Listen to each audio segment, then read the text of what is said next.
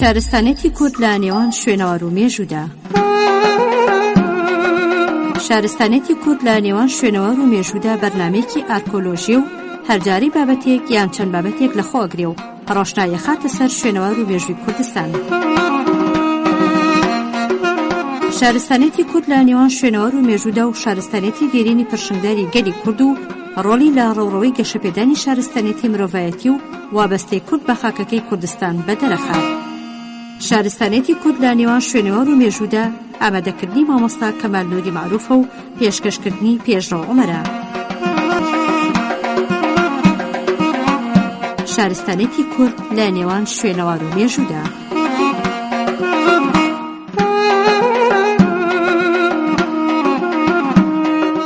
خۆشەویستان، خۆشحاڵین دێنەوە خزمەتتان بۆ پێشکەشکردنی ئەڵقەیەکی دیکەی بەرنامەی شارستانیەتی کورد لە نێوان شوێنەوار و مێژوودا. ئاواتەخوازین جێگەی سوود و کەڵکی هەمان بێ. ئاینی ئیسایی لە کاتی دەسەڵاتی مەغۆل لە ئێراندا بەشی دووەم و کۆتایی.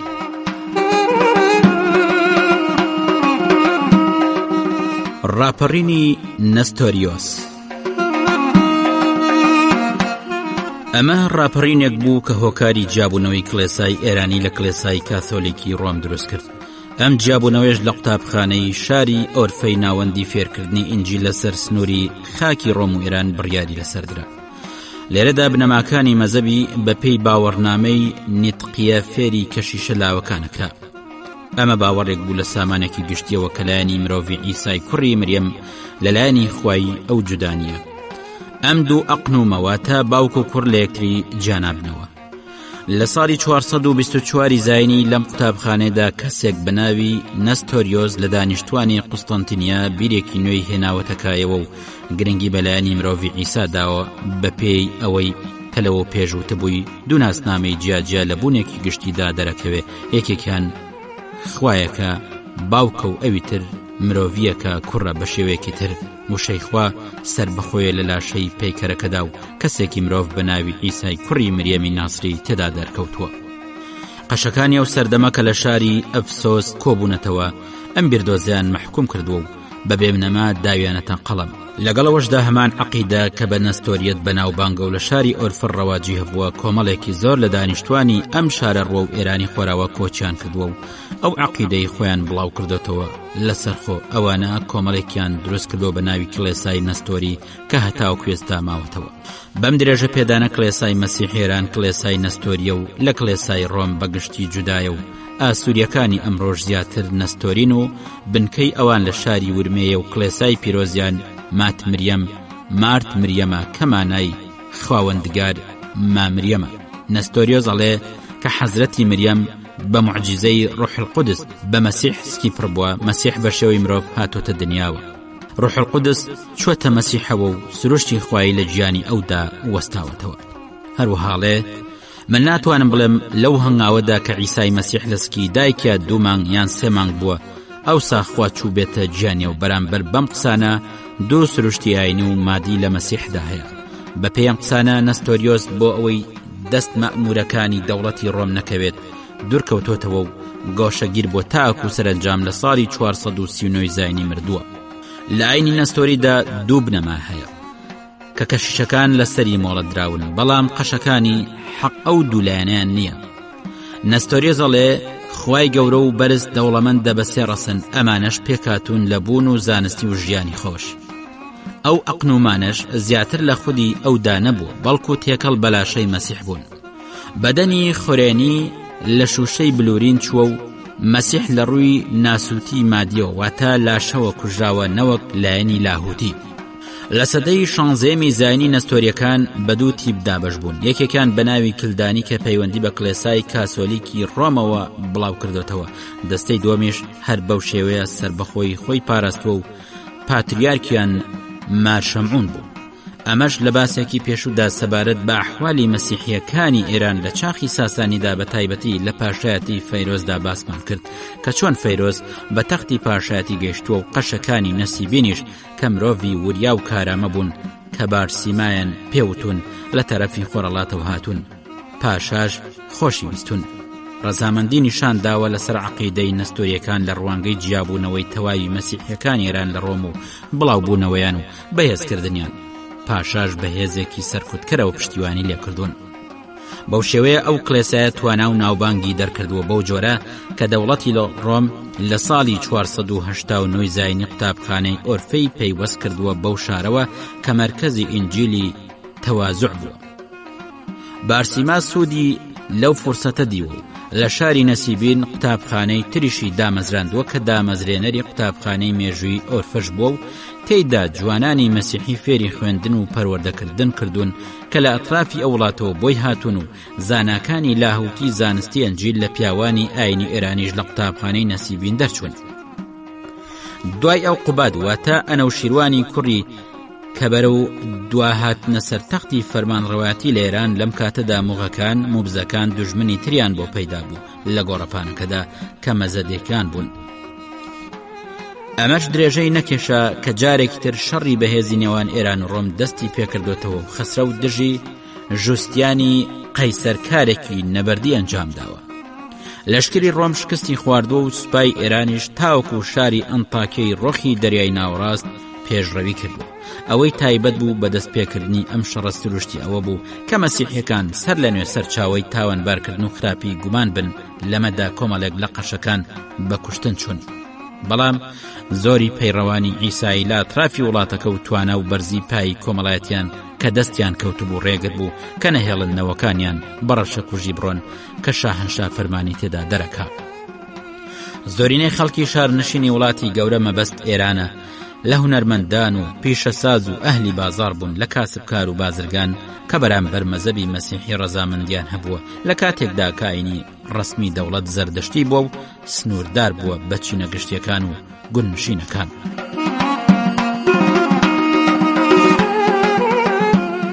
فەیرۆز ساڵی 459 بۆ 484 زاینی لەبەرەوەی عیسایەکانی ژێردەسەڵاتی لەسەر مەزەبی دەرەوە بوون کە نەیار بوون و بڕوایان بە عەقیدەی نەستۆری هەبووە کە بەر لە ڕۆمەکان ئەنجامی دڵخۆشکەری نەبووە. لە هەمان کاتیشدا کەشیشەکانی ڕەهاش کە قوتابخانەیەکیان لە نەسیبین هەبووە بەهۆی خراپی دەسەڵات و ڕای نەستۆریۆس داخراوە ئەمەش وای کردووە گرنگی بەو ناوچێ بدەن بۆ کردنەوەی قوتابخانەیەک. ئەو هەنگاونانە خێرایی تایبەت بەو ڕووداوە بووەتە هۆی جیابوونەوەی نەسرانیەکانی ئێران لە نەسرانیەکانی ڕۆم. بەڵام مرۆڤی نەسرانی ئەرمەنستان ئەو مەزەبەی وەرنەگرتووە و لە یەک سروشدا ماوەتەوە کە کودەتایەک بۆ و بۆتە هۆکاری زەحمەت بۆ حکومەت ئێران لە سەردەمی فەرمانڕەوایەتی بلاش 484 بۆ 488 زاین. بۆیە ئاینی ڕسمیران هەموو شتێکی لا داوە لە ئەرمەنستان و پەیوەندی نێوان ڕۆحانیەکانی ئێران و ئەرمەنیەکانی پچڕاندووە.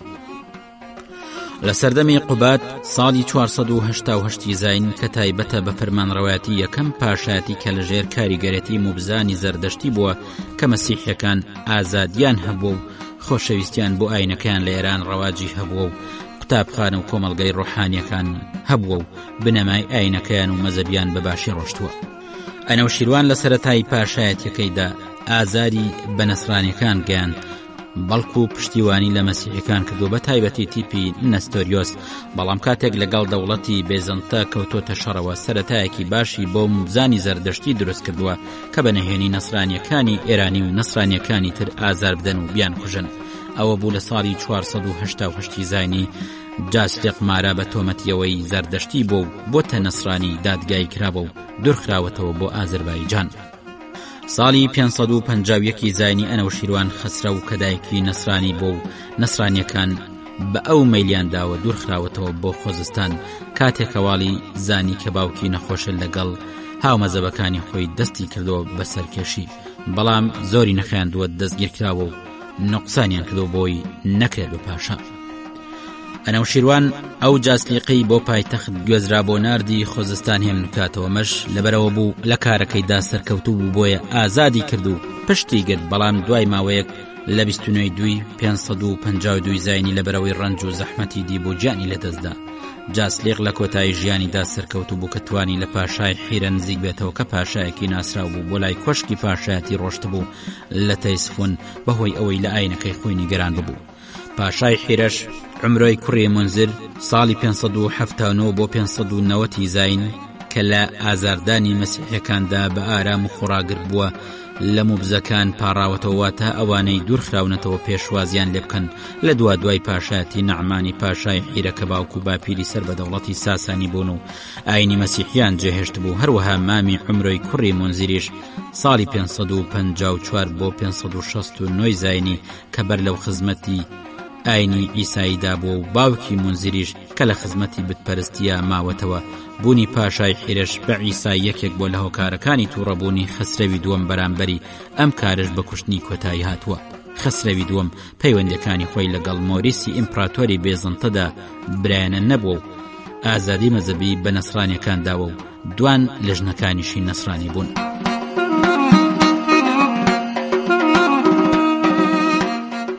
لایەنگرانی یعقوبیان لایەنگرانیەک سروشت بە پێی جیاوازی ناوخۆشیان کە لە پەیڕەوانی نەستۆریۆس بوون سوودیان بینیوە و لە بەشی خۆراڵاتی ئێران هەستاون بە بڵاوکردنەوەی ئاینەکەیان. ململانەی نێوان دووتی پیناسراو بە سەختی بەردەوامی هەبوو. یەکێک لە پزیشکەکانی خسرەوی دووەم بە ناوی جوبرائیل کە مەزەبی یعقوبی هەبووە لە بەردەم پاشادا بەرامبەر نەیارانی پەیڕەوانی نەستۆریۆس زمان خراپی کردووە. خسرەوی دووەم تەکبیری درست و سیاسەتی ژیرانەی پەیڕەو نەکردووە و لەگەڵ نەیارانی لە ئاینی نەستۆریۆسدا کە مەزەبی نەسرانی ناسراوی بووە وروژاندوونی. مۆبزانی زەردەشتی کە نوێنەرانی ئاینی ڕسمی مەملەکەت بوون دەمارگرش بوون و ئەزیەتی خەڵکیانداوە، بەڵام نەیانتوانیوە لەناو جیاوازیەکانی تیپەکانی نەسرانیدا سودمەند ببن و تووشی شکستی نێن. ئەوانە سەرکەوتوو نەبوون کە ئەندامانی خانەوادەکانی نەسرانی باوەڕیان پێبهێنن کە پایەبەرز بوون و دەستیان بەسەر داهاتی مەملەکەتەکەدا گرتووە و بارودۆخەکەش لەبار بۆیان بەر لە ئێستاش ئەو نەسرانیانە لە پای دیوانیدا کاریان کردووە کە تایبەت بوو بە مڵک و ماڵ بەڵام لە پلەیەکی نزمتردا. لە ساڵی 604 زاینی شەڕی 20 ساڵەی خسرەو لەگەڵ دەوڵەتی ڕۆم دەستی پێکرد و ساڵی 614 سوپای خسرەو بەسەرکردایەتی شەهربراز بەیت المقدسی داگیر کرد و هێرشی کردە سەر شارەکە و گەورەکانی مەزەبی نەسرانی بەدیل گیران و کڵێسای گەورەی شارەکەش سوتا و خاچی عیساش لێیدرا. سەرکردەکانی سوپاکە کۆمەڵێک لە نەسرانەکانی یعقوبیەکانیان بەدیل گرت و بەرە ویلایەتەکانی خۆراڵاتی ئێران و خوراسان ناردیانە. کاتێک هێراکلیۆس هێرشی کردۆتە سەریانان بارەگای خسرەوی دووەم تاڵانێکی زۆری تێدا گیراوە و خسرەویش بە سەختی پەلاماری داون و کوشتاری لێکردون و سەر لە نوێ ئەشکەنجەی داون واتە نەسرانیەکان. سەرنجام خسرە و ئاشتی پێش وەختی لەگەڵ هێراکلیۆسدا داوەتە دواوە و گەورە لەشکریەکانی ئێرانیش کەوتونەتە ئاژاوەنانەوە و ئەویان خستۆتە زیندانەوە و دوای کوشتنی شێرۆیان کردۆتە پاشا.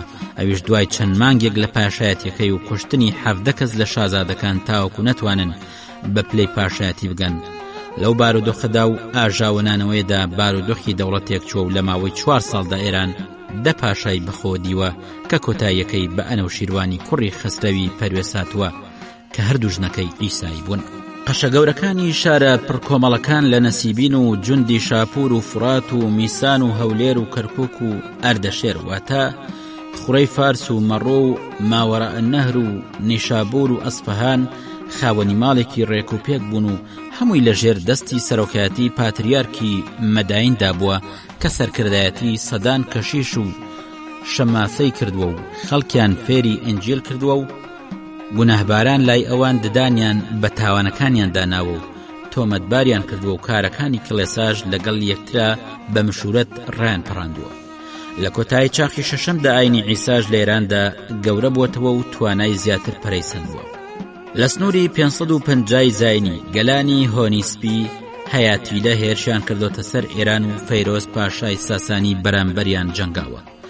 لەو ڕۆژگارە دامارابە کە پاتریارکی مەداین بووە پەیامنێرانی کەنزیک بەو گەلە وەحشیە بوون نمایندەی خۆیان ناردووە کە ڕازی ئاینی مەسیح بەوان بگێنن. لە کۆتایی چاخی شەشەم بڵاو بوونەوەی ئاینی عیسا بە جۆرێک بۆ کەنزیک بۆتەوە لە مەداین و توانی ویانە بخوێن بەرامبەر بە موبز و موبزان بجەنگن چونکە ئەوان هێزێکی زۆر بوون لە ژماردن هاتون.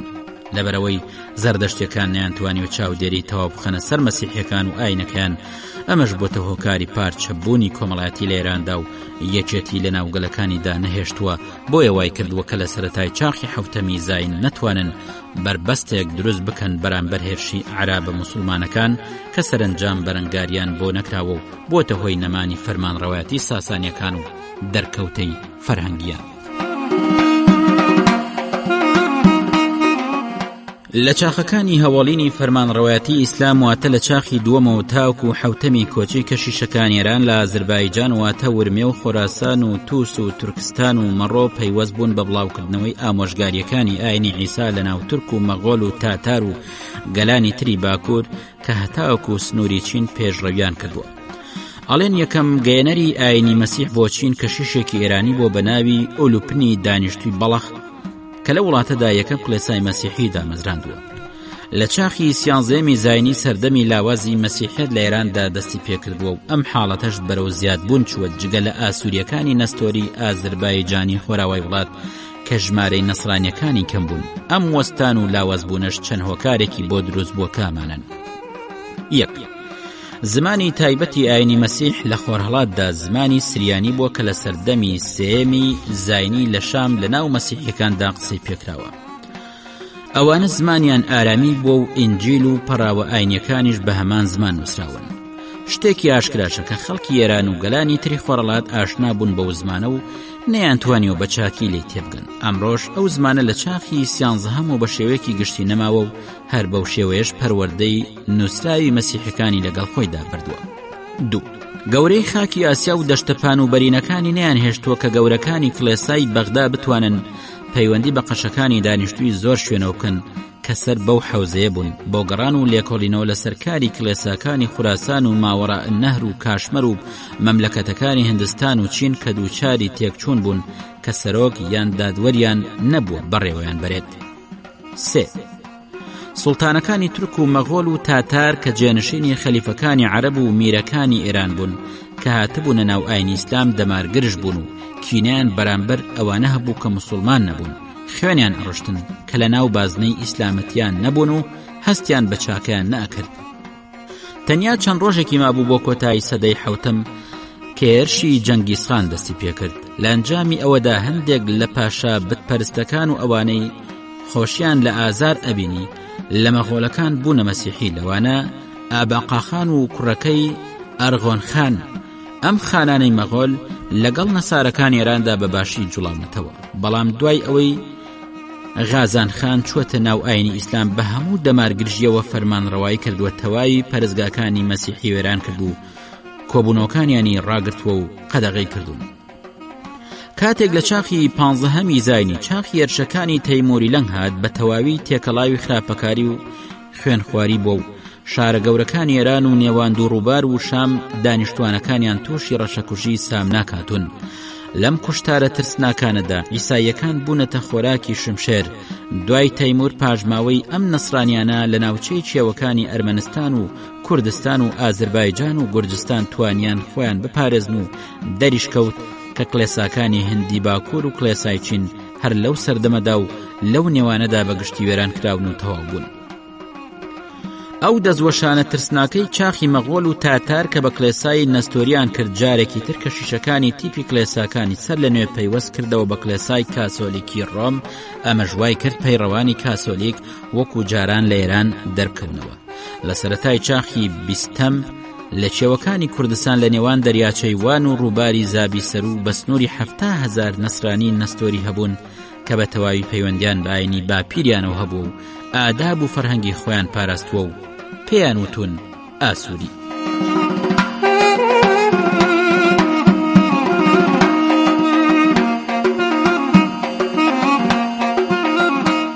خۆشەویستان، ئەڵقەیەکی دیکەی بەرنامەی شارستانیەتی کورد لە نێوان شوێنەوار و مێژوودا پێشکەشکرا تا ئەڵقەی داهاتوو ڕێز و سڵاوی کارزان محەممەد جێبەجەکار پێشڕۆمە پێشکەشکار پەسەند بفەرمونون. بەخواتان ئەسپێرین، خواتان لەگەڵ.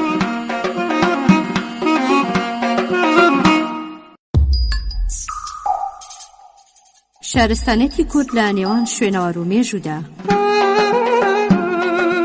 شارستانێتی کورد لە نێوان شوێنەوار و مێژوودا بەرنامەیەکی ئارکۆلۆژی و هەرجاری بابەتێک یان چەند بابەتێک لە خۆگرێ و ڕۆشنایە خاتە سەر شوێنەوار و مێژووی کوردستان. شارستانێتی کورد لە نێوان شوێنەوار و مێژوودا و شارستانێتی دێرینی پرشنگداری گەلی کورد و ڕۆلی لە ڕێوڕەوەی گەشەپێدانی شارستانێتی مرۆڤایەتی و وابەستەی کورد بە خاکەکەی کوردستان بەدەرەخات. شارستانێتی کورد لە نێوان شوێنەوار و مێژوودا ئامادەکردنی مامۆستا کەمال نووری معروفە و پێشکەشکردنی پێشڕۆ عومەرە. شارستانێتی کورد لە نێوان شوێنەوار و مێژوودا. جۆگرە بەڕێز و خۆشەویستەکان، خۆشحاڵین دێنەوە خزمەتتان بۆ پێشکەشکردنی ئەڵقەیەکی دیکەی بەرنامەی شارستانیەتی کورد لە نێوان شوێنەوار و مێژوودا بۆ هیوای جێگەی سوود و کەڵکی هەمووان بێ.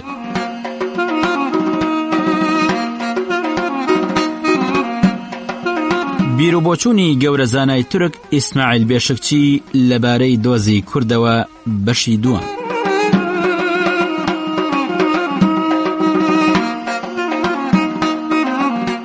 ئەمەوێ لەم خاڵەدا پەنجە بۆ مەسەلەیەکی سەرەکی تر ڕابکێشم. ئەمیان پەیوەندی بە پێویستی شیکردنەوە و لێکۆڵینەوەی زانستی لەسەر کوردستان هەیە.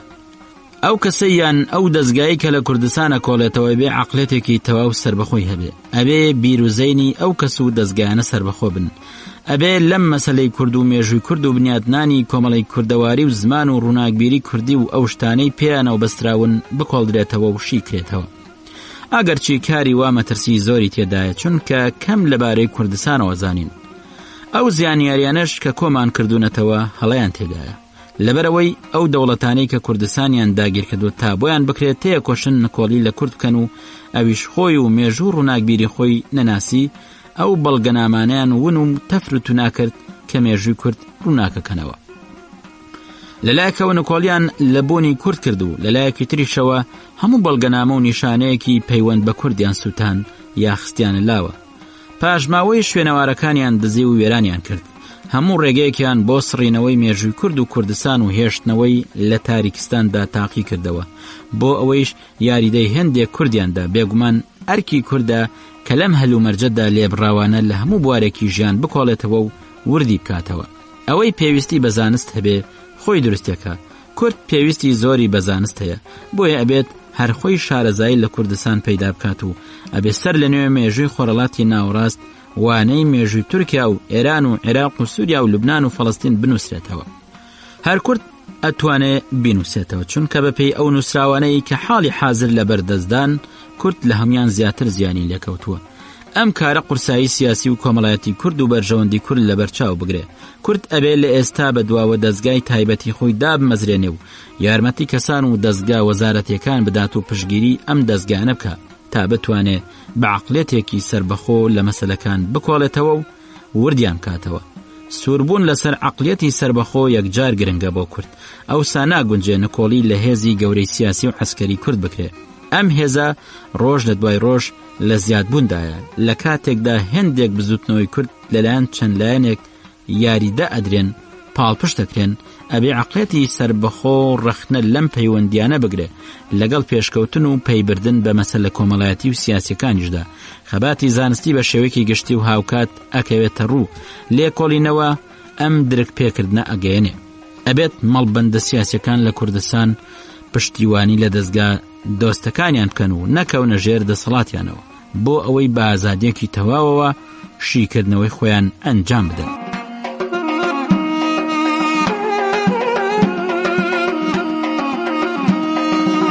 ئەبێت کورد خاوەنی ڕایەکی تایبەت بێ لەسەر مێژوو و کۆمەڵ و جیهان بە چاوی خۆی تەماشایان بکە.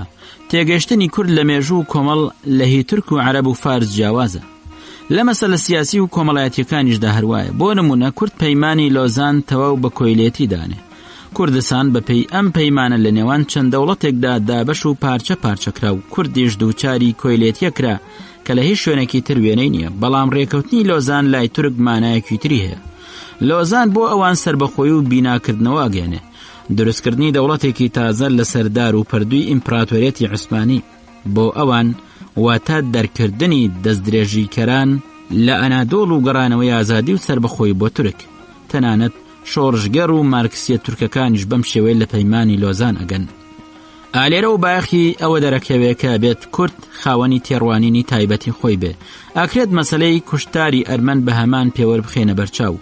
تورک و ئەرمەن بە جۆرێکی جیاواز بیرەکەنەوە. عەرەب و فارسیش بەڕێگەکی جیاواز بیر لە شەڕی ئێران عێراقەکەنەوە.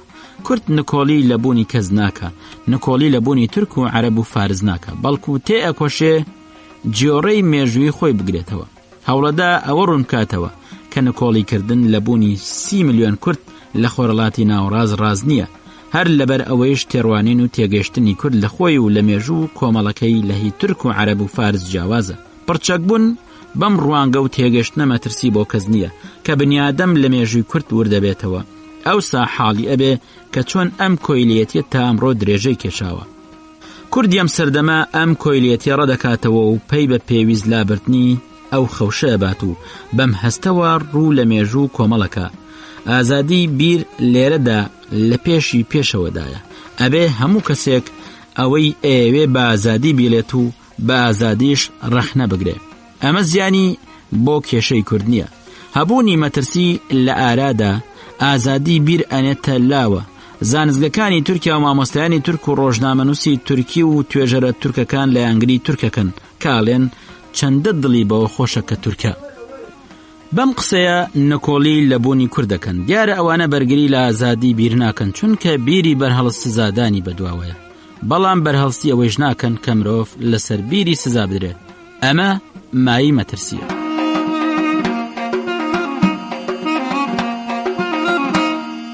پێویست وایە شۆڕژگەڕانی تورک بە هەمان تێڕوانینی کورد تەماشای مێژووی کورد و کۆمەڵی کوردەواری بکەن. ئەم پێویستیە ڕۆژ بە ڕۆژ زیاتر خۆدا ئەسەپێنێ.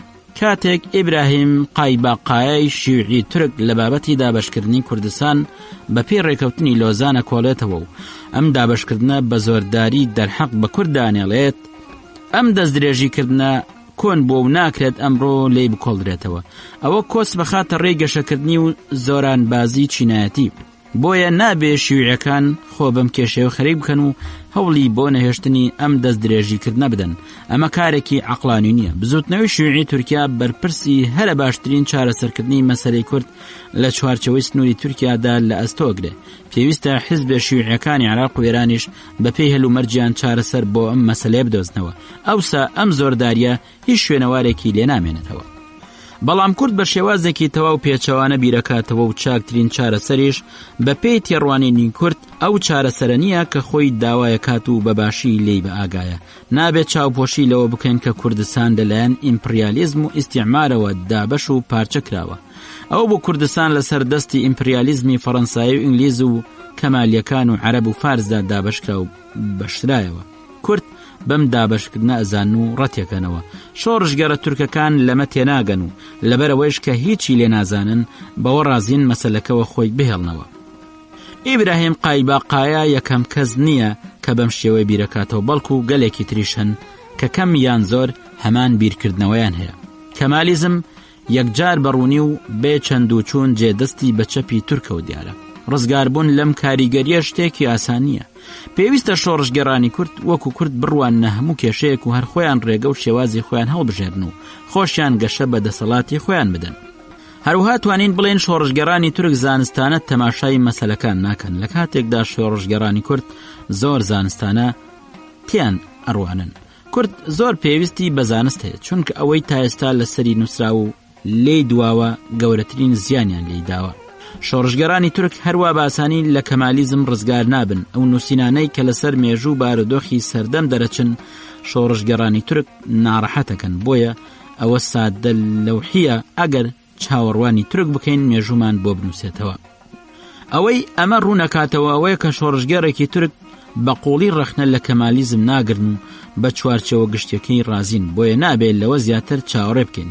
ئەبێ کورد بەم شێوەیە دەست بۆ هێندێک مەسەلە ببات و گەلێک بۆنەی وەک 23 نیسان میهرەجانی مناڵان و 19 ئایار جێژنی لاوان و وەرزش و 30 ئەیلول ڕۆژی سەرکەوتن بەسەر یۆناندا و 29 تشرینی یەکەم دامەزراندنی کۆمار و بۆنەیتر کە بە هی کورد دانانرێن ڕیسوا بکات.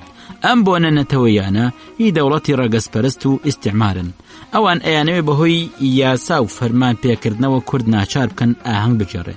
لەو بۆنە مێژوویانەدا کۆیلێتی بەسەر کورددا سەپێنرا و لەو ڕێگەیشە و کوردستان کرایە کۆلۆنی مستعمەرەیەکی نێودەوڵەتی.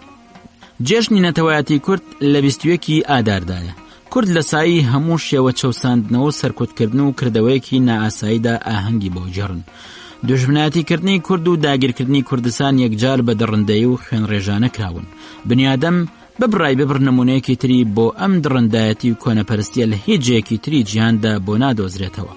کورد و کوردستانیان بەڕادەیەک زەوت کرد کە تا ناوی هەردووکیان لەسەر ڕووی زەوی سڕایەوە. داگیرکردن و شوێن کەوتووی و ئیستیعمار هەرسێ لە کوردستاندا پەیڕەوکران. ئەمجا ئیستیعمارکردنی کوردستان لە ڕووی عەسکەری و پاشتر ئیستیعمارکردنی ئابووری بەدواداهات. ئەشیڵێن لە چنگی دوژمنمان دەرهێنا. ئەتوانین بڵێن ئەگەر کوردستان لە ژێر چنگی ئیستیعمارێک وەک ئیستیعماری ئینگلیزی دابوایە لەمێژ بۆ ڕزگار ببوو. هیچ هێزێکی ئیمپریالیستی تریش ئەو وێرانکاریانەی دەسەڵاتی ئیستیعماری تورکیا ناکرد لەبەرەوەی ئیستیعماری تورکی پەلاماری هەموو بەهایەکی مرۆڤی کوردیدا و نەفرەتی لە کورد کرد، سوک تێڕوانی و ئەمجا لە ڕادە بەدەر مرۆڤی کوردی تێکشکان. هیچ هێزێکی ئیمپریالیستی تر ئەم کارە ناشرینیان لە هیچ جێگەیەکی تر نەکردووە. عەقڵی کورد تا بکرێتەوە و درک بکات و لە نوکەوە مەسەلانە بزانێ چەپەڵی ئیستیعماری تورکی بۆ دەرەکەوێ. بەڵێ سیفەتی جیاخوازی و ناپاکی نیشتیمانیان ئەدەنە پاڵ. ئای ئەم چەمکانە چەند هەڵن. وشەی جیاخوازی دانە پاڵ کورد هەڵەیەکی گەورەیە، چونکە کورد تورکیای نیشتیمانی تورک پارچە پارچە ناکە، بەڵکو بەرگری لە کوردستانی نیشتیمانیە کات و ئەی پارێزێ. داوای ئازادکردنی وڵاتەکەیەکە کە لە نێوان دەوڵەتاندا پارچە کراوە و کراوەتە کۆلۆنی. کەواتە ئاشکرایە کە یەکەمین جیاخواز ئیمپریالیزمی فەڕەنسی و ئینگلیزی و کەمالیەکان و مۆنارشیەکانی عەرەب و فارسە. ئەوانە جیاخوازی ڕاستەقینن.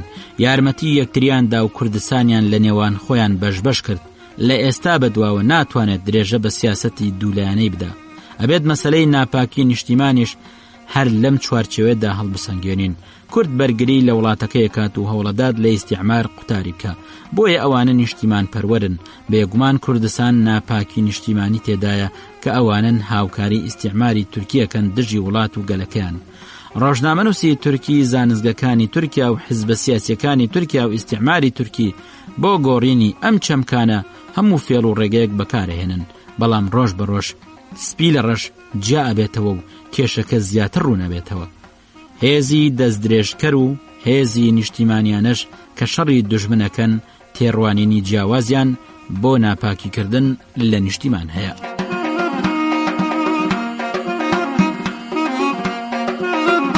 خۆشەویستان، لە ئاڵلقەی داهاتوودا درێژەم باستان پێشکەشەکەین تا کاتە ڕێز و سڵاوی فەرمان عومەر جەبەجێکار پێشڕۆمە پێشکەشکار پەسەند بفەرمونون. بەخواتان ئەسپێرین، خواتان ئەگەڵ.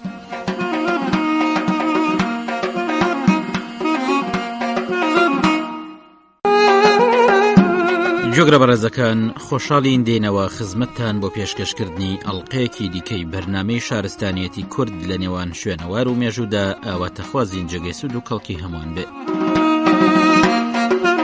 بەکارهێنانی شێوازی جۆراوجۆر لە شاردنەوەی مردووەکاندا لە گۆڕەکانی سەردەمی ئاشکانی لە گێرمی موغان بەشی یەکەم.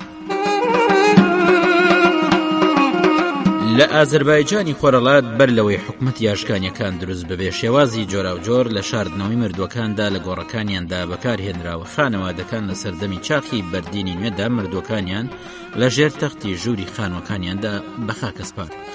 بۆ ئەو شاردنەوەیش هیچ شێوە هۆکارێکی ژیان یان دیاریەکیان لە تەنیشتیانەوە بۆ دانەناون، چونکە باوەڕیان وابوو بە هۆکاری نزیکیانەوە لە مردووەکەوە لە ژیانیاندا و لە هەڵس و کەوتیاندا بەردەوامی پەیوەندی هاوبەشیان بە یەکترەوە پەیوەستە.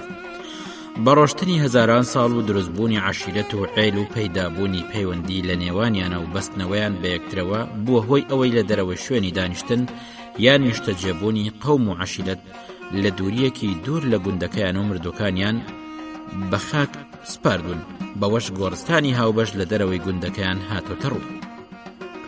لە ناوەڕاستی هەزارەی دووەمی پێشزاین بەهاتنی گەلانی کۆچەری لە شوێنە دوورەکانەوە و تێکەڵاوبوونیان لەگەڵ مرۆڤی ئاسایی ناوخۆدا شێوازی ئاسایی لە بە خاک سپاردنی مردووەکان هاتۆتە ڕوو. نمونە بۆمەش چوار دیوارێک بووە بە بەردی قسڵ دروستیان کردووە و لە نزیک ڕووبارەکەوە وەکو گۆڕ بۆیان بەکارهێناوە. بۆ دروستکردنیان تەواوکردنی بیناسازی گۆڕەکانیش لەو شوێنانەی کە بەردی گەورەیان سەبەلاحی تێدا هەبووە هەنگاویان بۆ ناوە. ژووری هەشت پاڵ و لاکێشیان دروست کردو زۆر جاریش بەردیان لە شوێنی دوورەوە بە ماندووبوونیەکی زۆر هێناوە بۆ گۆڕستانەکە کە گواستنەوەی شوێنی سەرنجدان بووە. سەرنجام گۆڕی بەردین کە لە سەرەتای هەزارەی یەکەمی پێش زاین لە ئازەربایجاندا دەرکەوت ڕەواجی زۆری لە شوێنەوارناسیدا بۆ سەردەمەکەی هێناوە. لە بەشێک لەو گۆڕە بەردینانەدا هەیە گەورە بە شێوەی بەردی بەرز یان ستونی دەرهێنراوە لە ڕووی گۆڕەکەدا چەقاندویانن.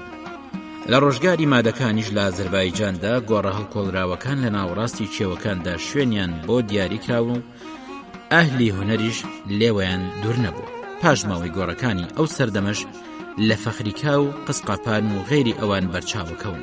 ئەو چەند گۆڕەش لە تەختی جەمشید لە پێشەوەی کێوی ڕەحمەت و لە نەخشی ڕۆستەم هەڵکۆڵراون. لە ناویانە گۆڕی بەردێنی شەش پاڵووی لاکێشی هەیە کە لە ناو گۆڕەکاندا بینراوە و تەرزێک بووە بۆ شاردنەوەی مردۆکان. لە ڕۆژگاری هاخامنشیشدا ئەمە بە ئاشکرا دیارە و بەکارهێنراوە. ئێسقانی مردۆکەش لە ناو سندوقێکی بەردیندا دانراوە دوای ئازادبوونی لاشەکەی بۆی گوێزراوەتەوە. بۆ مردوو شاردنەوە لە سەردەمی هاخامنشیدا هێرسفێڵد ئەڵێ یاسای بەجێشتنی لاشەی مردوو لە بەرخۆردا یان سووتاندنی لاشەکە دوو شێوەی دژ بە یەکتر بوون هەبوون. ئەوەش زانراوە لە نێوان ڕۆحانیەکانی سەردەمی هاخامنشی و موغەکاندا جیاوازی مەزەبی بووە. ئەو واتە هێرسفێڵد باوەڕی وایە کە ئاریاییەکانی پشتەوەی دەشتەکان لەوانە سەغد و تورکستان مردوەکانیان سووتاندووە. لە شێوەیەکدا بەپێی قسەی هێرۆدۆت موغەکان لاشەی مردوەکانیان لە بەردەمی سەگەکان و باڵندە گۆشتخۆرەکانە بەجێهێشتووە. دوای ئەوەی گۆشتەکانیان لە ئێسقانەکانیان جیابوونەتەوە ئێسقانی مردوەکانیان لە ناو گۆڕەکانە داناوە. هێرسفێڵد باوەڕی وایە دانانی لاشەی مردوو لە بەرخۆر موغەکان بەر لە زەردەشت کاریان بۆ کردووە. ئەمەش دژ بە ئاینی مەزەدیەسنا بووە و یاساکەش لە وەندیداددا لە ڕۆژگاری پارتەکانە بە ئاشکرابوونی هەبووە بیستراوە. ئەو دابوونەریتەش بە دانانی لاشەی مردوو لە بەرخۆردا سەرچاوەکەی باکوور ئێران و ئاسیای ناوەند بووە. ئەو کاتەی ئاشکانیەکان گەیشتون بەو سەرزەمینە. بیناسازی گۆڕەکانی ماد و هاخامنشی و یاسای دانانی لاشەی مردوو لە بەرخۆردا کە دواتر ئێسقانەکانی بۆ ناو گۆڕەکە گوێزراوەتەوە لەو ڕۆژگارەدا ئەمانە کاریان پێکراوە. لە ڕاستیشدا ئەم شێوازەی مردوو شاردنەوە لە ڕۆژگاری ئاشکانیەکاندا دەستکەوتی نەبووە بەهۆی نەبوونی بەڵگە. بەڵام چ لە سەردەمی هاخامنشی و چ لە ڕۆژگاری ئاشکانیدا لە سەرانسەری وڵاتی شاهنشاهیدا هەموو ئەو کارانە بە شێوەیەک نەکراوە. پاژماوەی گۆڕەکانی هاخامنشی و ئاگردانی ئێسقانەکان و بەجێهێشتنی لاشەکان لە بەرخۆردا لە تەختی جەمشید و نەخشی ڕۆستەم و ڕێی لەسەر لوتکەی چێوەکان و شوێنە بڵندەکان پاژماوەکانیان بەڵگەن بۆ ئێستا کەماونەتەوە. ئەمە چ لە پاسارگاد بێ و چ لە شوشیش بۆ ئەوان بەمیراد ماوەتەوە. لە هەمەدان لە گۆڕستانی سەنگشێر تابوتی ڕۆژگاری هاخامنشی سەردەمی ئەردەشێری دووەم دۆزرایەوە. لەسەر چاوەی کێوەکانیشدا کەکەوێتە کیلۆمەترێکی باکووری هەیوانی تەختی جەمشید 31 تابوتی گەڵێنەی پەیوەست بە سەردەمی هاخامنشی کە سەردا پوشرا بوون. ئێسقانی مردوەکان کە تیایەنە شێوەی خۆیان پاراست بوو دۆزرانەوە. لە کەنگاوەریش شوێنی تابوتەکانی سەردەمی هاخامنشی و سواڵەتەکانیان دەرکەوتن کە لە ڕێو ڕسمی ئاساییدا و لە ڕۆژگاری کۆندا مردوەکان شاردرابوونەوە و بە خاک سپێردرابوون.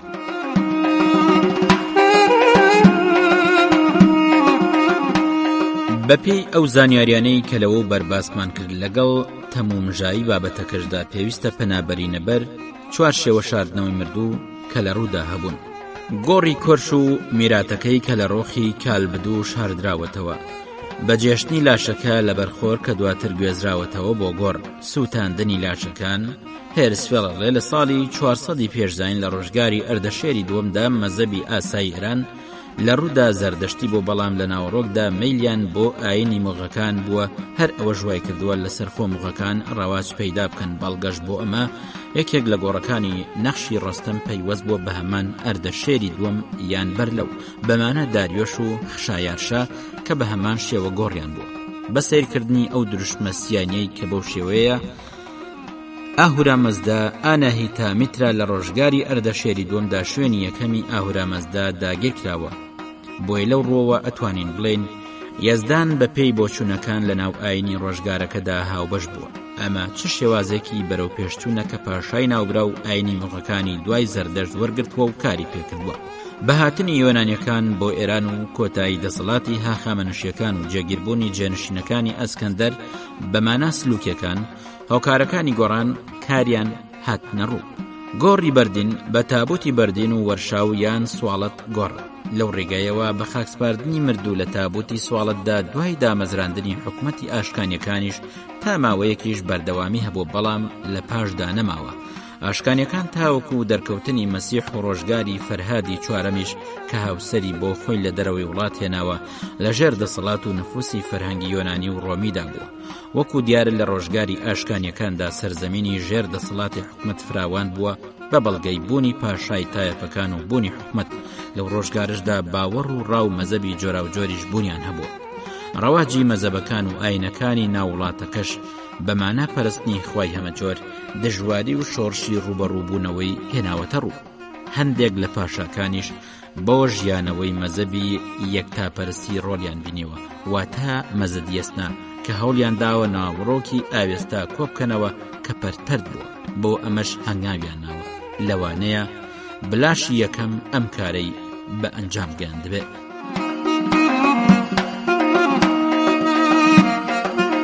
خۆشەویستان، لاڵقەیدا تودا درێژێن باستان پێشکەشەکەین تا و کاتە ڕێز و سڵاوی کارزان محەممەد جێبەجێکار پێشڕامە پێشکەشکار پەسەند بفەرمون. بەخواتان ئەسپێرین، خواتان.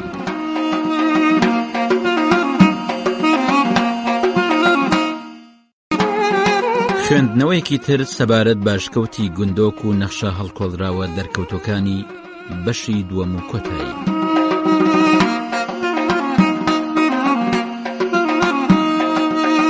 قسەکردن لەسەر پاژماوەیەکی شوێنەواری ڕێگا لە بوونی ڕایتر ناگرێ ئەگەر بە بەڵگەوە مەبەست لە هەڵکۆڵینی نەخشەکەدا دیاری بکرێ یان ئەو بۆنەی نیشان بدرێ کە ناوەڕۆکتێکدا دەربڕینی لێکردووە. زانیاری لەسەر شوێنەواریش لەو زانستە چەق بەستوانە نییە، ئەوەی لەسەری وتراوە وەکو خۆی بێنێتەوە و قسەی تری لەسەر نەکرێ. کاری توێژینەوەش لەو بوارەدا هەردەم لە پێشکەوتندایە، بە تایبەتی ئەو کاتانەی زانیاری نوێ ئەکەوێتە ڕوو کە بەسوودە لە ساختکردنەوەی بابەتەکەدا و نەهێشتنەوەی لە گوماندا.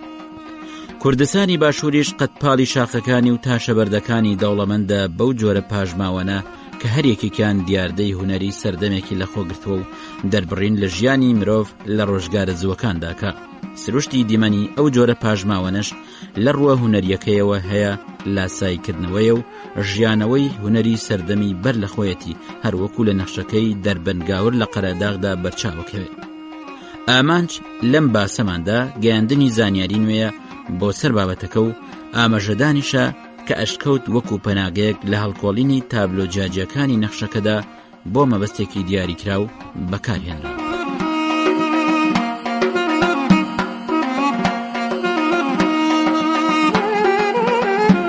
ڕاوبۆچوونمان لەسەر نەخشە هەڵکۆڵراوەکانی ئەشکەوتی گوندۆک. ئەوەی لە نەخشە هەڵکۆڵراوەکانی ئەشکەوتی گوندۆکدا بەدیەکەین یەکێتی بابەتە.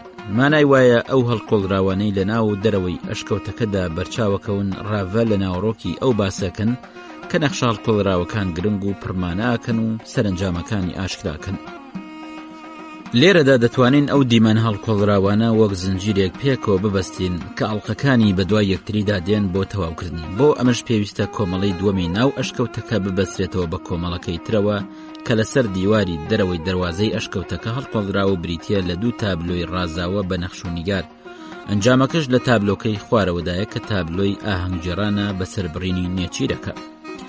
لێرەدا زنجیرەی یەک لە دوای یەکی نەخشە هەڵکۆڵراوەکان لە دیمەنی گیانلەبەرەکان و دەست پێکە بۆ دیمەنی پیاوە ڕاوچەکە و کۆتاییەکەشی بەو تابلۆیە دێت کە بریتە لە ئاهەنگ و سەربڕینی نێچیرەکە و هاتنی مناڵەکان بۆ بەردەمی هەردوو کەسایەتی ئاینەکە بۆ ئەوەی دەستی پیرۆزیان بیانگاتێ. لە دیمەنی گیانلەبەرەکاندا کەسێک ئەبینین لەسەر کورسیەک دانیشتووە و سەری قژێکی زۆری پێوەیە و دوو شاخی بەسەرەوەیە. ئەو کەسە وێنەی خوای بەناوبانگ تەمموز دەموزیە کە لە بنەچەدا خوای سەوزایی و ڕوەک و ئاژەڵ بووە و بەوە ناسراوە کە بووەتە هاوسەری خواوەندی خۆشەویستی عەشتار ئینەنە. هەر لەوە پەرستنی پیتاندن هاتەکایەوە کە لە شارستانەتی نێوان دوو ڕووباردا بڵاو بۆتەوە.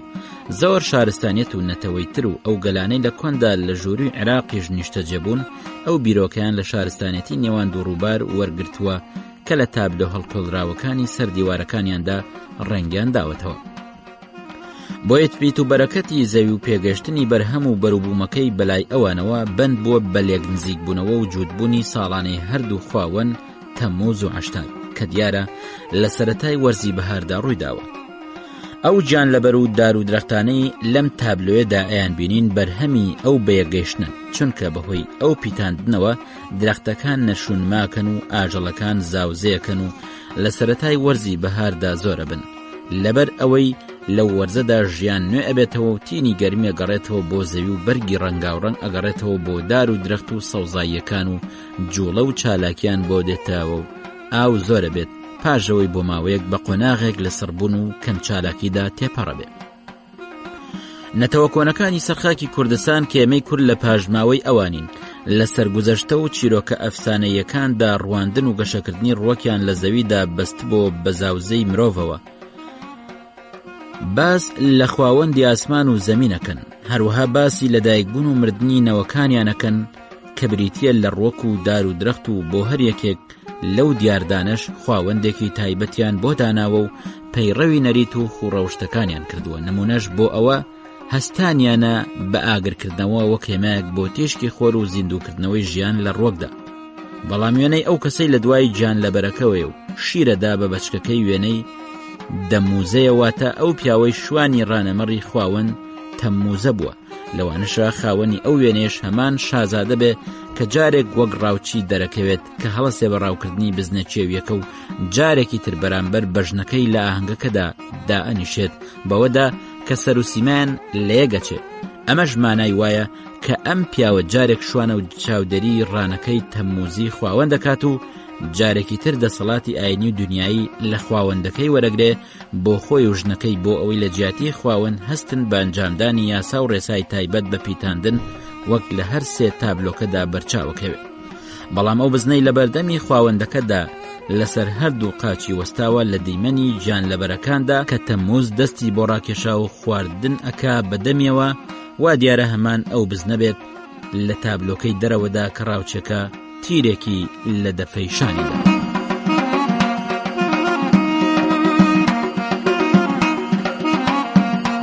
وێنەی هەردوو شێرەکە یان سەگەکە کە لە هەردوو جەمسەری دیمەنی گیان لەبەرەکاندان ئەکرێت وەک دوو پاسەوان بۆ ڕانەکە لە قەڵەم بدرێن.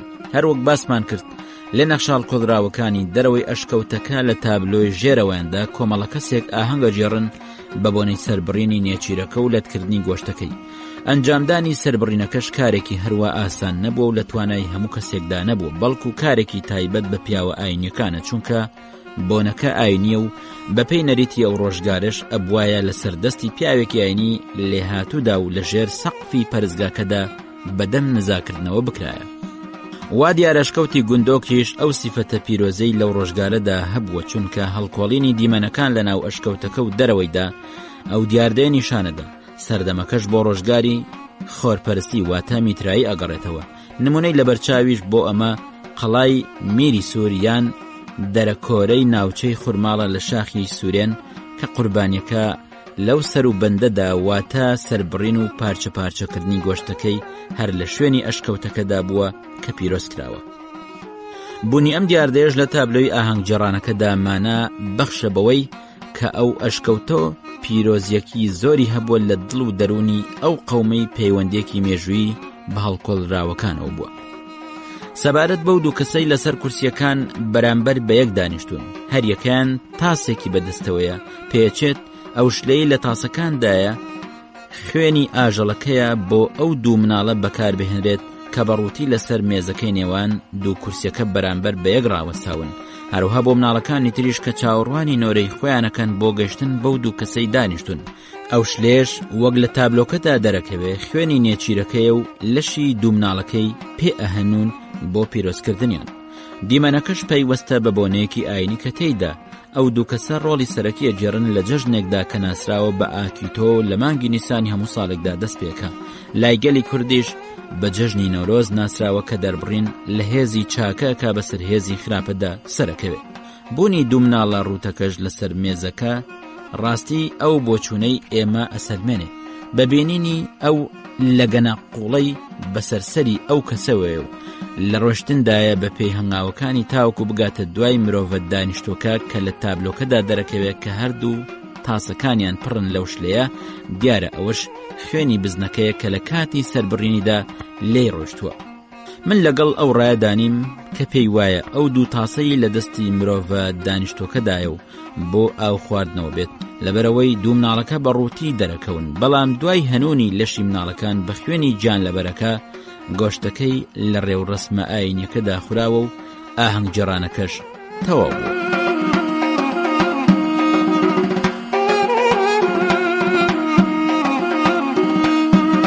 هەندێک بەراوردکاری سەبارەت بە نەخشە هەڵکۆڵراوەکان.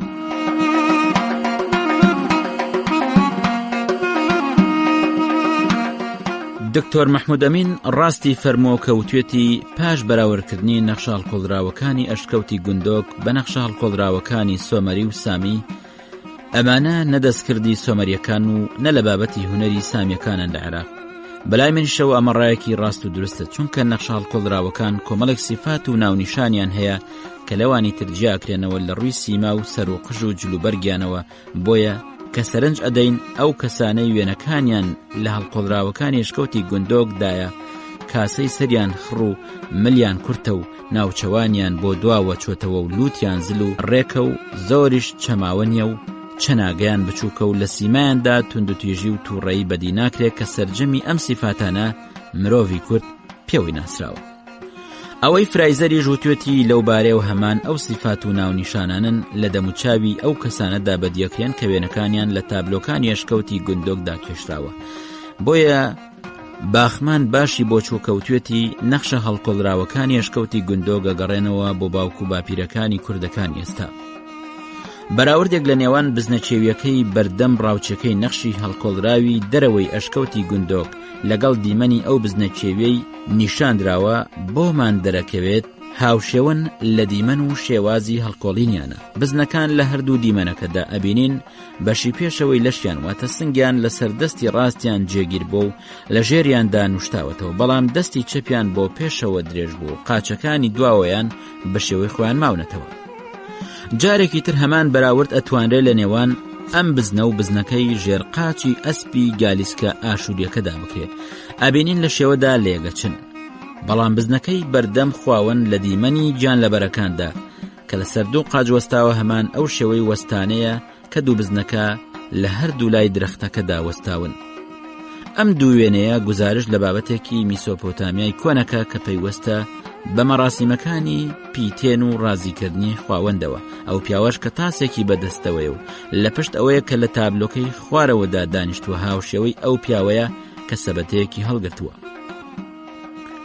لەبەر ڕۆشنایی ئەم لە یەکچوونانەدا توانین بڵێن کە ئەو هونەرمەندەی کاری ئەو هەڵکۆڵین و تاشینەی ئەنجامداوە پشتی بەو شێوازە هونەریانە بەستووە کە لە پێش سەردەمی خۆیدا ماونەتەوە و شارەزایی تەواویشی لە هونەری سەردەمی سۆمەریدا هەبووە. ئەمەش ئەوە ئەسەلمێنێ کە بوون و کاریگەری تەوژمی هونەری نوێی سۆمەریەکان لە وڵاتی نێوان دوو ڕووبار لەو سەردەمەدا بەردەوام بووە. سیمای پیاوە ڕاوچەکەی ناو هەڵکۆڵراوەکەی گوندۆکیش لە شێوەی دەموچاوی ئەو خواوەندە چێ کە لە چیایەکی نزیک شاری حەڵەبە. بەڵام شێوازی هەڵکۆڵینی ماسوولکەکانی ڕاوچەکە و دەرخستنیان بە شێوەی سروشتی گزارشتا لەویستی هونەرمەندەکە بە پەیڕەوکردنی ڕێبازی واقعی لە کارەکەیدا بۆ ئەوەی سەربە و قوتابخانەیە بێت. هەروەهەڕانی ڕاوچەکەش لە ڕووی دەرکەوتنی ماسوولکەکانی و لە شێوەدا چێتەوە سەرڕانی ئەو پیاوانەی کە وێنەکانیان لەسەر دیواری کۆشکی ماری سەردەمی زمری لێم دەرهێنراون. هەردوو کۆمەڵەکەش نیشانەی وردی هەڵکۆڵینن لە نیشاندانی بابەتەکان و هاوسەردەمی هەڵکۆڵینیان. بە بەراوردکردنی وێنەی ئەو دوو کەسەی لە نەخشی هەڵکۆڵراوی ئاهەنگ جێڕانەکەدان بە وێنەی مرۆڤەکانی سەر مۆرە لولەیەکانی سەردەمی خوری واتەمیتانی دەرەکەوێت کەم دیمەنانە لەسەر بنەچەیەکن کە گزارش لە ژیانی ڕۆژانەی خەڵکێکی چیانشینەکەن بۆ دابینکردنی خۆراکی ئاساییان بە پشبەستن بەڕاوکردنی ئاژەڵی کێوی. ئەم دیاردێش لە دیمەنی داستانەکانی ڕۆژانەیاندا دەرەکەوێت. هەروها ئەو خواوەندەی لە دیمەنی ئاژەڵەکانیشدا ئەیبین و خواردن ئەدا بە بزنە ڕاوەستاوەکەی بەردەمی هەمان بابەتی ئەو خواوەندەیە کە دوو چڵەتداری بەدەستەوە گرتووە و دوو بزنیش لە بۆشاییدا بەری دارەکە خۆن.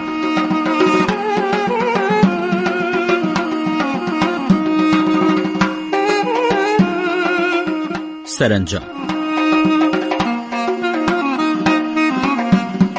دوای هەموو ئەو بەراوردکاریانەی کردمان لە نێوان نەخشە هەڵکۆڵراوە دەرکەوتەکانی ئاماژە پێدرا و دیمەنە هەڵکۆڵراوە جۆراوجۆرەکان و نیگار و وێنە دیواربەندەکانی تریش گەشتینە ئەو ئەنجامانەی خوارەوە کە بڵێن پێچێت نەخشە هەڵکۆڵراوەکانی شکەوتی گوندۆک بگەڕێتەوە بۆ میتانیەکانی گەلانی ئاری نەژاد و پەیوەندی بە حیسیەکانەوە نەبێت، وەکو ئەوەی دکتۆر مەحموود ئەمین بۆ چووە بەو شێوەی کە هونەری حیسی لە پێکاتەیدا هونەری میتانیە لە هێڵە گشتیەکانیدا و مۆرکێکی تایبەتی یان بە شێوەیەکی تر ڕەسەناتی نییە.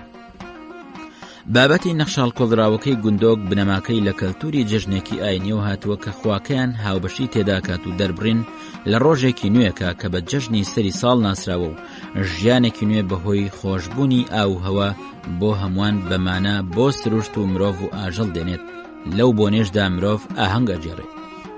سەردەمی نەخشە هەڵکۆڵراوەکانی ئەشکەوتی گوندۆک پێچێت بگەڕێتەوە بۆ ناوەڕاستی هەزارەی دووەمی پێش زاین. لەو سەردەمەدا میتانیەکان فەرمانڕەواتی بەشێکی زۆری کوردستانیان لەدەستدا بوو. ئەوەی ئاشکراشە لەو ڕۆ میتانیەکان لە دێر زەمانە و لە ناوچەی زاگرۆز نیشتەجێبوون و ڕۆڵێکی بەرچاویان هەبوو لە مێژووی شارستانەتی دێرینیاندا و سوودیان لە شارستانەتی دراوسەکانیشیان دیوە. پەرستنی فراخواوەندی لەو سەردەمەدا باو بوو، بەڵام خوای سەرەکیان خۆر بوو، بەمانە میترایی بوون.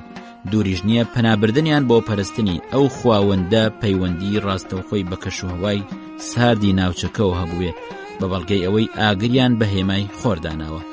ئاینی زەردەشتیش بنەماکەی لەسەر خۆرپەرستی دانراوە و دەستکاری کراوە. لەوانەشە فیرعەونی میسر ئەخناتۆن ئاینی خۆرپەرستی لە میتانیەکانی وەرگرتە بێ بەهۆی ئەو پەیوەندیە باشەی لە نێوانیاندا هەبووە، بەڵگەی لە بەرچاویش بۆ ئەمە بەشێک لە نامە دۆزراوەکانی تەل عەمارنەیە.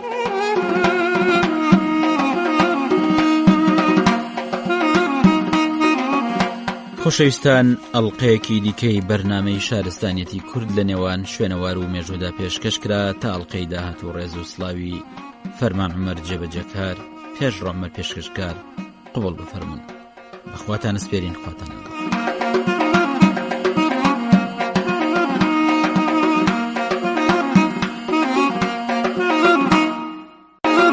خۆشەویستان، خۆشحاڵین دێنەوە خزمەتان بۆ پێشکەشکردنی ئەڵقەیەکی دیکەی بەرنامەی شارستانیەتی کورد لە نێوان شوێنەوار و مێژوودا، ئاواتەخوازیین جێگەی سوود و کەڵکی هەموو بێت. راپۆرتێکی شوێنەوارناسی لەسەر گۆڕستانی لەمما و دۆزینەوەی پاژماوەی کەلوپەلی مردوەکان لە گۆڕەکاندا بەشی سێم و کۆتایی.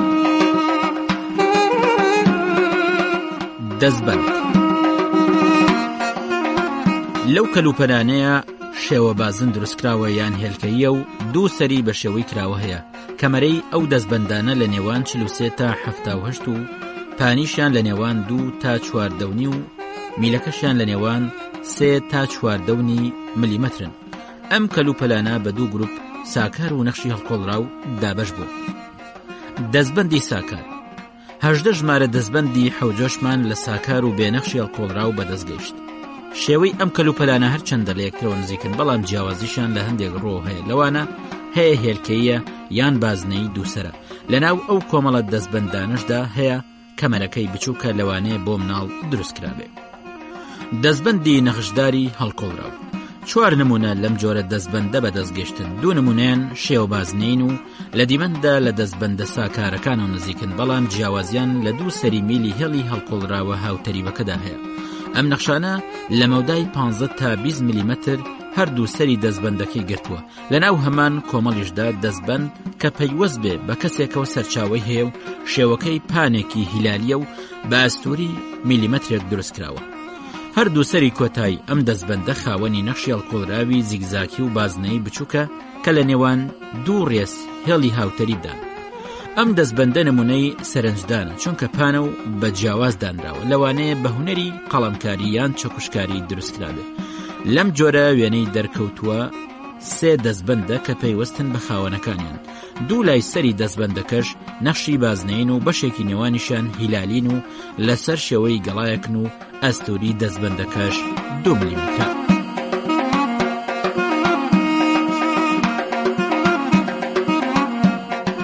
مستیلە.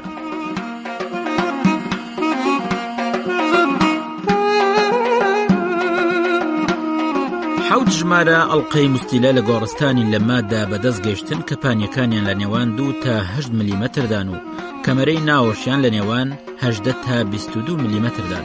مستیلەکان لە چەند شێوەیەکی جیاوازدا بەرچاوەکەون. ئەوانە هەیەنە ئەڵقەی بچووکن و لەسەر شێوەی بازنەیەک بەستراون.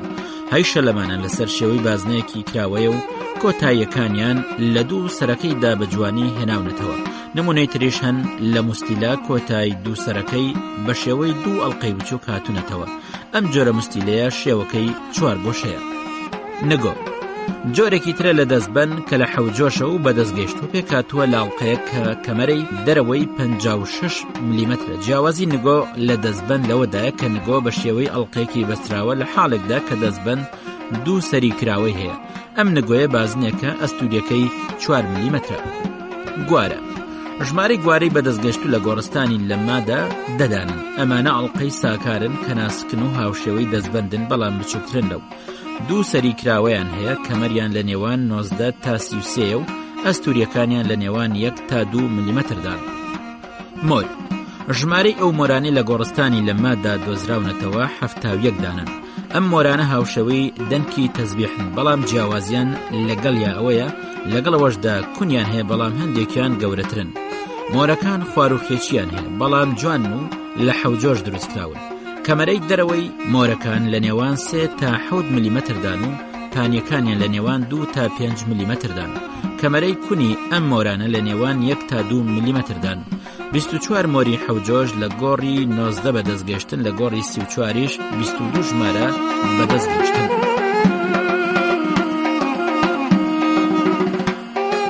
ئامێری جەنگ. ئامێری جەنگ تێگڕا سەرەتیر و سەرەنێزە و شمشێر و چەقۆگرێتەوە. سەرەتیر لە کۆی 42 ژمارە سەرەتیر کە لە گۆڕ هەڵکۆڵراوەکانی لە مادا دۆزراونەتەوە. سەرەتیر بەپێی ئەو ڕیزبەندیەی بۆی دانراوە ئەماناگرێتەوە: سەرەتیری لەبزینەی، سەرەتیری سێگۆشە، سەرەتیری شێوە سەر و سەرەتیری شێوە کەوچک، سەرەتیری شێوە دوودەمی، سەرەتیری چوارگۆشە، سەرەتیری شێوە پەرداخی، سەرەتیری شێوەی نەناسراو. سەرەتیری لەبزینەی ئەم جۆرە لە کۆمەڵەی سەرەتیردا زۆرترینی ئەوانی تر ئەگرێتەوە کە 12 ژمارەن بەدەستگەشتون. ئەم جۆرە سەرەتیرە لەبزینەیانە کۆتایی دەمی تیرەکە بە گۆشەیەکی کراوە هاتوۆتەوە و وەکو هێڵێکی ڕێک بە زمانەکەیەوە پەیوەست کراوە. بەگشتی تێغەکە شێوە هێلکەی دەرهێنراوە و لەم جۆرە 3 نمونەمان بە شێوەی لەبزینەی هەیە. درێژی یان بڵندی ئەم سەرەتیرە لەم کۆمەڵەدا 115 میلیمەترە و کورتترینیان 65 میلیمەترە. ئەستوری سەرەتیرەکان لە نێوان 2 تا 4 و پانیەکانیان لە نێوان 18 تا 23 میلیمەتردان. لە دوو ڕووی لێوارەکەیدا لە شوێنی پەیوەستکردنی زمانە یەکێک لە سەرەتیرەکان نەخشی شێوە هەڵکۆڵراو ئەبینرێت. زمانەی ئەم نمونەیە 2 بەشە و بەشی کۆتاییەکەی باریکترە و ئەستوریەکەی لە سنووری 2 میلیمەتردایە. سەرەتیری شێوە سێگۆشەی لەم جۆرە سەرەتیرە 12 ژمارە بەدەستگەشت و شێوەی گشتی ئەم سەرەتیرانە سێگۆشەی هاوتەری بن لە باڵەکانیانە. کۆتایی دوو ڕووی سەرەتیرەکەش بە گۆشەیەکی وەستاو هاتوۆتەوە کە بە زمانەکەیەوە پەیوەستکراوە. درێژیان یان بڵندترینیان نمونەی ئەم کۆمەڵە 96 و کورتترینیان 50 میلیمەترە. پانایی ئەم سەرەتیرانە لە نێوان 20 تا 42 ئەستوری لێوارەکانیان 2 تا 4 میلیمەترن. لە نێوان ئەم کۆمەڵەدا نمونەی شێوە لە بزینەیش بەرچاوەکەوێت کە ناوەڕاستی ئەستورترە و بەشی لاکانی شێوە هێلکەی جوان دەرهێنراوە. سەری تێژی ئەم نمونەیە خاوەنی چەمینەوەیە و شێوەی دەمی چەقۆی وەرگرتووە. سەرەتیری شێوە سەر لەم جۆرە هەر ژمارە بەدەستگەشتون. شێوەی دەرکەوتووی نمونەی ئەم کۆمەڵە هاوشێوەی درەختی سەرون. لاتیژەکانی ئەم نمونەیە خاوەنی چەمانەوەیە و بە زمانەکەیەوە زیاتر بە گۆشەیەکی کراوە پەیوەستە. لاکانی ئەم سەرەتیرانە بەگشتی شێوە لە بزینین لە ناوەڕاستیانە ئەستورن و جوانیش شێوەی هێلکەی ئەکەونە بەرچاو. درێژی یان بڵندترین نمونە 98 و بچووترین ئەوانە 55 میلیمەترن. پانایی لاکانیان لە نێوان 27 تا 36 میلیمەتردان. ئەستوریەکانیان لە نێوان 3 تا 4 میلیمەترن و لە لاکانیدا میلیمەترەکە. سەرەتیری شێوە کەوچک لەم جۆرە 3 ژمارەمان بەدەستگەشتووە. شێوە یان لاکانی دوو هێڵیە و پانی تیغەکەش بە پانی زمانەکەی پێوانەکراوە. پەیوەندی لاکانی بە زمانەکەیەوە گۆشەیەکی کراوەی چەماوەی دروست کردووە درێژی یان بڵندترین ئەم جۆرە سەرەتیرە 71 و کورتترینی 63 میلیمەترە. پانی ئەم نمونانە بە زۆری دابەشە لە نێوان 18 تا 20 میلیمەتر و ئەستوری تێغەکانیش لە نێوان 1 تا 2 میلیمەتر. نمونەی تر لەمانە هەیە خاوەنی زمانی سێگۆشەیە و ئەچێتەوە سەر سەرەتیر بەڵام بە ئەندازەیەکی بچووکتر. سەرەتیری شێوە دوودەمی هاوتەری لەم جۆرە دوو ژمارەمان بەدەستگەشتووە. نمونەی ئەم سەرەتیرە شێوەکەی لاکێشیە و نوکەکەی سێگۆشەی هاتۆتەوە و دوودەمەکەی هاوتەری بن بە گۆشەیەکی کراوەی چەماوە کە بە کۆتایی زمانەکەیەوە پەیوەست کراوە. تیغی ئەم نمونانش هێوە لە بزینەین.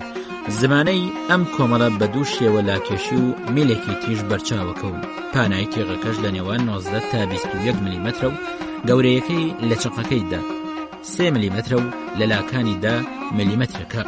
سەرەتیری چوارگۆشە لەم جۆرە دوو نمونەمان هەیە، هەردووکیان لە گۆڕی 11 بەدەستگەشتن. ئەم جۆرە نمونەکەی سنووردارە لە نێوان هەموو جۆرەکانی تردا بە فەردەوە کە لە گۆڕستانی لە مادا بەدەستگەشتن. درێژەی تیغی ئەم جۆرە کورتترە لە زمانەکەی. تیغەکە شێوەکەی چوارگۆشەیە کە بە گۆشەیەکی کراوە بە کۆتایی زمانەکەەوە پەیوەستە. گەورەی تیغەکەی 5 میلیمەترە و زمانەکەی 3 میلیمەترە. سەرەتیری شێوە پەرداخی لەم جۆرە تەنیا دوو نمونەمان هەیە و هەردووکیان لە گۆڕی سێدا بەدەستگەشتن. ئەم جۆرەیان هاوشێوەی سەرەتیری سێگۆشەیە لەگەڵبوونی جیاوازیەک کە تیغەکە بە گۆشەیەکی تیژ ڕۆکەی بە کۆتایی زمانەکەیەوە پەیوەستە کە شێوەی پەرداخێک نیشانەدا. تیغەکەی شێوە لە بزینەیە و لە ناوڕاستیدا ئەستورترە بە سنووری 4 میلیمەتر و لێوارەکەی شێوەی هەڵێکی وەرگرتووە بە سنووری میلیمەتر. زمانەی ئەم نمونەیە چوارگۆشەیە. درێژەکەی 76 و پانیەکەی 23 میلیمەترە. سەرەتیری شێوە نەناسرا و دوو ژمارە لەم سەرەتیرە شێوە نەناسراوە لەم کۆمەڵێدا ڕیز بەندیان بۆ کراوە. ئەمانە تیغەکانیان شێوە چەماوەن و لاکانیان پاناییان کەمە و پێوەیان دیارە.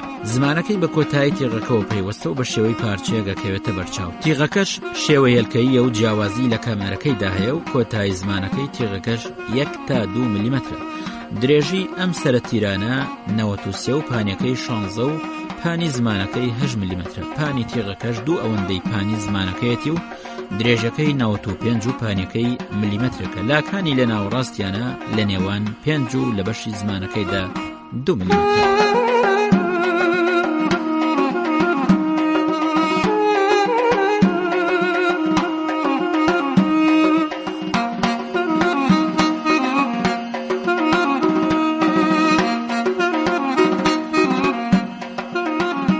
سەرەنێز دەژمارە سەرێنێزە لە گۆڕستانی لە ماددا بەدەستگەشتن. ئەم جۆرە لە بابەتی ئامێری شەڕە و هاوشێوەی سەرەنێزە بەڵام باڵەکانی درێژترن.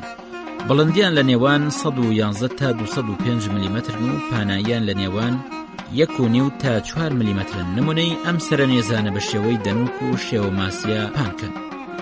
چەقۆ 5 جۆر چەقۆ لە کۆمەڵەی حەوجۆشی گۆڕستانی لە مادا بەرچاوەکەون. ئەمانە بەگشتی شێوەیان ئەچنەوە سەر سەرەتیر و تیغەکانیان خاوەنی نیوەکەوانن و بەشێک لە زمانەکانیشیان بەڕێژەیەک لە سەرەتیر و سەرەنێزە پانترن. نمونەکانی ئەمانە لە گۆڕەکانی 57 و 58 بەدەستگەشتون. لە شێوەیاندا ئەچنەوە سەر چەقۆی ڕۆژگاریان بوو. درێژترینی ئەوانە 130 میلیمەترە و کورتترینیان 73 میلیمەترە و پانیان لە نێوان 21 تا 36 میلیمەترە و ئەستوریان لە نێوان 1 تا 3 میلیمەترە. شمشێر لە گۆڕستانی لە مادا تەنیا نمونەیەکی شمشێرمان بەدەستگەشتووە. دەمی شمشێرەکە بە زمانەکەەوە پەیوەستە بە گۆشەیەکی کراوە. لە کۆتایی زمانەکەدا کونێکەیە بە کەمەرەی 2 میلیمەتر بەرچاوەکەوە لەوانەیە بۆ تونند و تۆڵکردنی دەستکی شمشێرەکە دروست کرابێت. شێوەی شمشێرەکە لە بزینەیە و خاوەنی دوو دەمی تیژە. درێژی زمانەکەی شمشێرەکە لە دەستکەکەیەوە 65 میلیمەترە و درێژی دەمەکەی واتە تیغەکەی 436 میلیمەترە و پانی تیغەکەش 6 میلیمەترە.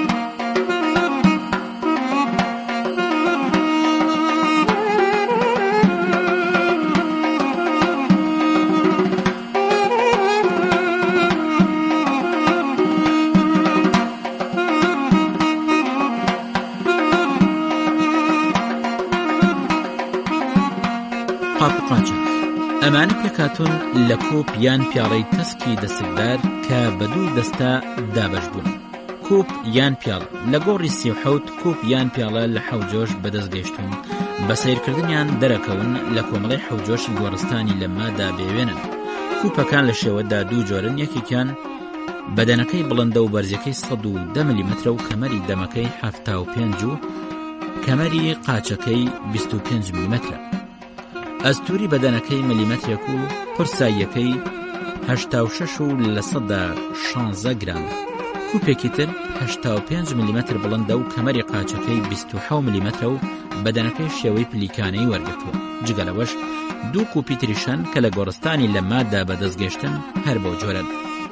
یەکێک لەوانە خاوەنی بەدەنێکی ساکاری قۆقزە. کوپەکە گەورەیە و بەرزەکەی 83 و کەمەری دەمەکەی 80 و بنکەکەی 88 ملیمترە.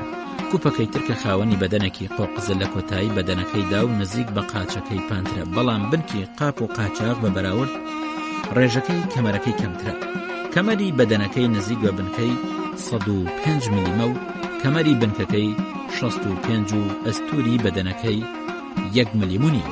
تەسکی دەسکدار. ئەو قاپ و قاچاخانەی لە گۆڕستانی لە مادا بەدەستگەشتن جۆری دەمتەسکی دەسکدارن کە خاوەنی نەخشی هەڵکۆڵراو یان قەڵەمکاری.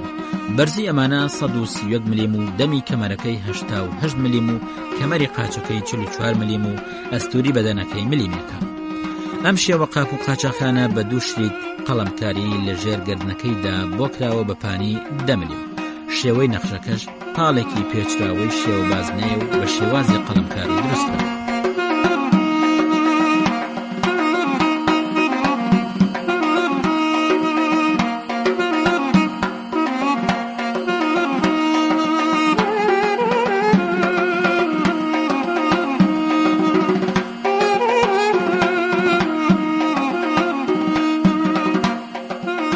کەلوپەلی بەکارهێنراو. ئەو کەلوپەلا ناگرێتەوە کە تایبەتمەندیان هەیە لە ڕووی وەزن و دەرکەوتنیانەوە. پێچێت مردووەکە لە ژیانیدا بەکاری هێنابێت چونکە مڵکی بووە و لە گۆڕەکەیدا لە مردنیدا بۆی دانراوە. کەلوپەلەکانیش تێگڕا ئەڵقە و ئامێری کانزایی مارپێچین. ئەڵقە 3 ئەڵقە لە گۆڕستانی لە مادا بەدەستگەشتن. گەورەترینی ئەمەڵقانە قورساییەکەی 51 و لە 137 گرام و کەمەری دەرەوەیان 66 ملیم و میلەکانیان لە نێوان 3 تا 11 ملیم. بەشێک لەم ئەڵقانە کە بازنەیین لە شێوە هێلکەیەوە نزیکن. ئەڵقەکانیش هەرسێکیان لە گۆڕی 37 بەدەستگەشتن. ئامێری مادەنی مارپێچ 67 دانە لەو ئامێرە مارپێچانە لە گۆڕستانی لە مادا دۆزرانەوە. ئەم کەلوپەلانە ئەڵقەی شێوە بازنەیین کە زۆرینیان لە داوراو دەوریانە دوو پێچیان هەیە. میلەکانیشان شێوە ئاڵایەکی پێچاو پێچە. لەم شێوەیە 3 نمونە بە زنجیرێکەوە پەیوەستکراون. کەمەرەی گەورەترینیان 23 ملیمە و بچووکترین نێوانە 9 ملیمە و ئەستوریەکانیان لە نێوان 1 تا 3 ملیمە. ئەمانە کۆتاییەکانیان بە دوو شێوەی پان و جوان ئەکەونە بەرچاو. کەلوپەلی ئاڵتون. تەنیا دوو مۆری ئاڵتون لە گۆڕی 22 بەدەستگەشتن. درێژی ئەم مۆرانە 8 ملیمە و کەمەرەی دەرەوەیان 4 ملیمەترن. یەکێک لەو مۆرانە شێوەکەی لولەیە و لە ناوڕاستیدا بەرجەستە کراوە. پانیەکەی 2 ملیمە و بە شێوەی ئەڵقەیەک دێتە بەرچاو. مۆرەکەی ترێژ بە شێوەی شریتێکی پانی مارپێچیە. کەلوپەلی یاسن. چەند شتێکی یاسن لە گۆڕستانی لە مادا بەدەستگەشتن، بەڵام زۆر داخراون واتە بە شێوەیەک تێکچوون کە شێوەی سەرەتاییانی نادیار کردووە. کەلوپەلی دروستکراو لەبەر لە گۆڕستانی لە مادا سنووردارن بە ژمارەیەک مۆری جوان و کوپی بچووک و بەردی حسانی چەق و تیشکەرەوە. مۆری بەردین ئەم مۆرانە لە توخمی گەوهەری درەوشاون. مۆرەکان بە قەوارەی جیاجان و جۆراوجۆرە شێوەکانیان ئەکەونە بەرچاو.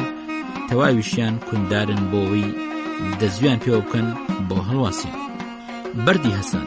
لەم جۆرە تەنیا نمونەیەکمان هەیە لە گۆڕی 11 بەدەستگەشت. شێوەکەی هێلکەیە و کونێکی شێوە تەشی هەیە. کەمەرەکەی 1 ملیمونیەوە کە پێچێت بۆ ئەوە بێت دەزوی پێوە بکەن بۆ هەڵواسی. شێوەکەی 4 گۆشەیە و ئەستوریەکەی 9 ملیمەترە و درێژەکەی 102 ملیمەترە و پانیەکەی ئەگاتە 38 ملیمەتر. پارچە. یەکێک لەوانەی کە پێویستی بە سەرنجدانە لە گۆڕستانی لە مادا چەند پارچەیەکە لە گۆڕی 37 بەدەستگەشتن. ئەم پارچانە هی قاپ و قاچاخی گڵێنەین کە بە شێوەی کوب بوون و شکاون. ڕەنگی پارچەکان قاوەیی ڕووناکن و ئەچنەوە سەر ڕەش. هاوشێوەی پارچە بەردی زبری ئەڕۆ.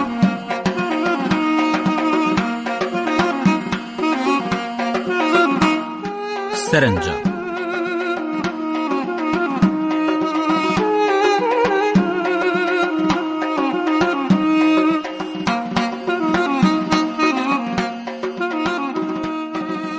یەکێک لە پرسیارە ڕەسەنەکان کە لەسەر گۆڕەکانی گۆڕستانی لەماکرێت مێژووە بە سەرچۆکێتی کاتوانین لەسەر بنەمای بەراوردکاری لەگەڵ کۆمەڵی قاپ و قاچاقە بەدەستگەشتوەکانیدا لەو ناوەندەی کە ناسراوە بە ناوچەی دانیشتن و جێگیربوون دزنیشانی سەردەمەکەی بکەین. بەوەش دەرەکەوێت مرۆڤی گۆڕستانی لەمما لە نیوەی هەزارەی دووەم تا سەرەتای هەزاری یەکەمی پێش زاین لەو ناوچەیدا ژیانیان بەسەر ببووە.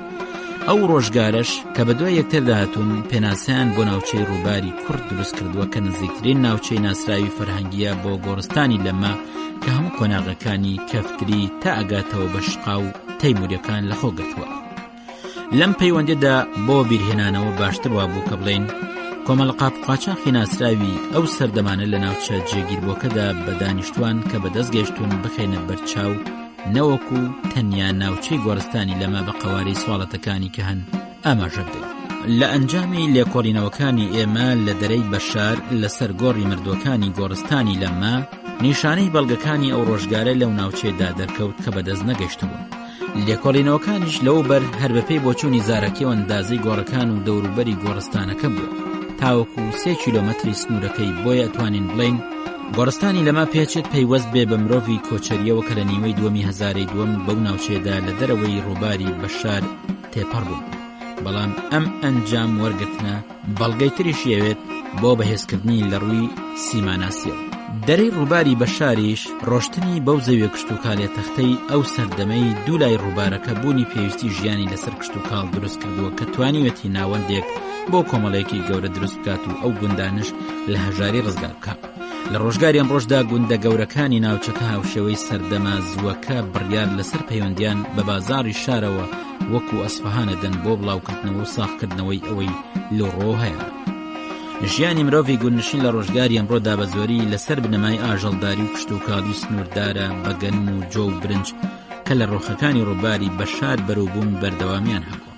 هەڵبەتە شایانی وە بیرهێنانەوەیە کە تا چەندەیەک بەر لە مرۆڤەکانی گوندنشینی ئەمڕۆ شێوەی ژیانی مرۆڤی گوندەکانی لەما لە سەرەتای بەهارەوە تاوکو کۆتایی هاوین کۆچیان بۆ شوێنە بەرزەکان کردووە کە خاوەنی لە وەڕگای دەوڵەمەند بوو. لە ڕۆژگاری ئەمڕۆژدام شێوەیە گۆڕانکاری بنەڕەتی بەسەرداهاتەوە کە هۆکارە بۆ چاکردنی ڕووی ژیانی مرۆڤ. دیارە ئەم دەرەی ڕووباری بەشاری ژێکێکە لە ڕێگا ڕەسەنەکانی تایەفەکانی قەشقایی گەرمەسێر ناوچەی کازرۆن و فەیروز ئاباد تاوەکو لە ڕێگایاندا بۆ کوێستان لە دامێنی چێوەکانی چواردەوری سیمڕۆن نزیک بوو.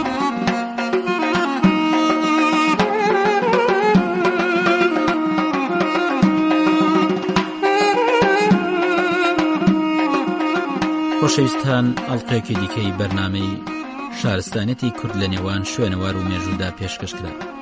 تاڵقەی داات و ڕێز و سلاوی ڕێباز فواد جەبەجەکار پێڕۆمە پێشکەشکار پەسەند کرد. بەخواتان ئەسپێرم.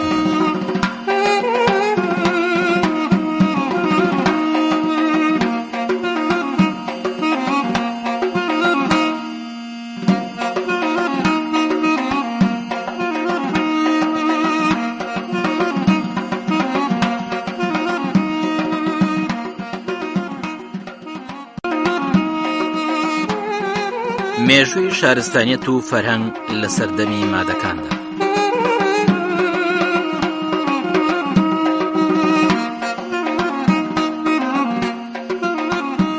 شارستانیەت و فەرهەنگ لە سەردەمی ماد و هاخامەنشیەکان لە پێش پێکاتنی دەوڵەتی مادا دانیشتوانی ئێران کەسانێکی ئاشتی خواز و هێمن بوون، بە کشت و کاڵ و ئاژەڵداریەوە خەریک بوون. دانیشتوانی ئێران لەو سەردەمەدا لە ڕووی پیشەسازیە و لە نەتەوەکانی هاوچەرخی خۆیان لە پێشتر بوون. لە کاروباری ئاودێری و سوود وەرگرتن لە ئاوی ژێرزەوی لە پێش نەتەوەکانی دیکەوە بوون. لە هەوڵگەریشدا پێشکەوتوتر بوون و شوێنەوارەکانیان تا ئەمڕۆ ماونەتەوە. مردوەکانیان لە کونوکە لەبەری چیاکان یان لە نێو خاکدا ئاشاردەوە، لەسەر تەنیشت ڕایەنە کێشان، قاچەکانیان ئەنوشتاندەوە، مادەیەکی سووریان بەسەریاندا ئەڕشان، چونکە لەو باوەڕەدا بوون کە ڕوحەکانیان دووبارە گەڕێتەوە بۆ لایەن.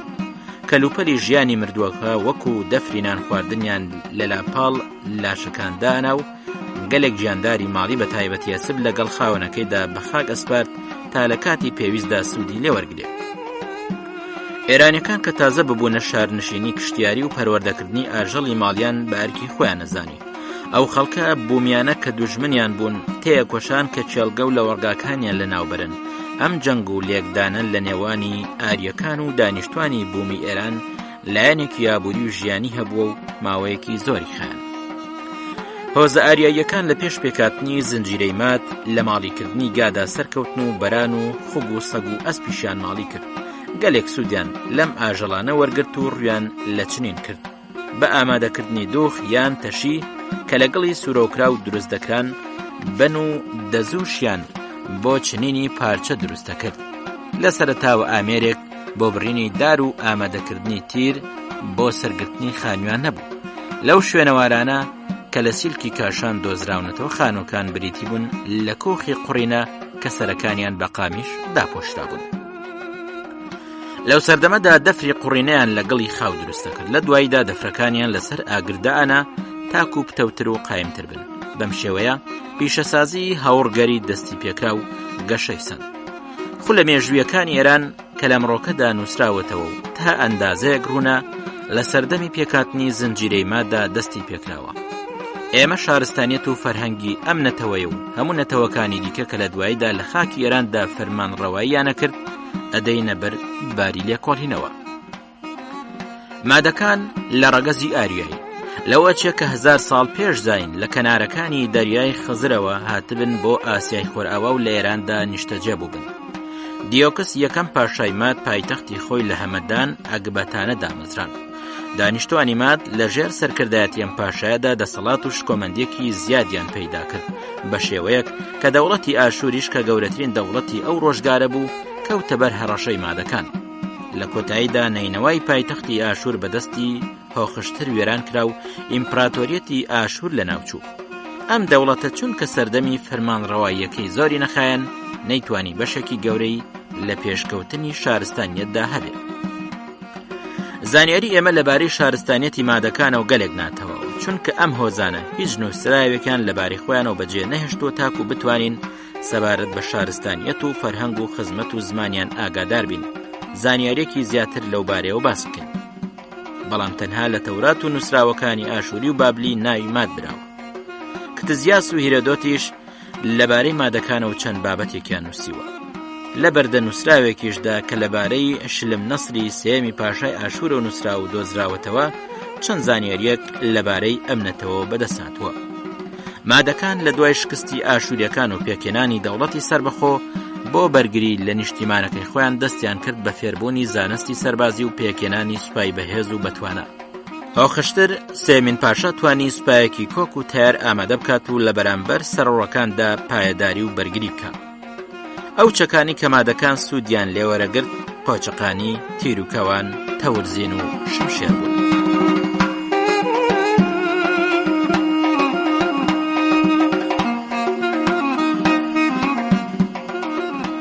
زمان و خەتی نووسین.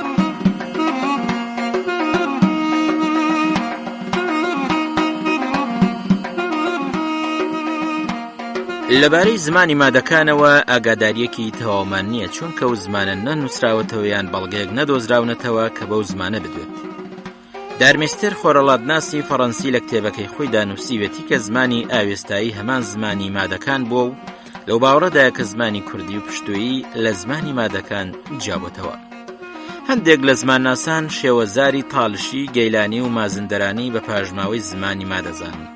زاراوەکانی وەکو بزرگ، گەورە، باختەر، خۆرئاوە لەسەر بەردە نووسراوەکانی هاخامەنشی بە زمانی مادی نووسراوە. دیاکۆنە ڤەنووسێ لە 1000ی پێش زاین خەت و نووسین لە وڵاتی ماددا هەبووە. هەرچۆنێکی دابنین ئەوان لە سەدەی 7 پێش زاین خاوەنی خەت و نووسین بوون. ئەم خەتەش هەمان خەتە کە ئەمڕۆکە خەتی دێرینی پارسی پێوترێت، بەڵام لە ڕاستیدا لە ڕووی ڕەسەنایەتیەوە سەرچاوەیەکی مادەکانی هەیە. کاڵێن مادەکان ئەلفوبەیەکیان هەبوو کە لە 36 بیت پێکات بوو. بە بەکارهێنانی ئەو ئەلفوبەیە وردە وردە خەتی وێنەی فەرامۆشکرا. مادەکان بۆ نووسین سوودیان لە خشتی قوڕین و کاغەزی چەرم وەرەگرت. هەندێک لە خۆرەڵاتناسان لەو باوەڕەدان کە لە سەردەمی مادەکاندا خەت و نووسین تایبەتمەندی پێشەوە ئاینیە موغەکان بوو. چینەکانی دیکە لێ بێبەش بوون، بەڵام لە دوای لێکۆڵینەوە دەرکەوت کە خوێندنەوە نووسین تەنها تایبەتمەندی ئەوان نەبووە چونکە دانیشتوانی سەردەمی دیۆکس گازندەکانی خۆیان بنووسین بۆ شا ئەنووسی، ئەویش خودی خۆی لێکۆڵینەوەی لە شکاتەکانە کرد. ئەتوانین بڵین کە مادەکان بە چالاکیەکانی خۆیان لە هەموو ڕوویەکەوە ڕێگەی شارستانیەت و فەرهەنگیان بۆ هاخامەنشیەکان تەخت و ئاسان کرد.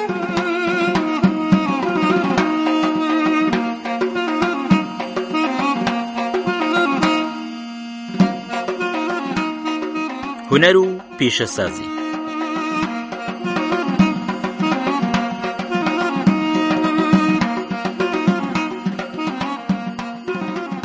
ئێرانیان داهێنەری تواندنەوەی فلزات و دروستکردنی کەلوپەلی فلزی بوون و پیشەی فلزکاری لە ئێرانەوە بۆ وڵاتانی دیکە ڕۆشت. کامەڵبوونی هونەری فلزکاری لە سەردەمی دەوڵەتی مادا درێژەی هەبوو. شوێنەوارەکانی ئەو سەردەمە پێناسەی پێشکەوتنی ئەم هونەرەیە.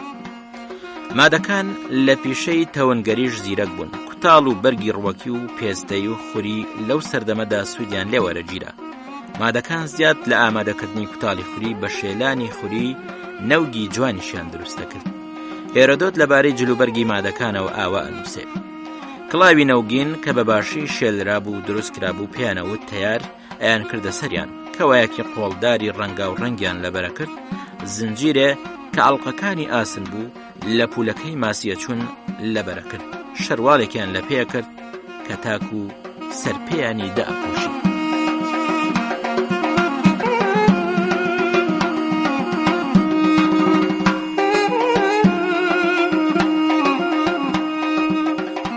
تەلارسازی.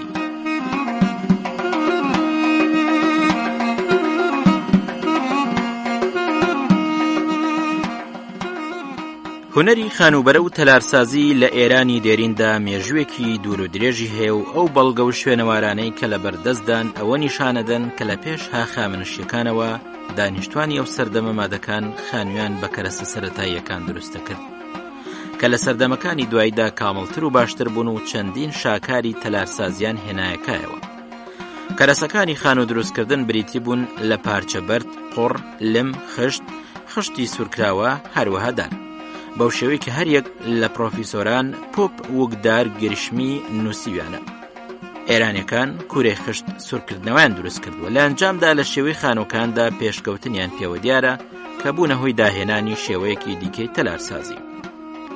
یەکەمین شوێنەواری خانوبەرە کە لە مادەکانەوە بەدەسات و کۆشکی دەسەڵاتداری مادەکانە لە هەمەدان کە لە پشکنینەکانی دواییدا لەلایەنی پرۆفیسۆر دیۆ داسترناخ دۆزرایەوە. ئەم کۆشکە 2 بووە، بە دەوریا حەسار و بورچە بووە.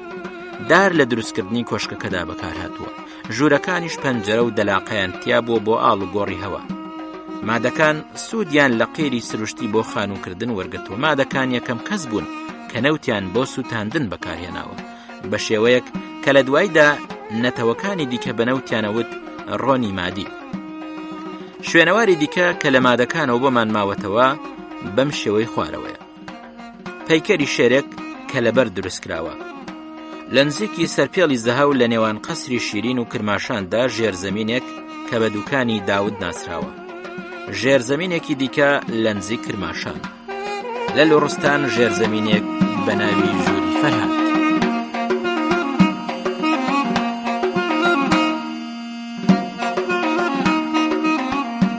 چینە کۆمەڵایەتیەکان.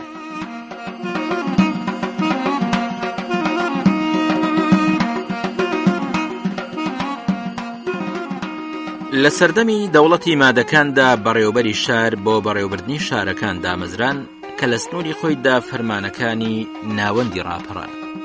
لەو سەردەمەدا ئەندامەکانی کۆمەلگا بە زۆری جوتیاران و ئاژەڵداران بوون و ڕۆڵێکی بنەڕەتیان لە ئابووری نیشتیماندا هەبوو. دادگایکردن لە ئەستۆی موغەکاندا بوو. ئەوانە زیاد لە دادگایکردن چاودێری هەموو کاروبارێکیانە کرد. ڕێخستن و بەڕێوەبردن و پلەپایە لە سەردەمی مادەکانە بەم شێوەی خوارەوە بوو. شار، موغەکان، سیاسیەکان، ئاژەڵداران، کشتیاران، پیشەگەران. لەم سەردەمەدا هەر کەسێک بۆ کارێکی دیاریکرا و پەروەردەکرا. بە زۆری مناڵەکان دەستیان بە کارەکانی باوکیانە کرد. لە سەردەمی مادەکان بە پێشکەوتنی کشت و کاڵ و ئاژەڵداری و گەشەسەندنی سامان چەندین دەستگا بۆ بەڕێوەبردنی کاروباری دارایی دامەزرا و هەندێ بەڵگە لەم بارەوە لە گردی سیلکی کاشان دۆزراونەتەوە.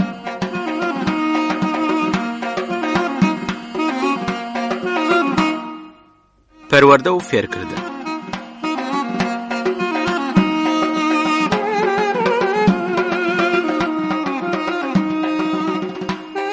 لە سەردەمی مادەکاندا دوو ئامانجی گەورەی فێرکردن هەبوو کە زیاتر گرنگی پێدراوە: زاڵبوون بەسەر خراپەکانی دەوروبەر و خۆپاراستن، هەروەها پەروەردەکردنی نەتەوایەتی خۆیان لە بەرامبەر بێگانەکاندا بە تایبەتی ئاشووریەکان. بۆ ئەنجامدانی ئەم ئەرکە دەستیان بە ڕێخستنی کەسانی جەنگاوەرە کرد. بە فێربوونی سواری ئەسپ و تیرهاویشتن خۆیان بۆ بەرەنگاربوونەوەی دوژمن ئامادە کرد. مادەکان مناڵە بچووکەکانیان فێری سواربوونی ئەسپ و تیرهاویشت نەکرد و بۆ لاوەکانیش ڕاوکردن کارێک بوو بۆ بەهێزکردنی جەستە و فێربوونی ئەرکی سەربازی.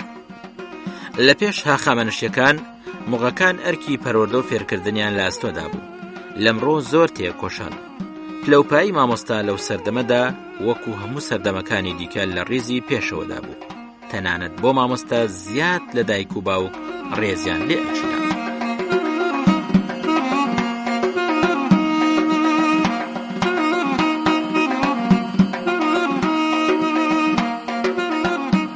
خۆشەویستان، ئەڵقەیەکی دیکەی بەرنامەی شارستانیەتی کورد لە نێوان شوێنەوار و مێژوودا پێشکەش کرا تا ئەڵقەی داهات و ڕێز و سلاوی کارزان محەممەد جێبەجێکار پێشڕەمە پێشکەشکار پەسەند بفەرمون. بەخواتان ئەسپێرین، خواتان.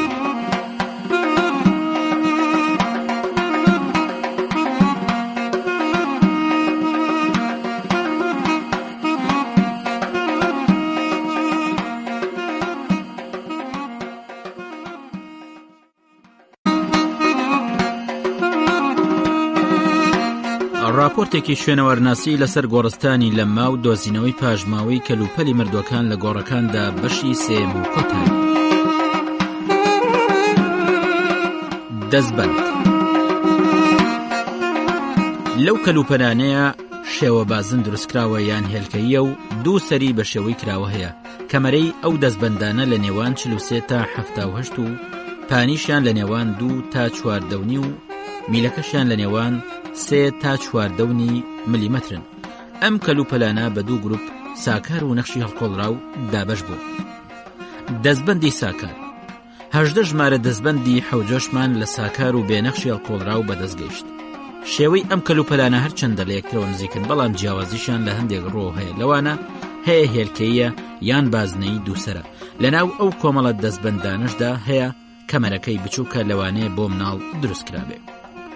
دەستبەندی نەخشداری هەڵقۆڵرا 4 نمونە لەم جۆرە دەستبەندە بەدەستگەشتن. 2 نمونەیان شێو بازنین و لە دیمەندا لە دەستبەندە ساکارەکان و نزیکن، بەڵام جیاوازیان لە 2 سەری میلی هێڵی هەڵقۆڵراوە هاوتەریبەکەدا هەیە.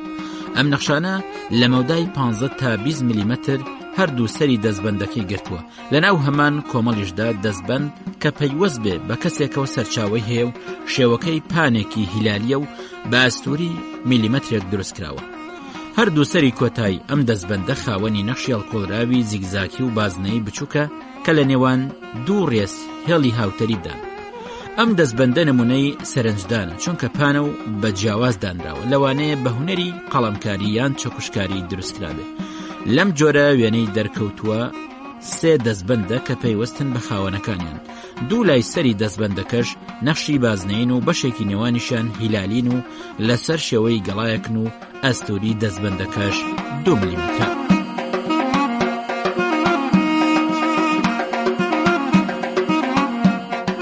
مستیلە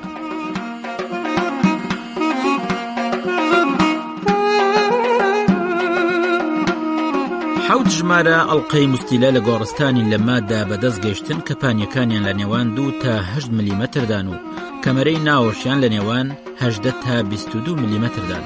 مستیلەکان لە چەند شێوەیەکی جیاوازدا بەرچاوەکەون. ئەوانە هەیەنە ئەڵقەی بچووکن و لەسەر شێوەی بازنەیەک بەستراون. هەیشە لەمانە لەسەر شێوەی بازنەیەکی کراوەیە و کۆتاییەکانیان لە 2 سەرەکەیدا بە جوانی هێناونەتەوە. نمونەی تریش هەن لە مستیلا کۆتایی 2 سەرەکەی بە شێوەی 2 ئەڵقەی بچووک هاتوونەتەوە. ئەم جۆرە مستیلەیە شێوەکەی 4 بۆشەیە. نگۆ جۆرێکی ترە لە دەستبەند کە لە حەوجۆشە و بەدەستگەیشت و پێکاتووە لە ئەڵقەیە کە کەمەرەی دەرەوەی 56 میلیمەترە. جیاوازی نگۆ لە دەستبەند لەوەدایە کە نگۆ بە شێوەی ئەڵقەیەکی بەستراوە لە حاڵێکدا کە دەستبەند 2 سەری کراوەی هەیە. ئەم نگۆیە بازنێکە ئەستوریەکەی 4 میلیمەترە. گوارە ژمارەی گوارەی بەدەستگەشتو لە گۆڕستانی لەمادا دەدانن. ئەمانە ئەڵقەی ساکارن کە ناسکن و هاوشێوەی دەستبەندن بەڵام بچووکترن لەو. دوو سەری کراوەیان هەیە، کەمەریان لە نێوان 19 تا 33 و ئەستوریەکانیان لە نێوان 1 تا 2 ملیمەتردان. مۆر ژمارەی ئەو مۆرانەی لە گۆڕستانی لەمادا دۆزراونەتەوە 71 دانن. ئەم مۆرانە هاوشەوەی دەنکی تەزبیحن، بەڵام جیاوازیان لەگەڵیا ئەوەیە لەگەڵەوەشدا کونیان هەیە بەڵام هەندێکیان گەورەترن. مۆرەکان خواروخێچیان هەیە بەڵام جوان و لە حەوجۆش دروستکراون. کەمەرەی دەرەوەی مۆرەکان لە نێوان 3 تا 7 ملیمەتردان و پانیەکانیان لە نێوان 2 تا 5 ملیمەتردان. کەمەرەی کونی ئەم مۆرانە لە نێوان 1 تا 2 ملیمەتردان.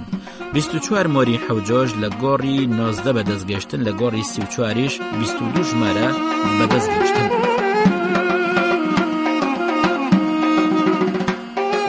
ئامێری جەنگ. ئامێری جەنگ تێگڕا سەرەتیر و سەرەنێزە و شمشێر و چەقۆگرێتەوە. سەرەتیر لە کۆی 42 ژمارە سەرەتیر کە لە گۆڕ هەڵکۆڵراوەکانی لەمادا دۆزراونەتەوە. سەرەتیر بەپێی ئەو ڕیزبەندیەی بۆی دانراوە ئەماناگرێتەوە: سەرەتیری لەبزینەی، سەرەتیری سێگۆشە، سەرەتیری شێوە سەرو، سەرەتیری شێوە کەوچک، سەرەتیری شێوە دوودەمی، سەرەتیری چوارگۆشە، سەرەتیری شێوە پەرداخی، سەرەتیری شێوەی نەناسراو.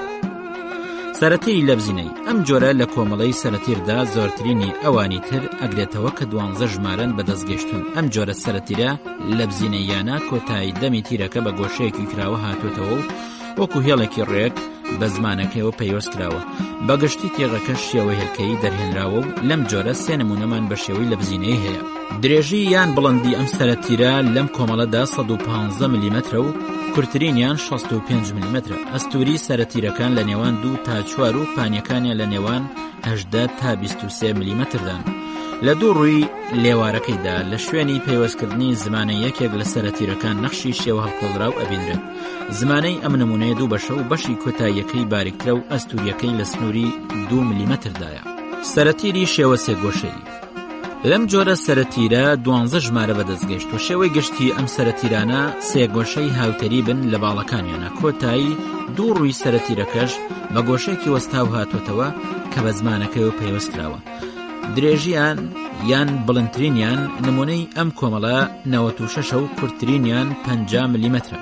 پانایی ئەم سەرەتیرانە لە نێوان 20 تا 42 ئەستوری لێوارەکانیان 2 تا 4 ملیمەترن. لە نێوان ئەم کۆمەڵەدا نمونەی شێوە لەبزینەیش بەرچاوەکەوێت کە ناوەڕاستی ئەستورترە و بەشی لاکانی شێوە هێلکەی جوان دەرهێنراوە. سەری تێژی ئەم نمونەیە خاوەنی چەمینەوەیە و شێوەی دەمی چەقۆی وەرگتووە. سەرەتیری شێوە سەر لەم جۆرە هەژمارە بەدەستگەشتون. شێوەی دەرکەوتووی نمونەی ئەم کۆمەڵە هاوشێوەی درەختی سەرون.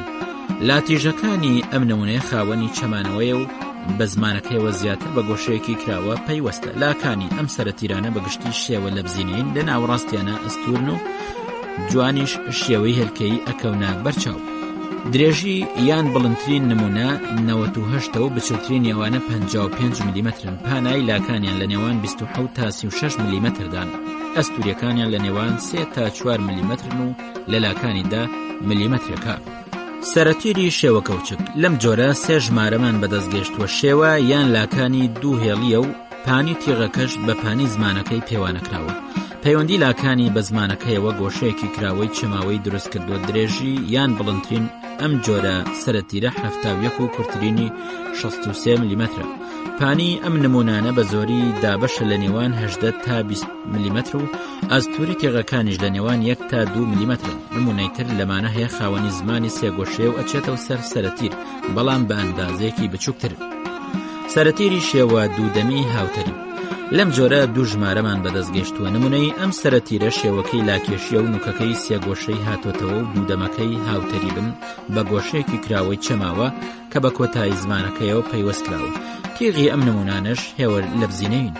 زمانەی ئەم کۆمەڵە بە دوو شێوە لاکێشی و میلێکی تیژ بەرچاوەکە و پانای تیغەکەش لە نێوان 19 تا 21 ملیمەترە و گەورەیەکەی لە چقەکەیدا 3 ملیمەترە و لە لاکانیدا ملیمەترەکە. سەرەتیری چوارگۆشە لەم جۆرە دوو نمونەمان هەیە، هەردووکیان لە گۆڕی 11 بەدەستگەشتن. ئەم جۆرە نمونەکەی سنووردارە لە نێوان هەموو جۆرەکانی تردا بە فەردەوە کە لە گۆڕستانی لەمادا بەدەستگەشتن. درێژەی تیغی ئەم جۆرە کورتترە لە زمانەکەی. تیغەکە شێوەکەی چوارگۆشەیە کە بە گۆشەیەکی کراوە بە کۆتایی زمانەکەەوە پەیوەستە. گەورەی تیغەکەی 5 ملیمەترە و زمانەکەی 3 ملیمەترە.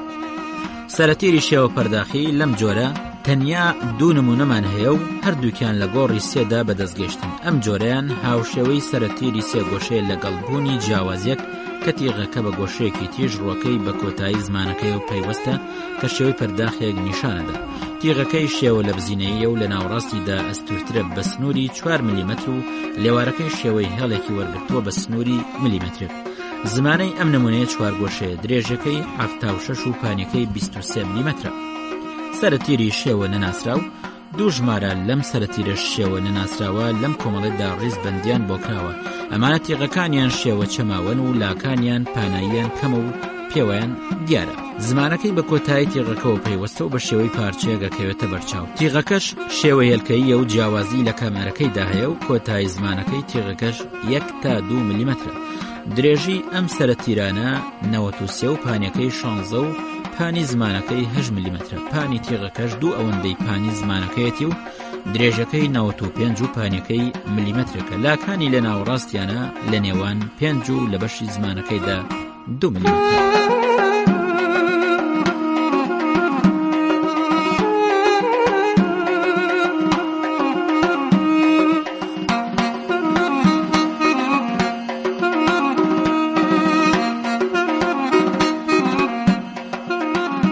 سەرەنێز 10 ژمارە سەرەنێزە لە گۆڕستانی لەمماددا بەدەستگەشتن. ئەم جۆرە لە بابەتی ئامێری شەڕە و هاوشێوەی سەرەنێزە بەڵام باڵەکانی درێژترن. بڵندیان لە نێوان 111 تا 205 ملیمەترن و پاناییان لە نێوان 1.5 تا 4 ملیمەترن. نمونەی ئەم سەرەنێزانە بە شێوەی دەنووک و شێوە ماسیە پانکەن. چەقۆ 5 جۆر چەقۆ لە کۆمەڵەی حەوجۆشی گۆڕستانی لەممادا بەرچاوەکەون. ئەمانە بەگشتی شێوەیان ئەچنەوە سەر سەرەتیر و تیغەکانیان خاوەنی نیوەکەوانن و بەشێک لە زمانەکانیشیان بەڕێژەیەک لە سەرەتیر و سەرەنێزە پانترن. نمونەکانی ئەمانە لە گۆڕەکانی 57 و 58 بەدەستگەشتون. لە شێوەیاندا ئەچنەوە سەر چەقۆی ڕۆژگاریان بوو. درێژترین ئەوانە 130 ملیمەترە و کورتترینیان 73 ملیمەترە و پانیان لە نێوان 21 تا 36 ملیمەترە و ئەستوریان لە نێوان 1 تا 3 ملیمەترە. شمشێر لە گۆڕستانی لەممادا تەنیا نمونەیەکی شمشێرمان بەدەستگەشتووە. دەمی شمشێرەکە بە زمانەکەەوە پەیوەستە بە گۆشەیەکی کراوە. لە کۆتایی زمانەکەدا کونیەکەیە بە کەمەرەی 2 ملیمەتر بەرچاوەکەوە لەوانەیە بۆ تونند و تۆڵکردنی دەستکی شمشێرەکە دروست کرابێ. شێوەی شمشێرەکە لە بزینەیە و خاوەنی 2 دەمی تیژە. درێژی زمانەکەی شمشێرەکە لە دەستکەکەیەوە 65 ملیمەترە و درێژی دەمەکەی واتە تیغەکەی 436 ملیمەترە و پانی تیغەکەش 6 ملیمەترە.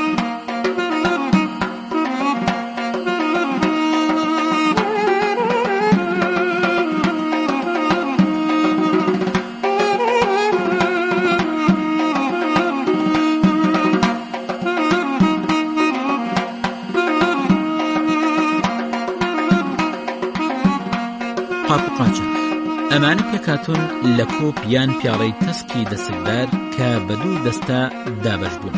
کۆپ یان پیاڵە لە گۆڕی 37 کۆپ یان پیاڵە لە حەوجۆش بەدەستگەشتون. بە سیرکردنیان دەرەکەون لە کۆمەڵی حەوجۆشی گۆڕستانی لەممادا بێوێنن. کوپەکان لە شێوەدا 2 جۆرن. یەکێکیان بەدەنەکەی بڵندە و بەرزەکەی 110 ملیمەترە و کەمەری دەمەکەی 75 و کەمەری قاچەکەی 25 ملیمەترە. ئەستوری بەدەنەکەی ملیمەترێک و پرساییەکەی 86 و لە 116 گرام. کوپێکی تر 85 ملیمەتر بڵندە و کەمەری قاچەکەی 27 ملیمەترە و بەدەنەکەی شێوەی پلیکانەی وەرگرتووە. جگەلەوەش 2 کوپی تریشەن کە لە گۆڕستانی لەممادا بەدەستگەشتن هەر بەو جۆرن. یەکێک لەوانە خاوەنی بەدەنێکی ساکاری قۆقزە. کوپەکە گەورەیە و بەرزەکەی 83 و کەمەری دەمەکەی 80 و بنکەکەی 88 ملیمەترە. کوپەکەی تر کە خاوەنی بەدەنێکی قۆقزە لە کۆتایی بەدەنەکەیدا و نزیک بە قاچەکەی پانترە. بەڵام بنکی قاپ و قاچاق بە بەراورد ڕێژەکەی کەمەرەکەی کەمترە. کەمەری بەدەنەکەی نزیک بە بنکەی 105 ملیمە و کەمەری بنکەکەی 65 و ئەستوری بەدەنەکەی 1 ملیمونی. تەسکی دەسکدار ئەو قاپ و قاچاخانەی لە گۆڕستانی لەممادا بەدەستگەشتن جۆری دەمتەسکی دەسکدارن کە کە خاوەنی نەخشی هەڵتۆڵراو یان قەڵەمکاری. بەرزی ئەمانە 131 ملم و دەمی کەمەرەکەی 88 ملم و کەمەری قاچەکەی 44 ملم و ئەستوری بەدەنەکەی ملیمێکە. ئەم شێوە قاپ و قاچەخانە بە دوو شریت قەڵەمکاری لە ژێر گردنەکەیدا بۆ کراوە بە پانی 10 ملم. شێوەی نەخشەکەش پاڵێکی پێچراوەی شێوە بازنەیە و بە شێوازی قەڵەمکاری دروستکرا.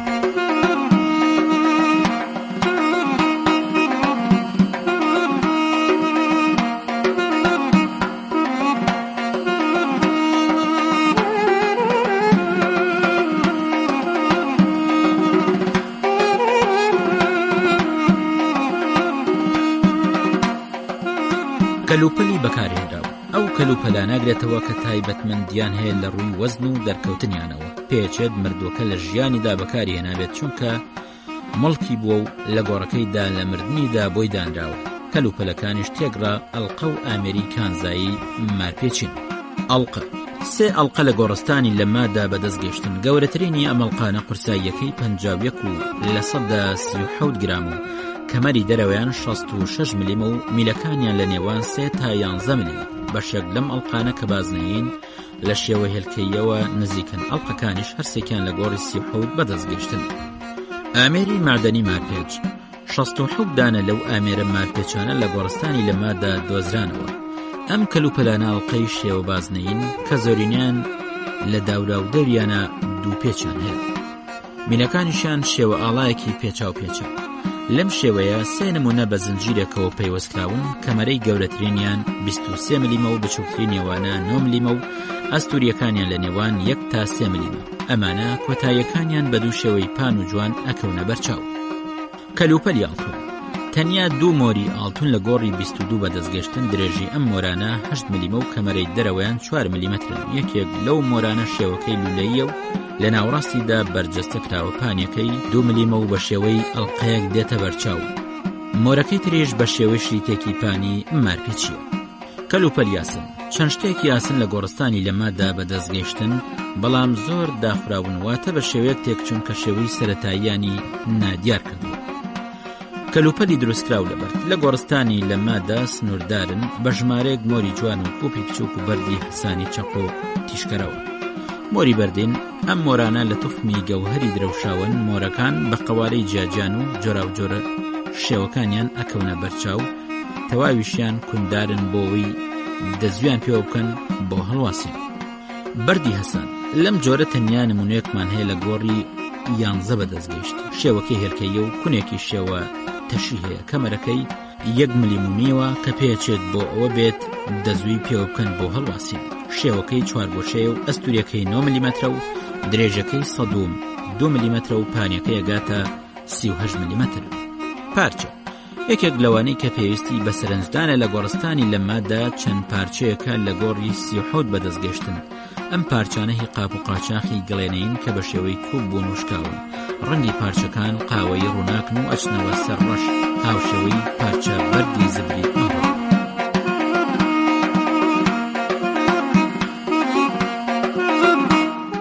سەرنجام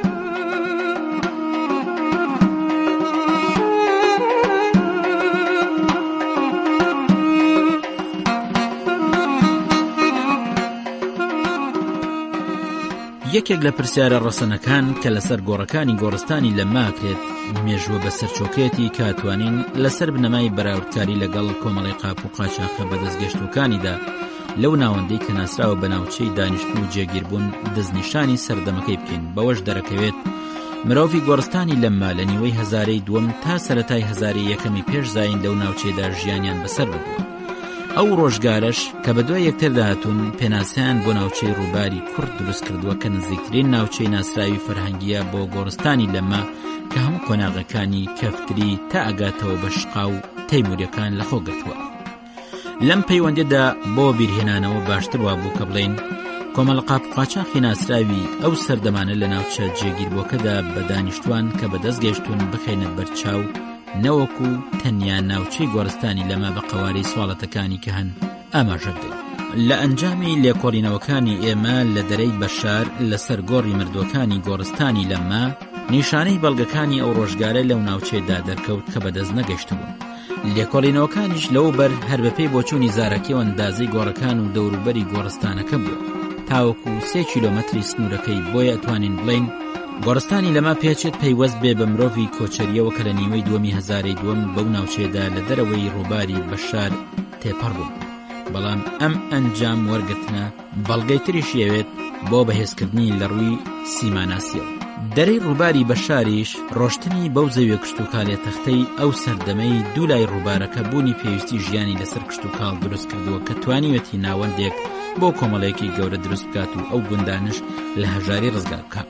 لە ڕۆژگاری ئەمڕۆژدا گوندە گەورەکانی ناوچەکە هاوشێوەی سەردەما زووەکە بڕیار لەسەر پەیوەندیان بە بازاڕی شارەوە وەکو ئەسفەهانە دەن بۆ بڵاوکردنەوە و ساختکردنەوەی ئەوەی لۆڕۆ هەیە.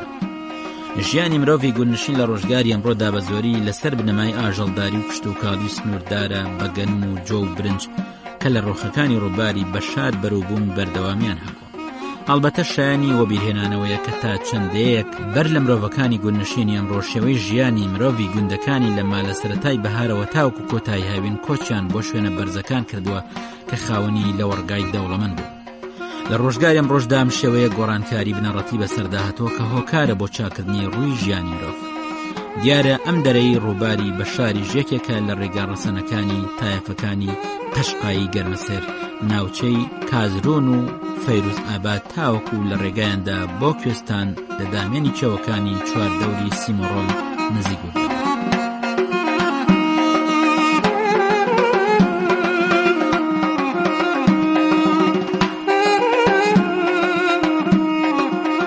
خۆشەویستان، ئەڵقەیەکی دیکەی بەرنامەی شارستانێتی کورد لە نێوان شوێنەوار و مێژوودا پێشکەشکرا.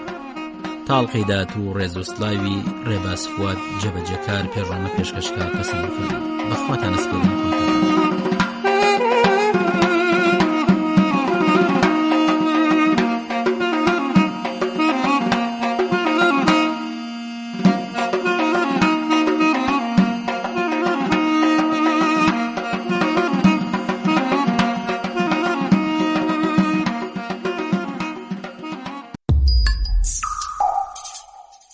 شارستانێتی کورد لە نێوان شوێنەوار و مێژوودا. شارستانێتی کورد لە نێوان شوێنەوار و مێژوودا بەرنامەیەکی ئارکۆلۆژی و هەرجاری بابەتێک یان چەند بابەتێک لە خۆگرێ و ڕۆشنایە خاتە سەر شوێنەوار و مێژووی کوردستان. شارستانێتی کورد لە نێوان شوێنەوار و مێژوودا و شارستانێتی دێرینی پرشنگداری گەلی کورد و ڕۆڵی لە ڕەوڕەوەی گەشەپێدانی شارستانێتی مرۆڤایەتی و وابەستەی کورد بە خاکەکەی کوردستان بەدەرەخات. شارستانێتی کورد لە نێوان شوێنەوار و مێژوودا ئامادەکردنی مامۆستا کەمال نووری معروفە و پێشکەشکردنی پێشڕۆ عومەرە.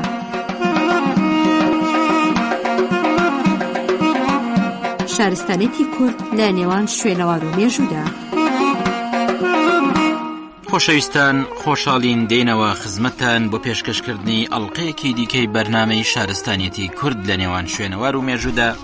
ئاواتەخوازین جێگەی سوود و کەڵکی هەمووان بێ. دەرەشار پێشینەیەکی مێژووی بەشی سێم و کۆتایی. کارەکانی کنەوپشکنین لە تەپەی شوێنەواری تیغن لە جەمشید ئاباد.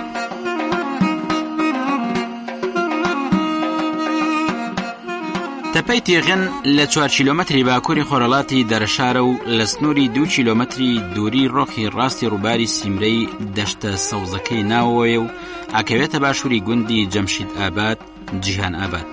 لێرەدا تەپەکە شوێنەکەی دیارە و دیمەنەکەی هێلکەیە و ئەو شوێنەشی لە خۆرەڵات و خۆراوایدا بەرجەستە بووە و زەوی چواردەوری تەپەکەش کشتوکاڵیە. ئەم دەشتا کە ئەم تەپە شوێنەواری لە خۆگرتووە ئاسەواری فەرهەنگی تێدا حەشادرا و لەو زەویانەشە سنوورەکەی درێژ بۆتەوە لە خۆرەڵاتەوە بۆ خۆراوە و کەوتۆتە نێوان دوو زنجیرە شاخی گەورە. لە باشووریدا چێوی ملەو لە باکووریشدا هەمان شاخ درێژبوونەوەی هەیە. جیابوونەوەی زنجیرەکانی ئەو لەقی شاخانەش لە دامێنی خۆیدا شێوەیەکی پێچاوپێچی لە دەشتە نێوانەکەدا وەرگتووە. بەر لە دوورکەوتنەوەی لە ڕووبارە پڕ ئاوەکەی سیمرەدا و دەشتە پڕ بە پیت و بەرەکەتەکەی ناوەی کە بە شێوەیەکی ناڕێک ئەکشێت. جادەی قرتاوی دەرەشاریش پردی کجەکەوێتە باکووری تەپەکە و کە لە کیلۆمەترێک تێپەڕناکە. لە مەودایەکی دوورتردا و لای باڵی خۆرەڵاتی تەپەکە بەرزاییەکانی ناسرا و بە دەرەزەرد بەرجەستە بووە کە بە تەپەی سەرگچەڵا کە ناوزەت کراوە و بۆ سەردەمی نیشتەجێبوو نەگەڕێتەوە. لە ڕۆژگاری کۆنیشدا لە 4 کیلۆمەتری خۆرەڵاتدا شوێنەکەی بڕیاری بۆ دراوە.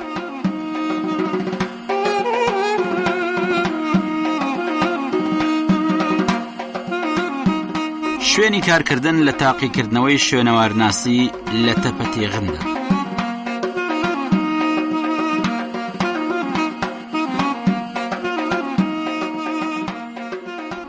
دوای لێکۆڵینەوەیکی یاسایی لە دامێنی باڵی باکووری تەپەکە ئەو شوێنەی کاری کنەکردنەکەی تێدا هەڵبژێردرا و ئەنجامی وەرگرت.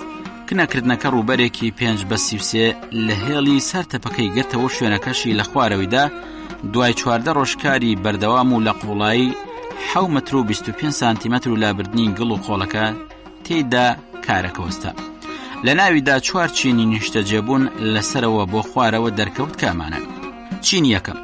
ئەم چینە لە 3 چینی بە دوای یەکتردا دروست بووە تاوەکو قوڵایی 3 متر و 50 سانتیمەتر ڕۆشتووە و لە یەکەمدا گڵ و خۆڵی ڕووەکەی بەوانەش کە کشت و کاڵیان لەسەر تەپەکە کردووە بە ئەستۆری 40 سانتیمەتر هاتوونەتە خوارەوە. دووەمی پێکاتوە لە 15 چینی دیوار کە بە دوای یەکتردا هاتوون و خشت لە ناویە بەکارهێنراوە کە بە قوڵایی 2 متر و 70 سانتیمەترە بێت. سێمی هەمووی 8 چینە کە بە خشت بە شێوەیەکی ڕێک و پێک دانراون و پانیەکەی مەترێک و 20 سانتیمەترە و بەرزیەکەشی 3 متر و 50 سانتیمەترە. پێوانێ خشتەکان هاوشێون کە لە نێوان 8/43 و 10/43 و 43/43 سانتیمە. ئەم چینانە جوڵاون و لە کەوتندا بوون. سواڵەتی دۆزراوە لەم چینەدا بەگشتی ڕەنگیان نۆکیە و خشتەکانیش ساکارن. جگە لە چەند پارچەیەکی کەم لەو سواڵەتانە کە نەخشدارن و بەرچاوەکەون. لەگەڵ پاژماوەی سواڵەتەکاندا چەقۆی بەردین و بەردە ئاگر و ئۆبسیدیەن و سەرڕمێکی وەرشا و سەرەتەشیەکی سواڵەت و مۆرێکی بچکۆلەی لولەیی ناڕێک و سپی ڕەنگ و پارچەیەک بەردی درەوشاوە و 2 پارچە شوشە و بەردێکی قۆچەقانیش دەرکەوتن. سواڵەتی دەرکەوت و خشتیش بە سەدەی 7/8 پێشزاین پەیوەنددارن. چینی دووەم. ئەم چینە کەوێتە قوڵایی 2 متر و 90 سانتیمەتر و لە بەشێک پێکاتوە و حەکایەتی قۆناغێکە و توێکڵی گڵەکەی گۆڕاوە و قوڵایی ئەم بەشە بە بەشەکەی تریشە و هەتاوەکو 6 متر و 40 سانتیمەتر ڕۆشتووە. گڵی ئەم بەشە بە توێکڵێکی ناسک داپۆشراوە و خاکەکەی گۆڕاوە و شێوەی خۆڵەمێشی و خەڵوزی وەرگتووە. سواڵەتی دەرکەوتووی ئەم چینە لە جۆری چینی یەکەمە و ناتەواوە. لەگەڵ پارچە سواڵەتەکاندا نمونەی تێغی بەردین و بەردی ئاگراوی و ئۆبسیدیەن لە قوڵایی 5 متر و 90 سانتیمەتر دۆزرانەوە و کۆکرانەوە. هەروەها پارچەیەک سواڵەتی ڕەنگنۆکی نەخشێنراویش بەدەست گەشتووە کە پشتێنێکی ڕەنگڕەشی هەیە و نەخشەکەی پانە و شێوە زیگزاکیە کە دەرەوە و ناوەی جوان کردووە. چینی سێم. ئەم چینە بەگشتی بەشێکی ڕێک و پێکە و پاژماوەی بیناکانی بە بەرد و قسڵ لە قوڵایی 5 متر و 70 سانتیمەتر دەرکەوتون تا ئەوکۆگاتەوە بە قوڵایی 6 متر و 40 سانتیمەتر تا ئاگاتە 7 متر بەردەوامە بێت. لە باڵی باکووری ڕووەکەیدا پاژماوەی پایی دیوار لە بەرد و قسڵ دروست کراوە و بە 2 بەش پێکێنراوە. لە ناویە کاسە و گڵێنەی سواڵەت و خشتی ساکار و قۆقز لەگەڵ پارچە خشتی شکاوی پوخت و ئەستور کە 5/6 سانتیمەترە و لەگەڵ پارچەی گەچی بچکۆلە بەدەست گەیشتون و دوورتریش لەمانە نمونەی سواڵەتی ئیسلامی لە خشتی ڕەنگا و ڕەنگیشەیە وەکو سواڵەتی ڕەنگنۆکی سێگۆشە و بە ڕەنگی سەوزی ڕۆشتن و ناڕێک لەگەڵ پارچەیەک ئێسقانی داخوراویش دۆزرایەوە کە تێیدا سواڵەتی ئیسلامی وەتە خەڵوز. ئەمەش بەڵگەی ئەوە نیشانەدا لە سەرەتای ئیسلامدا عەشیرەتێک لەسەر تەپەکە ژیاون. چینی چوارەم. خۆڵی کۆبۆی ئەم چینە لە قوڵایی چینی سێمەوە دەست پێکە دوای 15 سانتیمەتر سواڵەتی نەخشکراوی بەر لە مێژوو تیایدا دەرکەوت بۆ بەراوردکاری لەگەڵ سواڵەتی شوش 1 و 2 باشە کە لە قوڵایی 7 متر و 25 سانتیمەتر دەرکەوتووە. هەر بەو جۆرەش سواڵەتی نەخشکراوی ئەم چینە لە ڕووی تەپە سەرسپیەکەدا بڵاوە و کنە و پشکنین لە تەپەکەدا زیاتری ئەوێ.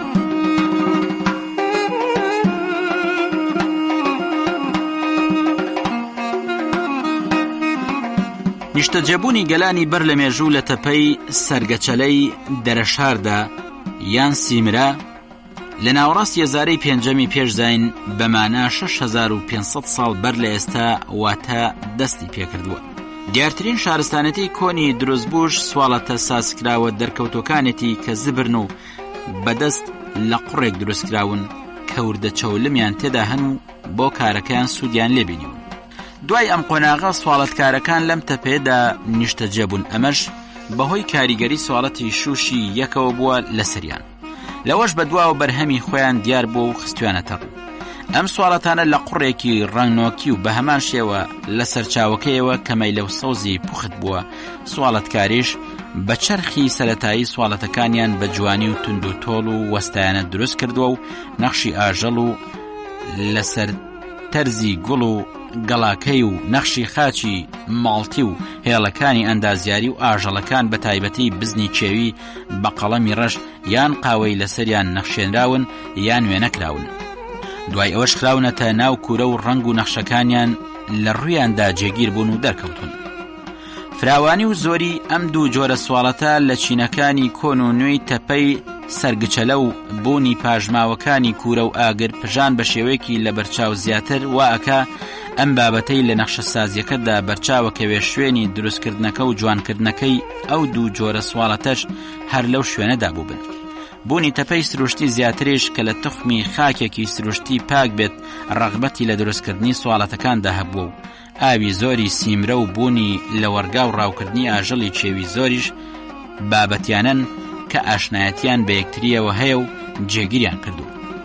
دوای تاقیکردنەوە لەسەر یەک و دوو لە تەک سواڵەتە نوێکان و کۆنەکانی مێژوویدا ژمارەی تیغی بەردە ئاگر و ئۆبسیدیەنیش دەرکەوتن. ئەمانە دەستی دروستکردنیان پێوە دیارە و بەگشتی پەیوەستن بە دانیشتوانی تەپەکەوە کە بە مەزەندە بۆ 6500 بۆ 5000 ساڵ پێش زاین ئەگەڕێنەوە. جگە لەمانەش دوو شێوەی ناتەواو لەبت یان خوای بەرهەمهێنەر بەواتایەکی تر خوادایکە لەگەڵ دۆڵ و دەستکەکەی کە بۆ هاڕاوەی کەرەسەی جوانکاری و ئارایشتی خانمان بەکارهێنراوە لەگەڵ مۆر کە لە ڕووی گڵێنە و سواڵەتەکان دراون کۆکرانەوە.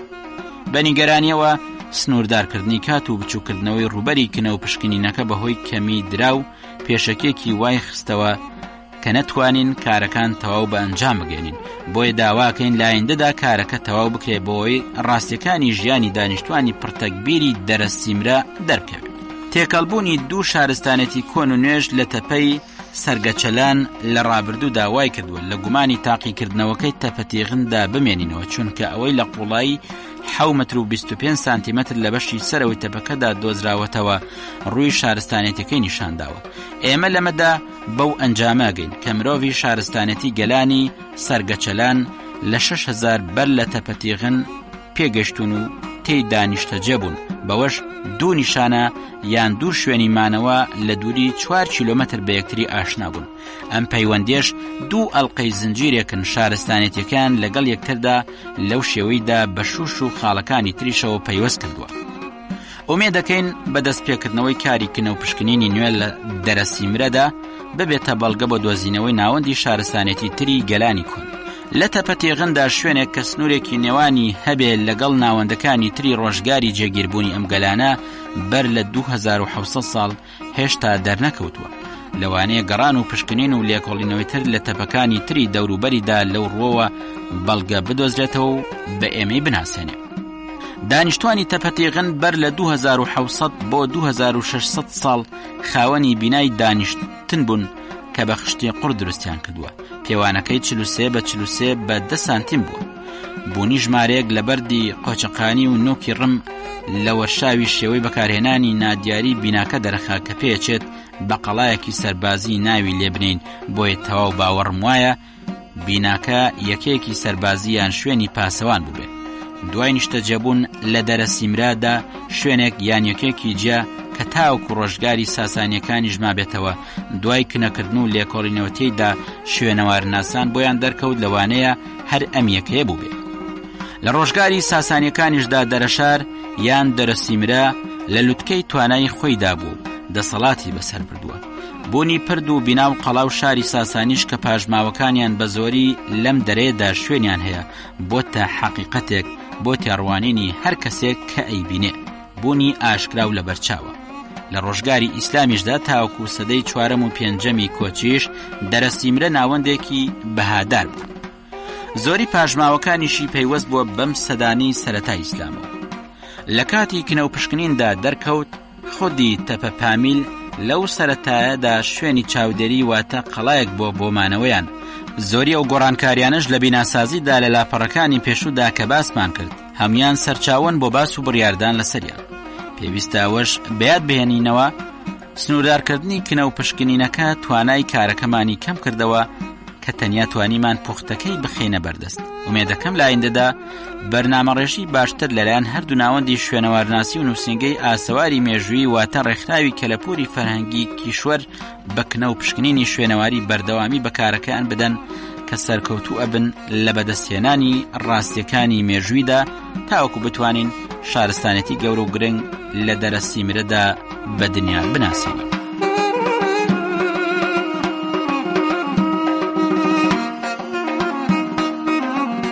خۆشەویستان، ئەڵقەیەکی دیکەی بەرنامەی شارستانیەتی کورد لە نێوان شوێنەوار و مێژوودا پێشکەش کرا. تا ئەڵقەیدا تو ڕێز و سلاوی ڕێبوارەشی جێبەجێکار پێشەمە پێشکەشکار بەسەند بفەرمونون. بەخواتان سپێرین، خواتەمان.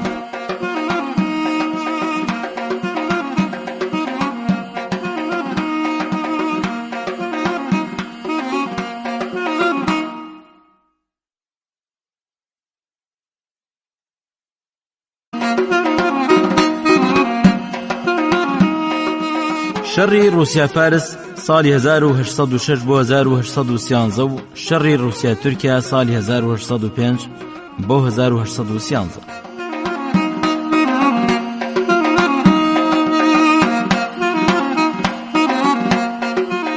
یەکگرتن یا هاتنی داخوازانە و ئارەزومەندانەی جۆرجیا لەگەڵ رووسیا لە ساڵی 1801 و ئیمریتی و منگرلی لە ساڵی 1806 داگیرکردنی خانی گەنجە لەلایەن تیتسیانۆڤەوە لە ساڵی 1804 و هەروەها یەکگرتنی تەواوی خانەکانی قەرەباخ و شاکین و سوڵتانی شوگال بەبێ خوێن ڕشتن لە ساڵی 1805 بە تەواوی سنوورەکانی قەفقازی ئێمەی گواستەوە بۆ پشت زنجیرە چیاگەورەکانی قەفقاز و ڕاستەخۆ بووین بە هاوسەی خانەکانی خانشینەکانی فارس واتە خانەکانی ئازەربایجان و ئێرەڤان و لەگەڵ تورکیا جواتە پاشا لیکەکانی قارس و ئاخالتسیخ واتە لەگەڵ ئەو هەرێمانەی هۆزە کوردەکانیش لە ڕیزی دانیشتوانی ئەو هەرێمانە بوون.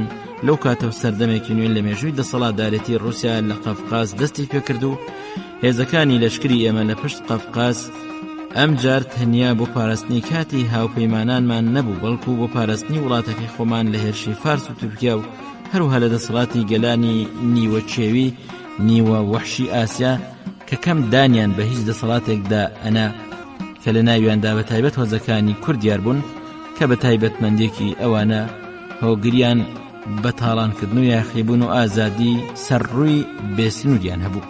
بەم چەشنە یەکەم بەرەو ڕووبوونەوە و پەیوەندیمان بە کوردەکانەوە گەڕێتەوە بۆ سەرەتای سەدەی 19.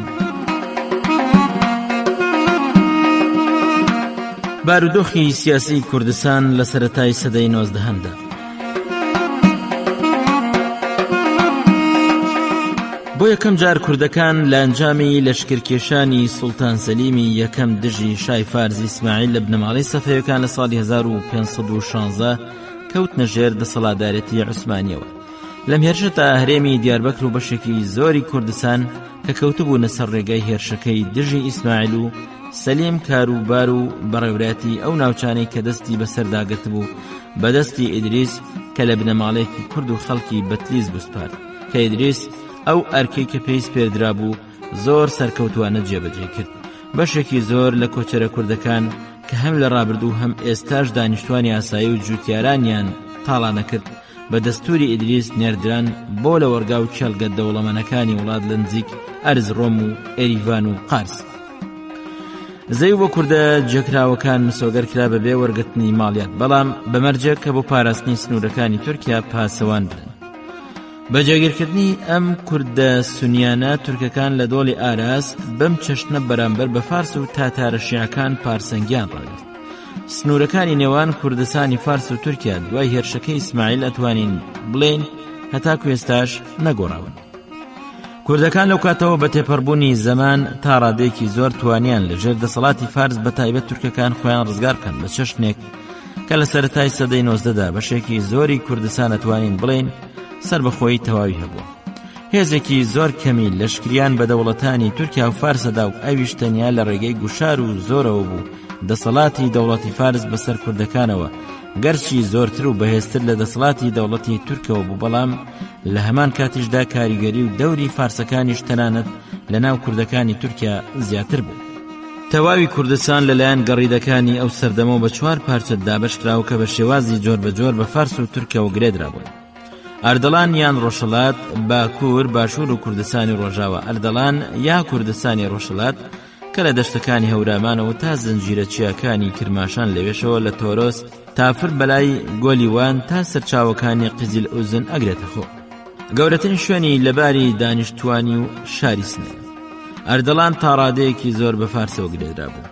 ئەو سیاسەتی کە شاکانی فارس هەر لە سەردەمی ڕاگەاندنی پاشایەتی بنەماڵی سەفەویەکان لە ساڵی 1699 تا سەرەتای سەدەی 19 کە یەک بە یەک بۆیان بەجێمابەوە ئەوە بوو کە دەسەڵاتیان بەسەر کوردەکاندا زیاتر بکەن کە دوور لە سیاسەتی تورکیا بوو. شاکانی فارس عادەتەن دەسەڵاتیان بە یەکێک لەو سەرۆکۆزانەی کوردستان ئەدا کە دەوریان لەناو کوردەکاندا زیاتر بوو بەرامبەر بە دەوڵەتیش وەفادار و هەواخوایی بوون و بە یارمەتیدانی هێز و باوەڕپێکردن دەسەڵاتیان پێدان کە بەسەر هەم هۆزەکانی کوردستانی فارس و هەم کوردستانی تورکیا دەسەڵاتی خۆیان پەرە پێ بدەن و نازناوی والیان بۆ پشتا و پشت بۆ بنەماڵەکەیان پێدا. بارەگای ناوەندی ئەم والیا کە لە شاری سنە بوو دەورێکی زۆری بگرە لە ناو کوردەکانی تورکیادا هەبوو. یەکێک لە پشتیوانانی یەکەمی تاج و تەخت و بارەگای پاشایەتی فارس بوو کە دەورێکی گرنگی لە تاج بەسەرنان و مانەوەی شاکان بینیەوە. والیەکانی کوردستان هەمیشە بە تەواوی وەفاداری دەوڵەتەکانی فارس نەبوون، بەڵام شاکانی فارس لە شەڕەکانیاندا لەگەڵ تورکیا گەرچی زۆر جار لە دەوری ئەم والیانە لە ناو کوردەکانی تورکیادا کاڵکیان وەرگتووە. جێگەی ڕێزی ئەو والیانەی کوردستان لە فارس بایەخێکی زۆرتری لەلایەن کوردەکان بۆ خۆیانەوە پێدرا بوو کە بێگومان بوو بەهۆی ڕاکێشانی کوردەکان بۆ لای دەوڵەتی فارس. سەرکردەکانی کورد کە لە بارەگای پاشاکاندا نزیک بوون و هەندێکیان پلەپایی بەرزیان لە دەسەڵات بوو بە چەشنێک کە تەنانەت دەورێکی زۆریان لە بەڕێوەبەراتی دەوڵەتی فارسدا هەبوو. کوردستانی باکوور و ڕۆژاو و باشوور بەڕواڵەت و بەناو لەژێر دەسەڵاتی تورکیادا بوو، بەڵام بەشێکی زۆری کوردستانی تورکیا بەکردەوە هیچ کاتێک دانی بە دەسەڵاتی تورکیادا نەناوە. کوردستانی باکوور ناوچەکانی نێوان زنجیرە چیاکانی ئاگری داخ و گۆلیوان و ورمێ و زنجیرە چیای جولەمێرگ و نەمرود ئەگرێتە خۆ و پاشالیکەکانی بایەزید و وان و ناوچەی جولەمێرگی پێکدێنێت. بەهۆی دەسەڵاتدارێتی فارس بەسەر ئێریڤان و نەخجەوان فارسەکان توانیان بەکەڵەوە وەرگرتن لە لاوازی دەسەڵاتدارانی عوسمانی دەور و کاریگەریەتی خۆیان بەسەر کوردستانی باکوور بە تایبەتی بەسەر پاشاکانی بایەزید و کوردەکانی بایەزید و بگرن لە بەشێک لە پاشالیکی وانیش بڵاو بکەنەوە. گەورەترین ئەمارەتی کوردی لە پاشانشینەکانی ئەم دواییانەی کورد هەکاری بوو کە لەلایەن ئەمیرەوە بەڕێوە ئەبرا و لە جوولەمێرگە ژیا و دانی بە دەسەڵاتدارەتی تورک هێنا بوو. پەیوەندی دۆستانەشی لەگەڵ دەوڵەتی فارسەکاندا بوو. دەسەڵات بەسەر کوردەکانی تری کوردستانی باکوورەوە لەلایەن حکومدارای وان و هەندێک لە پاشالیکەکانی موشەوە بەڕێوەچوو. کوردستانی ڕۆژاوا کە لە پاشالیکەکانی موش و ئەرزڕۆم پێکدێت و جگەل لە ناوچە شاخاویەکانی دەرسیم دەسەڵاتی تورکیان بە هیچ شێوەیەک بەڕەسمی ناناسی و کوردەکانی تری کوردستانی ڕۆژاوای کوردستان هەمویان لە چاو ئەوانی تر زیاتر بەسترا بوونەوە بە دەسەڵاتی پاشالیکەکانی ناوبراوە. کوردستانی باشوور کە لە پاشالیکەکان دیاربەکر و مووسڵ پێکدێت دەسەڵاتدارانی عوسمانی ئەتوانین بڵێن کە هیچ دەور و دەسەڵاتێکیان لەوێ نەبوو بەگا کوردەکانی ناوچەکە کەم یا زۆر لە یەکتر سربەخۆ بوون. هەندێک جار سەر بە دەسەڵاتدارانی سلێمانیان لە پاشالیکی مووسڵ بوون کە هەر لە کۆنەوە لەلایەن فارسەوە پشتیوانی لێکرا کە بەم چەشنە توانی دەسەڵاتی خۆی بەسەر زۆربەی کوردستانی باشوور بڵاو بکاتەوە و خودسەرانە ناوی پاشایەتی کوردستانی بەخۆ نابوو. پەیوەندی دۆستانەی لەگەڵ فارسدا بوو. ئەمارەتە گەورەکانی کوردستانی باشوور ڕەواندز و باگدان و بادینان بوون. جگە لەو ناوچانی کوردستان کە ناوبران هۆزی کوردی تری ژەژین لە چوارچەوەی پاشالیکەکانی فارس و ئاخال نسیخ وەک کۆمەڵەی بچووک لە 20 تا 30 بنەماڵە ئەبن. لەبەر کەمبوونی ژمارەیان ئەوانە بەستراونەتەوە بە پاشالیکەکانی ئەم ناوچانەی سەر بە تورکیا. هەروەها لە خانشینی ئێریڤان کوردێکی زۆرەژین کە ژمارەیان ئەگاتە 8,000 بنەماڵە و لەژێر کاریگەرێتی و دەسەڵاتی سەرداری ئێریڤان. بەم چەشنە دەوری فارس لە ناو کوردەکاندا لە سنوورەکانی نێوان فارس و تورکیا تێپەڕی کردبوو بۆ ناوچەیەکی بەربڵاوی گەورە لە لای سنوورەکانی ڕۆژئاوە بۆ ناو تورکیا پەرەیسەند.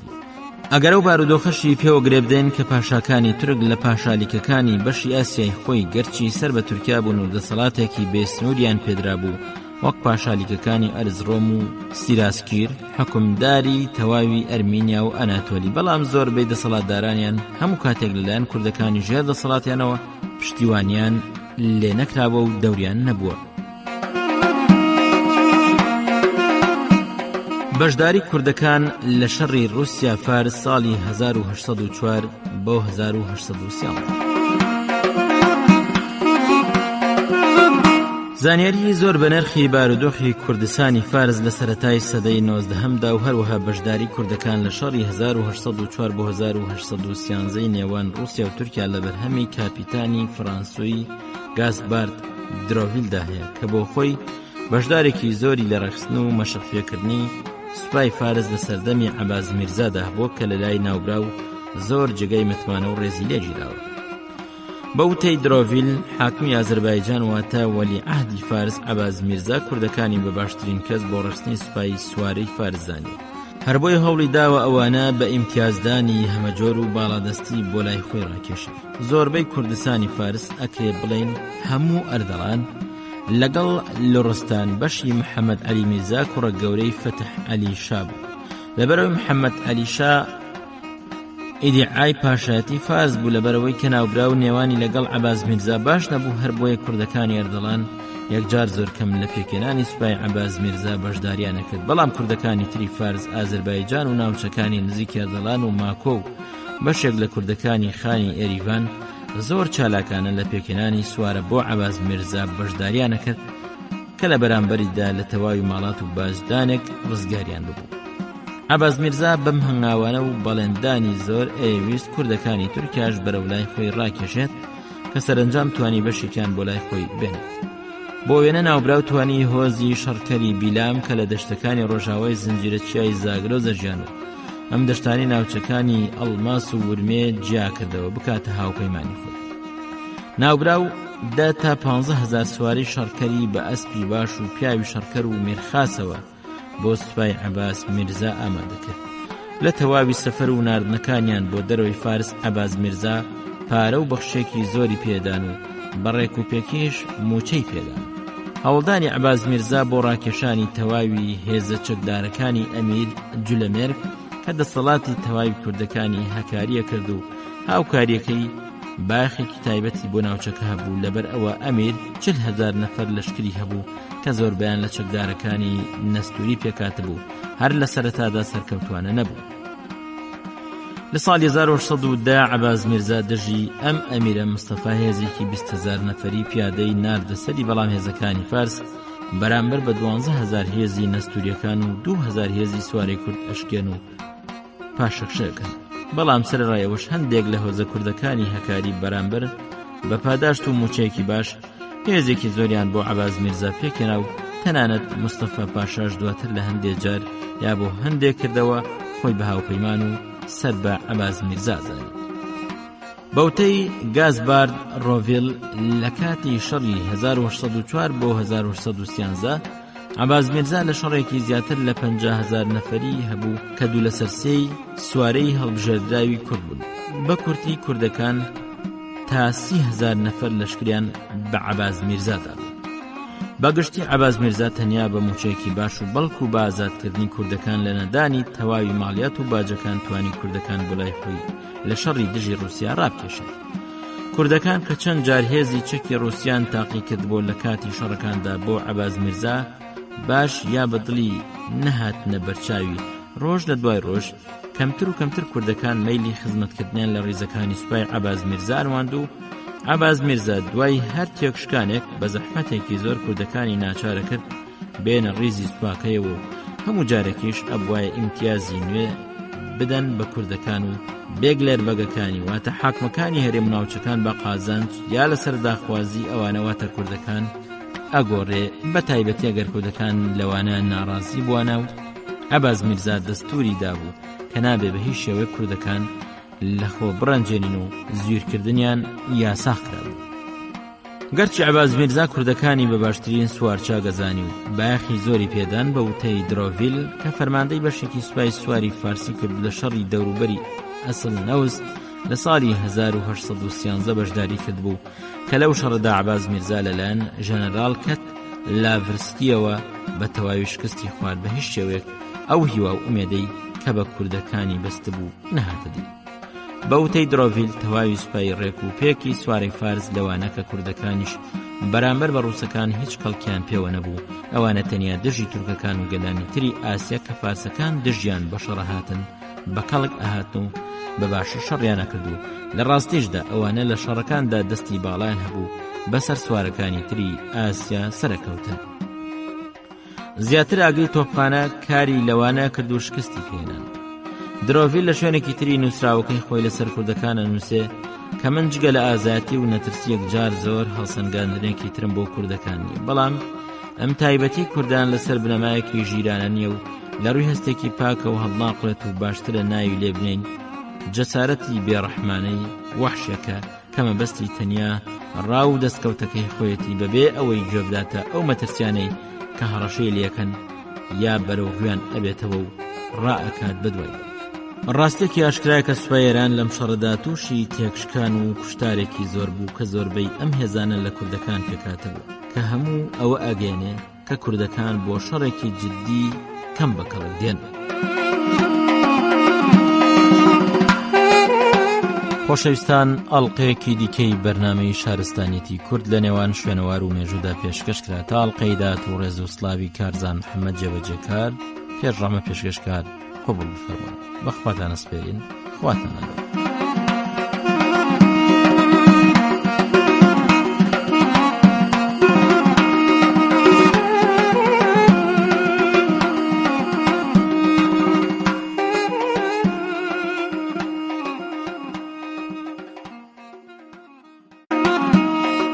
ئاینزا و ئاین لە ڕۆژگاری ساسانیدا بەشی دووەم و کۆتایی. عیساییەکانی ئێران. سەردەمی دروستکردنی کڵێسای عیسایی لە ئێراندا دەگەڕێتەوە بۆ مێژووی سەردەمی ئاشکانی 150 زاینی. مستۆڕاست حکمت لە مێژووی ئاینداڵێ بەڵگەی بەدەستەوە بوو ئەوە نیشانەدا کاینی عیسای لە چاخ یەکەمی زایندا لە وڵاتی جزیرە و نێوان دووڕووبار و لە کوردستان و خۆراوای ئێران دەستی بە بڵاوکردنەوە کردووە. لە دەنگ و باسی عیساییەکاندا ئەوە بینین کە لەو نێوانەدا دوو نێردراو بە ناوی شەمعون و یەهود دوای گەیشتنی مەسیح بە ئاسمان ئاینەکەیان بە خۆرەڵات تا بڵاو کردوێتەوە. لە چاخی ئاشکانیەکاندا سوڵتانەکانی پارت بەهۆی بوونی مرکزی سیاسیان و یەکبوونی جەماوەر و خۆشەویستیان بۆیان کەمتر بربەرەکانی عیسای و جوولەکەیان کردووە. ئەمە ژەگەڕێتەوە بۆ ئەو گۆڕانکاریانەی کە بەسەر وڵاتەکەیان داهاتووە دوای هێرشەکەی ئەسکەندەری گەورە واتە دوای فەرمانڕەوایەتی هاخەمەنشیەکان.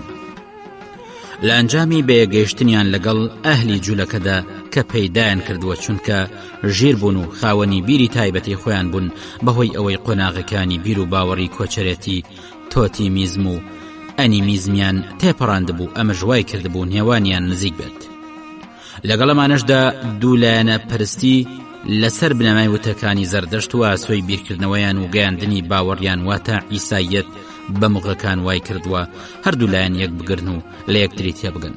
لەلایەکی دیکەوە پێویستە ئاماژە بەو دیاردێش بدەین ئەویش عیساییەکانی وڵاتی ڕۆم لە سەدەی یەکەمی زایندا لە ترسی جەزا و تۆڵە سندنەوە ناچار بوون هەڵبێن بۆ خاکی ئێران بۆ دۆزینەوەی لانەیەکی ئەمین بۆ گەیاندنی پەیامەکەی ئاینی عیسا.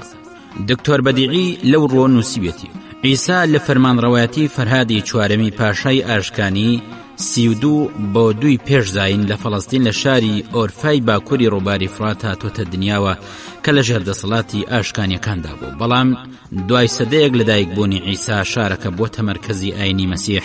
یەکەمین کڵێسا لەم شارەدا دروستکراوە و مەزەبی مەسیحیش لە خاکی نێوان دوو ڕووبار و سەرزەمینی ئازربایجان و خوراسان تاوەکو وەگاتەوە بە پشتەوەی ڕووبار بڵاو بۆتەوە و یەکیان گرتوتەوە. عیساییەکانی ئێران لە سەردەمی ساسانیەکاندا بەو جۆرەی کە لەسەری دوایین ڕۆحانیە زەردەشتیەکان دەمارگرش بوون و ڕێگەیان بە هیچ ئاینێکی تر نەداوە کە لە ناو وڵاتەکەدا ڕۆڵیان هەبێت. ئەم دەمارگرژێش بەو ساڵانی زووترە گەڕێتەوە کە هۆکاری سیاسی درستی کردووە.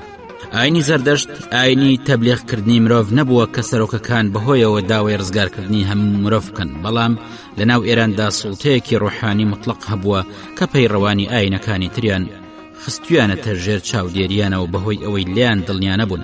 ئەمەش بۆتە هۆی ئەوەی ترسیان بۆ پەیدا بێ. تیپەکانی یەهودی لە بابل بۆ دینی زەردەشت و دەوڵەتی ئێران ترسێکیان دروست نەکردووە، هەرچەندە ئەردەشێر یەکەم ساڵی 226 بۆ 241 زاینی ڕووی خۆشی بە جوولەکەکان نیشان نەداوە، بەڵام ئەوانە بەیادی سربەستی کە لە سەردەمی ئاشکانیەکاندا هەیان بووە حەسرەتیان بۆ خواردووە. لە سەرەتای چاخی ساسانیدا لە ماوەیەکەوە بۆ ماوەیەکی ترکەوتونەتە ژێر فشار بە زۆری ئەو کاتانەی کە خەزنە بەتاڵ بووە، بەڵام بارودۆخی عیساییەکان ئەگەر بەراورد بکرێ بەوان واتە جوولەکەکان جیاوازی هەبووە. لەو کاتەدا کە بنەماڵەی ساسانی جێنشینی ئاشکانیەکان بوون، ساڵی 226 بۆ 651 زاینی، عیساییەکانی شاری ڕەها کە شوێنی گرنگیدان بوون بەهۆی ئەوەی دەوڵەتی ئێران لە شەڕە گەورەکانیدا کە لەگەڵ ڕۆم ئەنجامیاندا بوو ئەوانی گواستبووە بۆ شوێنە دوورەکانی وڵاتی ئێران و جێگیری کردبوون. پاشاکانی ئێران لە لەشکرکێشیەکانیاندا بۆ سەر سووریا بە تەواوی دانیشتوانی شارێک یان شارۆچکێکیان بە زۆر کۆچ پێکردووە و لە یەکێک لە خاڵەکانی ناوڵاتەکەدا جێگیریان کردوون. ئەم کۆچ پێکراوانش بە زۆری لەسەر مەزەبی عیسایی بوون، بەوەش ئاینی عیسایی لە هەموو ئێراندا ڕەواجی پەیدا کردووە.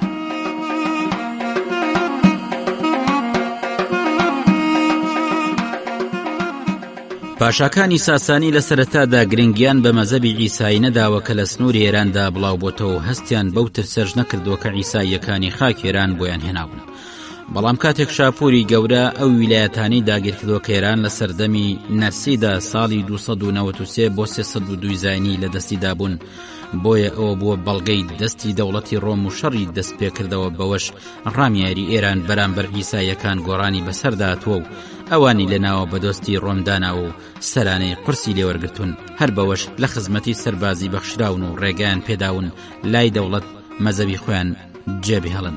کاتێک عیساییەکان بەرهەڵستیان کردوون، دەوڵەت بە هەموو هێزی لێداون و فەرمانی بەڕووخاندنی کڵێساکانیان داوە. هێزدە گوردی یەکەم ساڵی 399 بۆ 420 زاینی لەگەڵ عیساییەکاندا ڕووی خۆشی نیشانداوە، بەڵام ڕۆحانیە زەردەشتیەکانی بە تاوانبار ناساندووە. لە سەردەمیدا لە زۆرینەی شارەکانی ئێراندا کڵێسا دروستکراوە و خانەوادەی گەورەش چوونەتە ناو ئاینی عیسایی، بەڵام بۆ بەدبەختی ڕۆحانیە مەسیحیەکان و ئەو خراپەکاریانەی لەگەڵ یاناکرابوون، جارێکی تر لە سەردەمی بەهرامگور ساڵی 420 بۆ 438 زاینی و یەزدە گوردی دووەم ساڵی 438 بۆ 457 زاینی هەمان ناڕەحەتیان بۆ گەڕاوەتەوە و بەردەوامی هەبووە.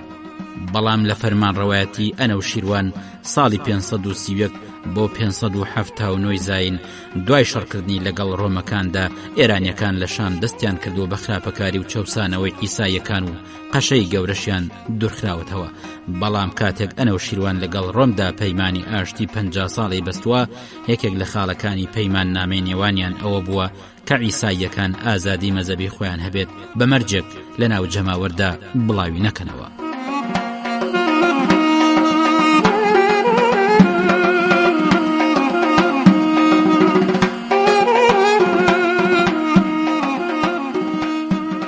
خەسرەوی پەروێز ساڵی 590 بۆ 628 زاینی کە لە سەرەتادا سەرکەوتنی بەسەر ڕۆمەکاندا بەدەستێناوە، بەڵام عیساییەکانی ناو وڵات تۆند و تیژی نەگرتۆتە بەر. بەڵام دوای هێرشە داگیرکەرەکەی هەرقل جارێکی تر تۆند و تیژی ڕامیاری و سەربازی بەرامبەریان گرتووە بۆی ڕزگاری ببێلیان. لە فەرمانڕەوایەتی شێرۆ ئازادی تەواو بە عیسایەکان دراوە ڕۆحانیەکانیشان لە ئێراندا لەسەر شێوەی دامەزراوەکانیان بووە لە وڵاتی ڕۆمدا. ئەو دروشمە ئاشتیانەی یەزدەگورد یەکەم کە بەرامبەر بە عیسایەکان نیشانی داوە گومانی تێدا نییە کە لە پشتیەوە هۆکاری سیاسی هەبووە بۆ سەقامگیرکردنی ئەو ئاشتیەی نێوان ئێران و ڕۆم لەسەر بنەمایەکی بەهێز کە توانی هەوڵی زۆر بدات لەو ڕۆ. جگەلەوەش ئەو هەنگاوەیە یەزدەگوردی لەناو لەگەڵ سوڵتەکەی خۆشیدا بەرەو لێبردن و ئاشبوونەوە برد. یەزدەگورد لە کۆتایی فەرمانڕەواکەیدا کردداری خۆی بەرامبەر عیسایەکان گۆڕیەوە، بەڵام تاوانبار هەر عیسایەکان بوون، چونکە کردداری ناڕەوایان چەند جارێک زیانی گەیاندووە بە ئێرانیەکان. بەڵام پاشا بەخشیونی بۆ ئەوەی ئاو بەسەر ئاگردا بکات و لە نێوان هاوسەنگێک دروست بکە کە عیسایەکان تێیدا بە ئاگا نەهاتن. نمونەش بۆ ئەمە لە شاری هورمز ئەردەشێر کە یەکەوێتە خۆزستان کەسێکی ڕوحانی مەسیحی بە ناوی حەش و بەڕەزامەندی ڕسمی یان دەمی قەشە عەبدا پەرستگایەکی زەردەشتی وێران کردووە کە نزیکی کڵێسایەکی عیسایی بووە. ئەو ڕۆحانیە و قەشە و کەسانی تر کە لەو پرسەدا خۆیان بەدەستەوە داوە پەشیمان بوونەتەوە و داوای لێبوردنیان کردووە، بەڵام دەستگیرکراون و نێردراون بۆ تەیسفون. پاشا خۆی لێکۆڵینەوەی لەگەڵدا کردوون، لەمەدا عەبدا هاوبەشی خۆی لەو کارەدا دان پێداناوە، بەڵام حەش و دانی بە تاوانەکەی داناوە کە خۆی ئەو پەرستگای ڕوخاندووە و بە خراپەش باسی ئاینی زەردەشتی کردووە. پاشا فەرمانی بە عەبدا داوە کە پەرستگاکە نوێ بکاتەوە، بەڵام ئەو فەرمانەکەی داوەتە دواوە، بۆیە ئەویش فەرمانی کوشتنی داوە. ئەم جۆرە تاوانانە کە عیسایەکان ئەنجامیان داوە لە کۆتاییدا بە زیان بۆیان گەڕاوەتەوە. بەڵگەش بۆ مەهرنەرسی کە دوژمنی گەورەی عیسایەکان بووە، پاشا بە پلەی وزرگ فرمزار دایناوە. ئەمەش بەڵگەی گۆڕینی ڕەفتاری پاشایە بەرامبەر عیسایەکان. عیسایەکان لە چاقی فەرمانڕەواتی ساسانیدا هەتا لە سەختترین قۆناغەکانی ڕاونان و دوورخستنەوە و هێرشبردنە سەریان ڕێگەیان پێدراوە کاری ئاینی خۆیان بکەن، لەگەڵەوەشدا کە هەندێک جار لە کڵێسەکانیان لە شار و گوندەکاندا ئازاری کرێکارە ئێرانیەکانیان داوە. لەوەش زیاتر لە ساڵانی 420 زاینی لە پایتەختی وڵاتی ئێراندا ڕێگەیان پێداون ئەنجومەنەکانیاندا بمەزرێنن بە ئامادەبوونی دوو نوێنەری دەوڵەتی ئیمپراتۆریەتی بێزەنتە، یەکێکیان بە ناوی مارۆسا و ئەویتر ئاکاسە، کە خود بەو ئامۆژگاری خۆیان داوە لە ناخۆشترین ڕۆژەکانی ترس و دوورخستنەوەیان کە بەرامبەریان کراوە لە فەرمان ڕەوایەتی شاپوری دووەم ساڵی 309 بۆ 379 زاینی. وا دەرەکەوێت هەموو کات فشار لەسەر زانای ئاینی مەسیحی هەبووە، بەڵام لەبارەی گشت مەسیحیەکانەوە ئەوە نەوتراوە و عیسایەکانیش بۆی لە شوێنی نیشتەجێبوونیان دەرنەکرێن ناچار بوون لە ئاینەکەی خۆیان هەڵبگەڕێنەوە. وا دەرەکەوێت عیسایەکانی وڵاتی ئێران هەر وەکوەوانەی دەوڵەتی ڕۆم لە پەیوەندیە یاسایەکانیاندا سەر بە یاسای سریانی و ڕۆم بوون. ئەمەش دابوونەری تێک بووە کە لەسەری ڕۆشتون، لە ناویانە کوشتن کەم بوو، بوونیشی ڕێکەوتنی لەسەر کراوە. بۆیە عیسایەکان توانیویانە بە ئارامی لەژێر هیدایەتی معنەوی قەشەکاندا ژیان بەسەر برن، بەڵام ئەوانەی تاوانیان کردووە بە خراپی وەڵامیان دراوەتەوە. فەرمان بە کوشتن کە کاری پێکراوە بەهۆی شمشێر بوو، ئەوانش کە تاوانیان بەرامبەر ئاین کردووە دەوڵەت هەڵی واسیون، واتە لە سێدارەی داون. پرۆتۆبیۆس واجەرەتەوە کە پێستی سەردارێکی ئەرمەنی گوراوە و کای تێکراوە و کراوە بە درەختێکی بەرزەوە. لە سەردەمی گەڕان بە دوای عیسایەکاندا هەندێک جار گەورەکانیان تاوانبار کراون کە سزاکەی بەردبارانکردنی بووە. لە فەرمان ڕەوایەتی یەزدەگوردا دوو ڕاهیبێ عیسایی هەڵواسراون و بەردباران کراون. هەروەها چەند کەسێکیش لە عیسایەکان بە زیندوی خراونەتە ناو دیوار یان ڕێگەدراوە لاشەی تاوانباران بخەنە ژێر پێی فیل، کە نمونەی ئەمە لە سەردەمی ئیسلامدا ئەبینرێ و لە ڕۆژگاری ساسانیشدا ڕەواجی پێدراوە. داستانی ڕەشەکوژی شاپوری دووەم. لە کاتێکدا قوستەنتین ئیمپراتۆری ڕۆم لە سەدەی 4 زاینی ئاینی مەسیحی وەکو مەزەبێکی ڕسمی ناساند و بڵاوی کردەوە، لەو سەردەمەدا شاپوری دووەم لە ئێران فەرمان ڕەوایەتیە کرد. ئەو پاشایەکی ئازا و بە ئیرادە بووە و ماوەی 70 ساڵ پاشایەتی کردو و لەگەڵ ڕۆمەکاندا لە جەنگدا بووە و بەرامبەر جەماوەری نەسرانیش لیان بەگومان بووە و وڵاتی ئەوانیشی بە دوژمن داناوە و بیانیەکانی دەور و پشتیشی کە چوار دەوریان لێگرتووە بەنەیار کە تەرەفدارانی قەیسەر بوون لە ناو ئێراندا کە لە ڕەشەکوژی ترساون، هەرچەندە ئاینی عیسای هەتاکووە و کاتەش پێشکەوتنێکی وای بەخۆ نەدیوە.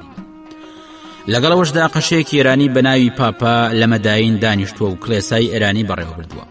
هەروەها کۆنترین شورای مەسیحیش لە ساڵی 315 زاینی لە هەمان شاردا دامەزراوە و قەشەی ئەو وڵاتەش نازناوی جاسلیقی هەبووە کە سەرۆکی هەموو مەسیحیەکانی خۆرهەڵات بووە و زانیاری هەیە کە لە دەرەوەی کڵێسای ئێران بڕیاری لەسەر درراوە.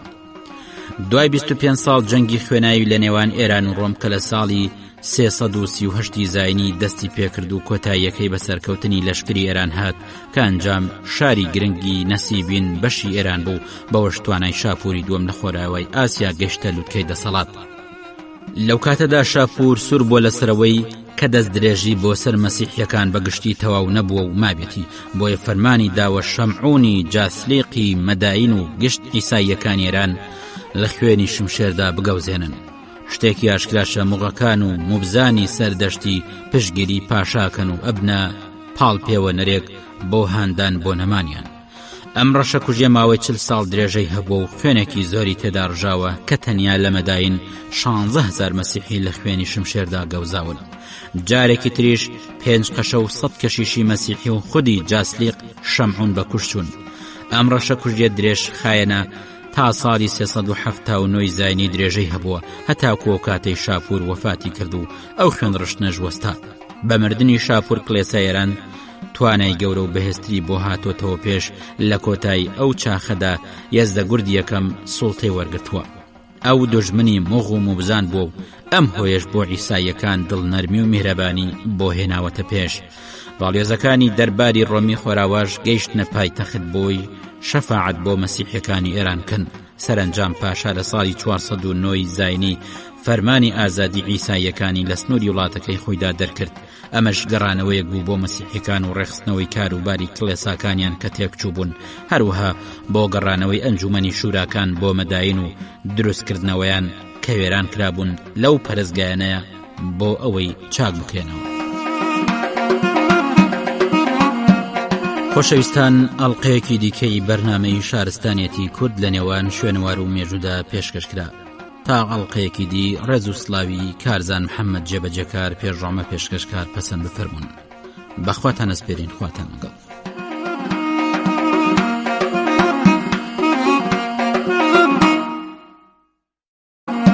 شارستانێتی کورد لە نێوان شوێنەوار و مێژوودا.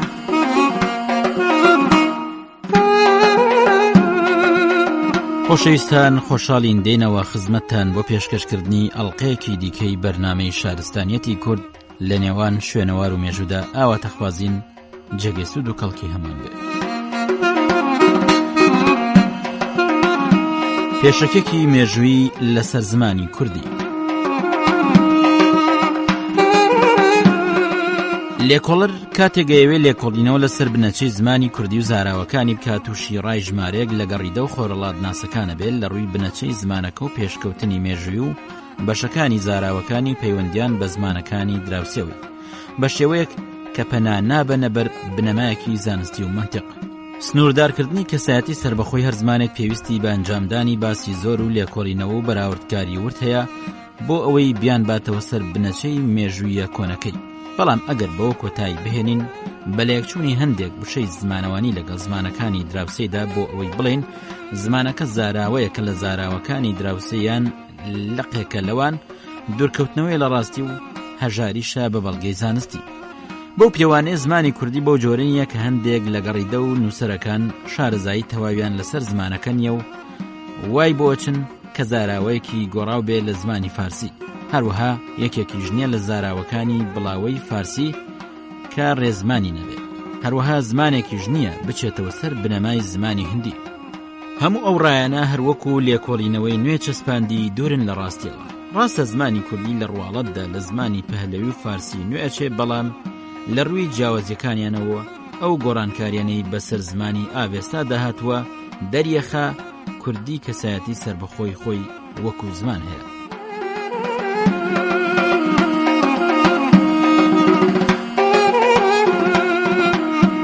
ئەو هۆکارانەی وای لەوانە کردووە بە باوەڕی هەڵەیان زمانی کوردی پەیوەست بکەن یان بنەچەکەی بەرنەوە بۆ زمانی تر کەمی بەرهەمی ئەدەبی کەلەپوری کوردی نووسراو بۆ بە زمانەکە کە پێویستیان پێبووە بۆ لێکۆڵینەوەکانیان و بەراوردکاریەکانیان لەلایەک لەسەر بابەتەکە لەلایەکی تریشەوە زۆری زاراوەکانی زمانی کوردی ئەم دوو هۆکارە هەندێک جار کێشەی گەورەی بۆ بیانیەکان دروست کردو بەگشتی لەسەر زمانەکە کە بەو هۆیەوە نەیانتوانیوە ڕای ورد لەسەری بدەن کە بۆچی بنەچێک ئەگەڕێتەوە. زۆرینەی خۆرهەڵات ناسەکان لە لێکۆڵینەوەکانیاندا باوەڕیان بۆ ئەوە چێ کە زمانی کوردی وەکو زاراوە یان لەقێک پەیوەزنیە بە زمانی فارسی، بەڵکو زمانێکە خاسیەت و تایبەتمەندی و سربەخۆیی خۆی هەیە، لەوانش بە شێوەیەکی تایبەت جستی و سۆسینە. خۆرهەڵات ناس یەکەم ئەوە دووبارەکاتەوە کە زمانی کوردی لەقێک نییە لە زمانی فارسینە، بەڵکو جیاوازێکی تەواوی هەیە لە فارسی لە ڕووی سیستەمی دەنگ و نوتقەوە. بەڵام سۆسینەڵێ زمانی کوردی زاراوەیەک نییە لە خوشکەکەی زمانی پەهلەوی، هەروەها فارسی نوێژ نییە، بەڵکو نێوانیان لەو پەیوەندیانە دوورترە. لەوەش دیاتر سۆسین وا بەیانەکە کە زمانی کوردی لە لقەکانی زمانی فارسی نییە.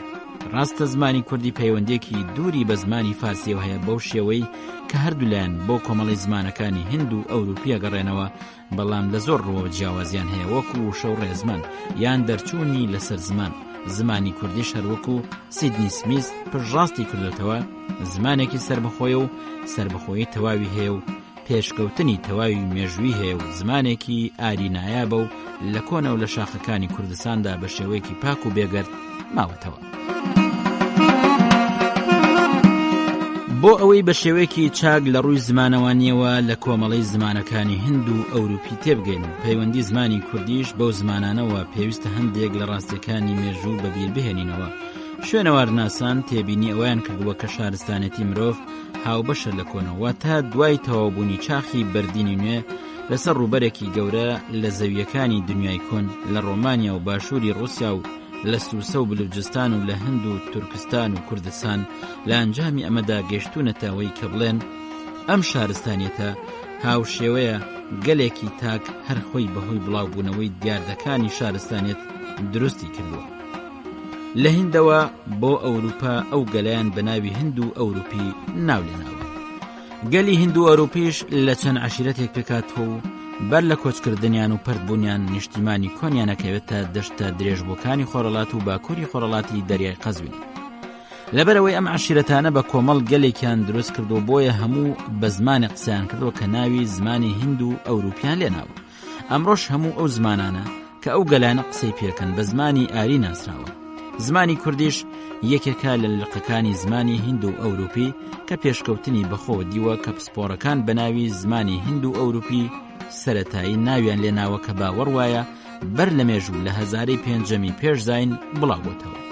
ئەم زمانە لەگەڵ کۆچی گەلانی هند و ئەوروپی بڵاوبۆتەوە کە هەر یەکێک لەو کۆمەڵانە بەرەو ناوچەیەک لە ناوچەکانی دنیای کۆن ڕۆشتون، بە تایبەتی بەرەو ئاسیا و ئەوروپا. بەشێک لەوانە ڕووباری دانوبیان بڕیوە بۆ نیوە دورگەی باڵقان و ئەوروپای خۆرەڵات کە باوکو باپیری یۆنان و ڕۆمان و غەیری ئەوانن. ئەمانە لە گەلانی ئەوروپین، ئەوانن کە ئەمڕۆ بە زمانەکانی ئەوروپی سەردەم قسەکەن. بەشێکی تریشیان بەرەو باشووری خۆرەڵات ڕۆشتون و گەیشتونەتە سنووری هند لە سند و پەنجاب جێگیر بوون. ئەمانەش ئاریەکانی باشووری ئاسیان، ئەوانن کە ئەمڕۆ بە زمانەکانی هندی قسەکەن کە لە کۆمەڵەی زمانەکانی هند و ئێرانی باشووری ئاسیایە. بەڵام بەشی سێم بەرەو ئاسیای بچووک و شاخەکانی زاگرۆز ڕۆشتون کە لە ئێران و کوردستاندا بڵاوبوونەتەوە. سەرقافڵەی ئەمانە کە هاتوونەتە شاخەکانی زاگرۆز میدیەکانن کە لەگەڵ گوتیەکانی باپیرە گەورەی گەلی کورد تێکەڵ بوون و گەلی کوردیان پێکەنەوە. هەروها پارتەکانی ژواتە ئاشکانیەکان بەرەو باکووری ئێران چوون و فارسەکانیش ڕۆ و باشووری ئەوان ڕۆشتون کە هەتاکو ئێستاش ئەو بەشە لە ئێران بە هەرێمی فارس ناسراوە. ئەمانە هەمویان بە کۆمەڵێک زمانی هاوشێوە قسەکەن کە ناوی کۆمەڵەی زمانەکانی ئێرانیان لێناوە کە لەقێکن لە زمانەکانی هند و ئێرانی. بەو پێ زمانی هند و ئێرانی ئەمڕۆ چەند کۆمەڵێک زمانی سەرەکی و لقی لە کیشوەری ئاسیا و ئەوروپا لەخۆ گرتووە کە ئەمانن: کۆمەڵەی هند و ئێرانی، کۆمەڵەی ئەنازۆلی، کۆمەڵەی ئیتالی، کۆمەڵەی جەرمەنی، کۆمەڵەی کلتی، کۆمەڵەی بەلتیقی و سلاوی و هەندێک لە زمانەکانی تر. ئەم کۆمەڵە زمانانە بە چەند زمانێکی تر دابەژە بن یان بە کۆمەڵێک زمانی سانەویەوە کە بە هەمویان زمانەکانی هند و ئەوروپی سەردەمن. کۆمەڵەی هند و ئێرانیش بە 4 بەشی سانەوی دابەش بوون کە ئەمانن: دەردی، هندی، قەزوێنی ئەخێتە پاڵ دەریای قەزوین ئێرانی. کۆمەڵی زمانەکانی ئێرانی ژمارەیەک زمانەگرێتەوە کە ئەمانن: کوردی، بلوجی، سوغدیانی، پشتۆ، ئاڤێستا، فارسی کۆن. ئەوەی تێبینیەکرێ نزیکبوونەوەیەکی زمانەوانی هەیە لە نێوان زمانەکانی هیند و ئێرانی. ئەمەش بەڵگەی ئەوەیە کە لێک زمانەوە هاتوون کە پێی ئەڵێن زمانی هیند و ئێرانی، کە باوەڕ وایە بنەچێ بۆ لقەکانی کۆمەڵی زمانەکانی هیندی و ئێرانی ئێستامان. بەڵام کۆمەڵی زمانەکانی ئێرانی کە کوردی و فارسی ئەگرێتەوە یان غەیری زمانەکانی تر کە لەو بەرناومان هێنان، ئەمانەش ئەبن بە سێ بەشی سەرەکیەوە کە ئەمانن: زمانەکانی ئێرانی باکووری خۆراوە، زمانەکانی باشووری خۆراوە، زمانەکانی ئێرانی خۆرەڵات. زمانی کوردیش بۆ کۆمەڵی یەکەم ئەگەڕێتەوە، بەڵام فارسی بۆ کۆمەڵی دووەم ئەگەڕێتەوە. ئەمەش بەڵگەیە بۆ سربەخۆیی هەر یەکێک لەوانە. وەکو تێبینی ژەکرێ زمانی کوردی زمانێکی سربەخۆیە، لەقێک یان زاراوەیەکی ناوخۆیی نییە کە لە زمانی فارسی وەرگیرا بێت. هەروەها لە شێوەشدا جۆری پەیوەندی کە هەیە لە نێوان ئەو دوو زمانەدا ڕوونە لەسەر بنەمای خستنەپاڵیان بۆ کۆمەڵی زمانەکانی ئێرانی. بەو جۆرە بۆمان ئاشکرا بێ ئەوەی کە لەوە بەرباسمان کرد زمانی کوردی زمانێکی سربەخۆیەوە و لە ڕووی پێشکەوتنی مێژوویشەوە دیارە. ئەم سربەخۆیەش لە ناو زمانەکانی ئێراندا کەسایەتیەکی زمانەوانی جای پێداوە بەو شێوەی کە زمانێکی کۆنە و ڕێگەی پێشکەوتنی زمانەوانی لە هەموو چاخەکاندا بە شێوەیەکی سربەخۆی تەواو وەرگتووە لە زمانی فارسی.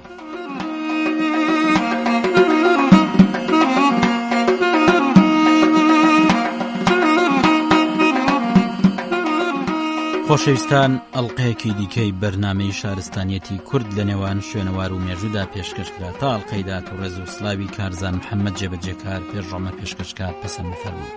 بەخواتان ئەسپێرین، خواتان.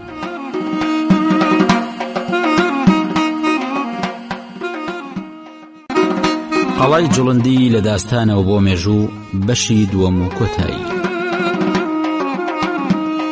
ئەو ڕایانەی لەسەر داستانی جوڵندی وتراوە. سەرجەمی ئەو ڕاوبۆچوونانەی لەسەر داستانەکە وتراوەتوانین لەم خاڵانی خوارەودا نیشانیان بدەین. سیجی ئادمۆنزەڵێ هیچ بەڵگەیەکی جوگرافی و ناوخۆیی بەهێز بەدەستەوە نییە کە پەیوەندی لە نێوان ئەم داستانە و قەڵای جوڵندی چەمی ڕێزان لە ناوچەی سوورداشە بێ. زانای زمانەوانی تۆفیق وەهبی باسێکی لە گۆڤاری ئەلکیتاب ژمارە 2 ساڵی یەکەم تەمووز 1950 لاپەڕا 3 بۆ 25 بڵاو کردێتەوە لە ژێرناوی قەڵایەکی کەیانی لە باکووری سلێمانی. لە باسەکەیدا بەشێکی بۆ شوێنەواری جوڵندی تەرخان کردووە لەگەڵ تۆمارکردنی هەندێک چیرۆک کە تایبەتە بە جوڵندی پاشاوە. لەوانە داستانی کۆشکی ماتیخی دایکی جوڵندی کە شوێنی کۆشکەکە یەکەوێتە لای چەپی ڕووباری سوورقاوشان بەرامبەر قەڵای جوڵندی. هەروەها تۆمارکردنی داستانی قەڵای جوڵندی کە لە ناوڕۆکدا لە داستانی پێشەکێکەوە لە هەندێک ڕۆ ئەچنەوە سەریەک. پوختەکەی ئەمەیە: ئاڵێن سوپایەکی گەورەی بەهێز لە سەردەمی خەلیفەی مسلمانان عەلی کوڕی ئەبی تاالب درودی خوای لەبێ ئەنێرن بۆ داگیرکردنی قەڵای جوڵندی. دوای ئەوەی ساڵێک گەمارۆیەدا سوپاکە ناتوانێ بیگرێت، بەڵکو لەگەڵەوەشدا دانیشتوانی ناو قەڵاکە هەموو ڕۆژێک زیانی زۆریان پێگەیاندون. بۆیە گەورەی سوپاکە نووسراوێک ئەنووسێ و بە تەتەرێک داینێرێت بۆ خەلیفەی مسلمانان عەلی کوڕی ئەبی تاالب. تێیداڵێ مرۆڤ ناتوانێت ئەم قەڵایە بگرێت. سوپای مسلمانەکانیش لە بارودۆخێکی خراپدان ئەم قەڵایە ناگیرێت ئەگەر بە موعجیزەیەکی ئاسمانی نەبێت. ئێمەش چاوەڕێی ئەم موعجیزەیە لە ئێواکەین یان فەرمان بدەن سوپاکە بگەڕێتەوە. کاتێک تەتەرەکە لە بەیانیدا گەیشتووە، ئیمام لە مزگەوت چۆتە دەرێ و بۆ ماڵ گەڕاوەتەوە، لەوێ نووسراوەکەی وەرگرتووە. دوای خوێندنەوەی دڵتەنگ بۆ بەوەی تێیدا نووسراوە، داوای کردووە کۆچەقانیەکی دوو فەلەقی بۆ بهێنن. دوو بەردی تێکردووە و ڕۆ قەڵاکە هاویشتونی. لە کاتێکدا بەردەکان بەڕێگاوە بوون بۆ قەڵاکە، خوا لوتفی بەزەیی بە دانیشتوانەکەی داهاتۆتەوە و ڕێگەی ئیسلامەتیان گرتووە. ڕێگایان بە سوپای مسلمانەکان داوە بێنە ناو قەڵاکە و ببنە میوانیان. بە فەرمانی خوا جوبرائیلی ئەمین بە پەلە هاتوو بۆی مسلمانەکان لە کەوتنە خوارەوەی ئەو دوو بەردە ڕزگار بکە. کاتێک جوبرائیل هاتۆتە سەرزەوی، گوێی لە دەنگی گەورەی بەردەکان بۆ کە نزیک بوون بەر قەڵاکە بکەون. جوبرائیل بۆ ئەوەی نەیەڵێت زیان بە قەڵاکە و ئەوانەی تێیدا ژین بکەوێ، باڵی داوەتە بەریان لە نزیک دەروازەی قەڵاکەوە بە هێواشی هاتوونەتە خوارەوە و بە پێوە وەستاون کە لە ئێستادا پێیان ئەڵێن بەردە عەلی. جوبرائیل لەو هەوڵەیدا باڵی ڕووشاوە. شوێنەوارناس سەبری شوکری لە 24 یانزەی 1949 چوەتە سەردانی قەڵای جوڵندی نزیک بە گوندی پیران لە ناوچەی ئاغجلەر. توانی وێ زانیاری لەسەر قەڵاکە و ناوی جوڵندی وەربگرێت کە بە پێ قسەی دانیشتوانی ناوچەکە جوڵندی پاشایەکی بەدپەرست بووە و لەناو ئەو قەڵا گەورەیەدا خاوەندە سەڵات بووە. جگەلەوەش راپۆرتی ناوبرا و شوێنەواری بەردەعەلی نزیک بە قەڵاکەشی گرتوتەوە.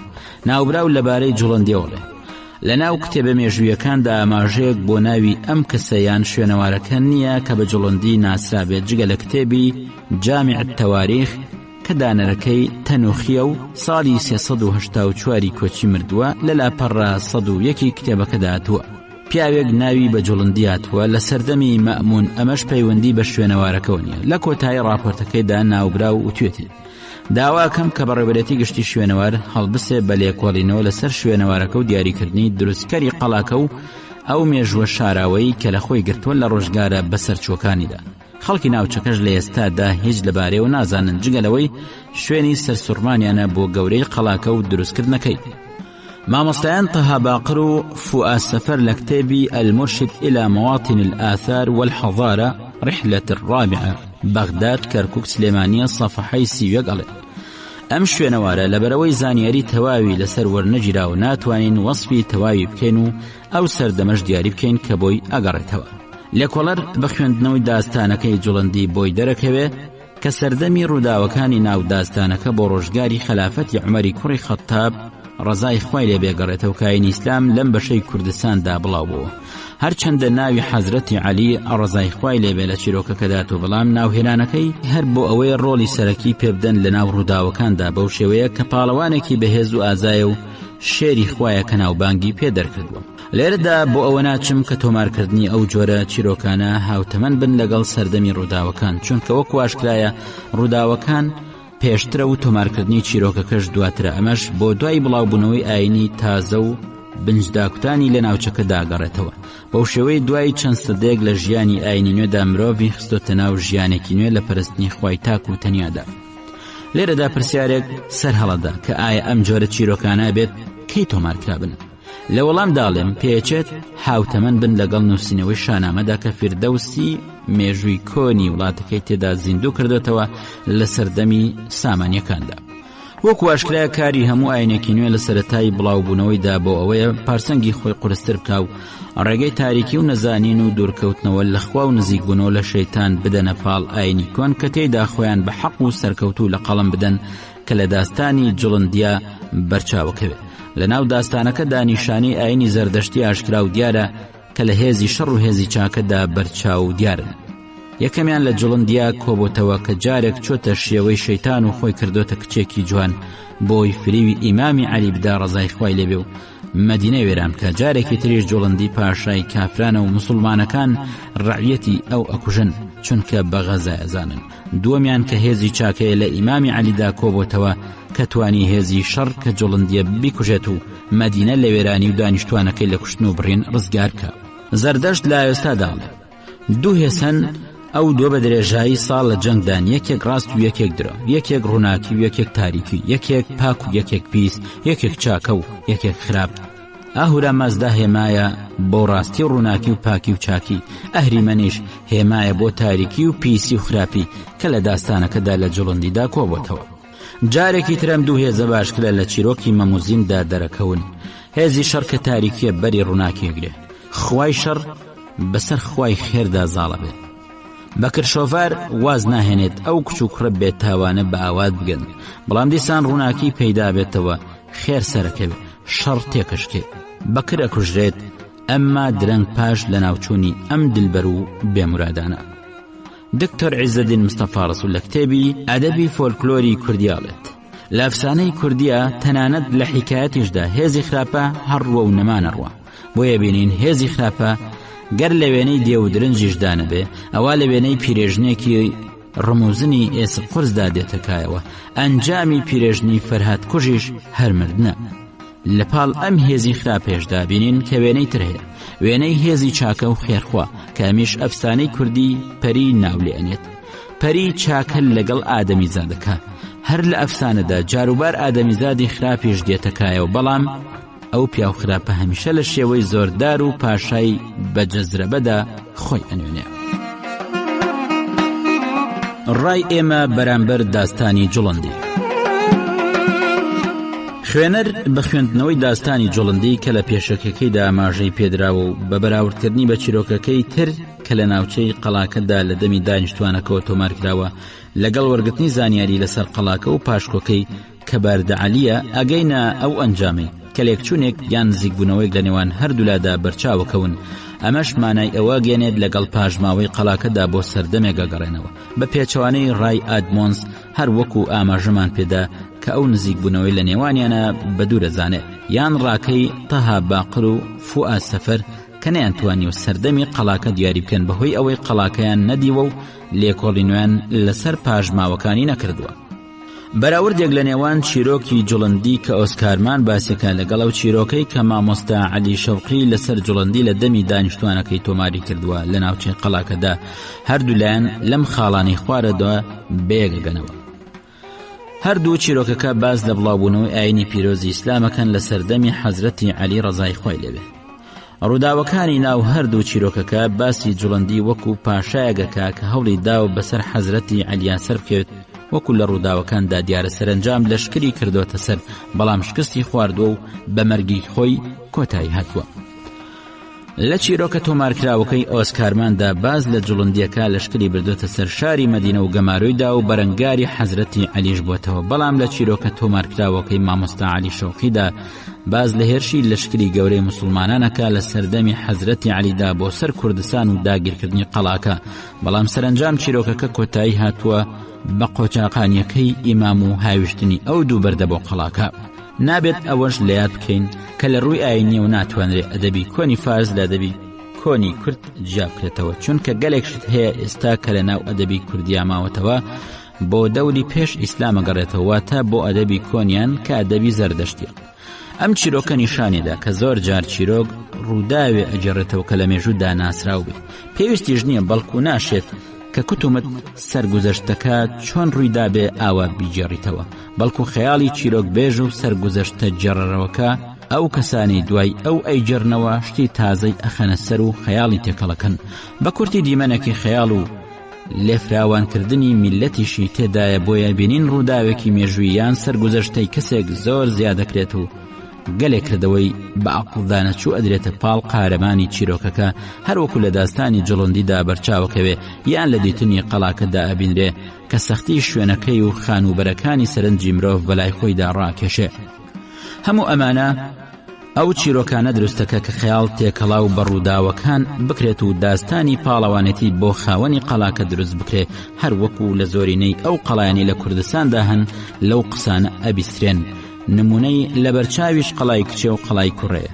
بۆیە شتێکی ئاساییە کە ئاماژە بۆ بدەین ململانێ لە نێوان ئاینی تازە کە لە ئیسلامدا بینراوەتەوە لەگەڵ ئاینە کۆنەکاندا ڕوودات وەکو زەردەشتی و عیسایی و موسایی، بەڵام کۆتاییەکەی بەهاتنی موسڵمان و بڵاوبوونەوەی ئاینەکە دوایی پێهێنرا.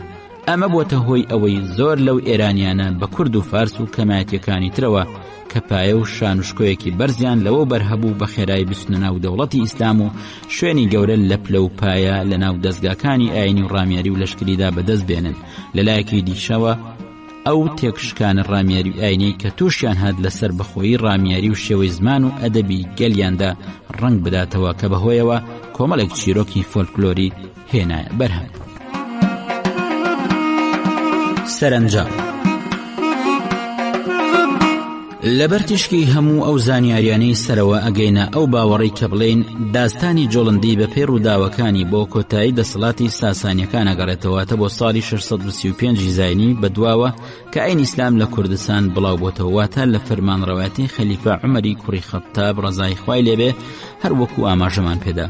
ئەوەی ئەو ڕاستیە سەلمێنێت پاژماوەی شوێنەواری قەڵای جوڵندیە کە سەردەمێکی کۆنی لە خۆگرتووە لە ژوور و پاژماوەی دیوار و کۆڵەکەی بەردین و تاقمی نیوەکەوانەی کە بەڵگەیەکی دیارن بۆ مێژووی شوێنەوارەکە و سەردەمی دەسەڵاتی ساسانیەکان لە ناوچەکەدا. ئەمەش لەو سەردانانەمدا بۆم دەرکەوت کە لە ساڵی 1997 و بەدواوە تاوکو ساڵی 2005 چەند جارێک بە ناوچەی قەڵاکەدا و بەردەعلی سوڕامەتەوە و زانیاریم لەسەری وەرگتووە و بەپێی لە تەگۆزە و گڵێنەکانی و پارچەی شوشەی تەنکی بۆ یاخکراوی هەمەڕەنگی. وا دیارە هێرشی مسلمانەکان بۆ سەر قەڵاکە و داگیرکردنی وێرانکاری گەورەی بەخۆدیوە. بەڵگەشت بۆ ئەمە دوای سوڕانەوەم بە قەڵاکەدا تەواوی ژوور و دیوار و تاقی کەوانەی وێرانکرابوون. جگەلەوەش ئەوەی لە کەلوپەل تێیدا بووە شکێنراون، چونکە لە تەگۆزە و کەرتیش و شتێکی تر نەمابوو. لە هەندێک شوێنیشدا پاژماوەی سووتان ئەکەوتنە بەرچاو کە بەڵگەن بۆ ئەوەی قەڵاکە دوای داگیرکردنی سووتێنراوە. بەراوردێک لە نێوان پاژماوەکانی ئەم شوێنەوارە و شوێنەواری قەڵای شیلەی لە ناوچەی کۆیە کە ساڵی 1997 کاری کنەوپشکنینم تێدا کرد دوای دۆزینەوەی پەرستگایەکی زەردەشتی لە چینی یەکەمیدا کە بە پێی نەخشەکەی بۆ چاخی دوایی ساسانیە گەڕایەوە 227 بۆ 636 زاین دەرکەوت. هەمان شێوەی قەڵای جوڵندی بەسەر هاتبوو لە سووتاندن و وێرانکردنی، چونکە بە هەمان شێوەی یەکەم ئەم پەرستگایەش هێرشی مسلمانەکانی دیوە کە هاتوونەتە ناوچەکە بۆ بڵاوکردنەوەی ئاینی ئیسلام لە سەردەمی خەلیفە عومەر. وا دیارە لە ئەنجامی ئەو هێرشانە بۆ سەر ئەم بەشەی کوردستان هەر شتێک هاوشێوەی ئەو پاشماوانەیان دی بێت وێرانیان کردوون. استراتیژێتی قەڵاکە کە لەو شوێنە شاخاویە سەختەدا دروستکراوە و لە سێلاوە ئاو دەوری داوە نیشانیەدا کە لەو سەردەمەدا قەڵایەک بۆ پارێزگاری ناوچەکەی پێکراوە، چونکە کەوتوتە سەر ڕێگایەکی کۆن کە توانیوێتی دەسەڵاتی بەسەر هەموو ڕێگە کۆنەکاندا هەبێ لە کاتی هێرشی سەربازیدا. گرنگی شوێنەکەشی لەوەدا کە توانیوێتی لەوێەوە بگاتەوە بە دەشتی شارەزور دوای بڕینی زەی بچووک لەسەر ڕێگەی قەشقۆڵی. شوێنەوارە زۆرەکانی ناو ئەم شوێنەوارە کە لە ڕووبەرێکی فراواندا بڵاو بوونەتەوە بەلای منەوە باشکرا ئەوەی پێوە دیارە بەهۆی بەرزی شوێنەکەیەوە کە لە مەودایەکی دووردا دیارە پێچێت، لەگەڵ ئەوەشدا قەڵایەکی بەرگری بۆ لە ناویدا پەرستگایەکی زەردەشتیش هەبوو بێ، چونکە لەو سەردەمەدا باو بووە لە ناو کۆشک و قەڵاکاندا پەرستگاش دروستکراوە. نمونەی لەبەرچاویش بۆ ئەمە قەڵای کەرەفتووی خۆرەڵاتی سەقزە لە کوردستان ئێران، بۆی لەلایەک پاراستنی ناوچەکە بەجێ بگەێنن، لەلایەکی تریشەوە ڕێوڕسمی ئاینەکە بەرز و پیرۆز ڕابگرن و ڕووناکی بەردەوامی ئاگرەکەی دیار و لەبەرچاو بێت. ماوەتەوە بڵێم هەر وەکو لە سەرەتادا ئاماژەمدا سەرچاو مێژوویەکان باز لە بڵاوبوونەوەی ئاینی ئیسلامەکەن لە سەردەمی خەلیفە عومەر دوورەدی خوای لێبێ ساڵی 12 بۆ 24 کۆچی لە هەرێمەکەماندا. ناوهێنانی حەزرەتی عەلی لە ناو ڕووداوەکانی داستانەکەدا هەروەکو باسمان کرد لەبەر ئازاتیەکەی بوو. ئەو گۆڕانکاریانش بەسەر چیرۆکەکاندا هاتوو بەهۆی ئەوە بووە دەماودەم گەیشتووەتە دەنا حەزرەتی عەلی لە سەردەمی خۆیدا نەهاتووەتە هەرێمەکەمان.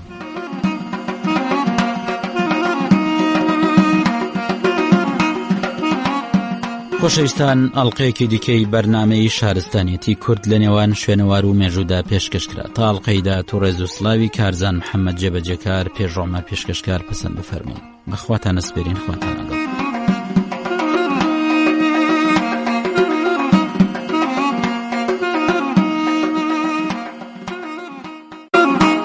خۆشەویستان، خۆشحاڵین دێنەوە خزمەتتان بۆ پێشکەشکردنی ئەڵقەیەکی دیکەی بەرنامەی شارستانیەتی کورد لە نێوان شوێنەوار و مێژوودا ئاواتەخوازین جێگەی سوود و کەوتی هەمان بێ. نووسینە دۆزراوەکانی شاری حەزەر ناسرا و بەهانزای شاری ڕۆژ. نووسینە قەواڵەدارەکان ورترین بەڵگەی بە نرخی شاری حەزەرن لە ئێستادا کە خۆشبەختانە نزیکەی 300 نووسین لە کاری کنەوپشکنینی دێری ناسیدا دەرکەوتون و ناسراون.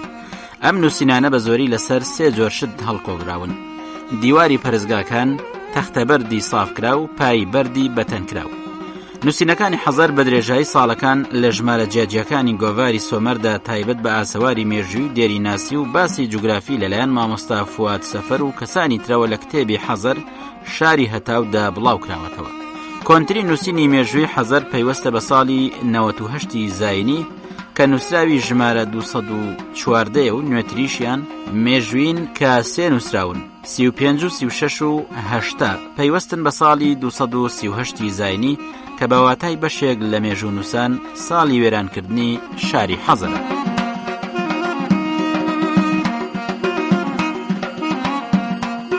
بابەتی نووسینەکانی حەزەر.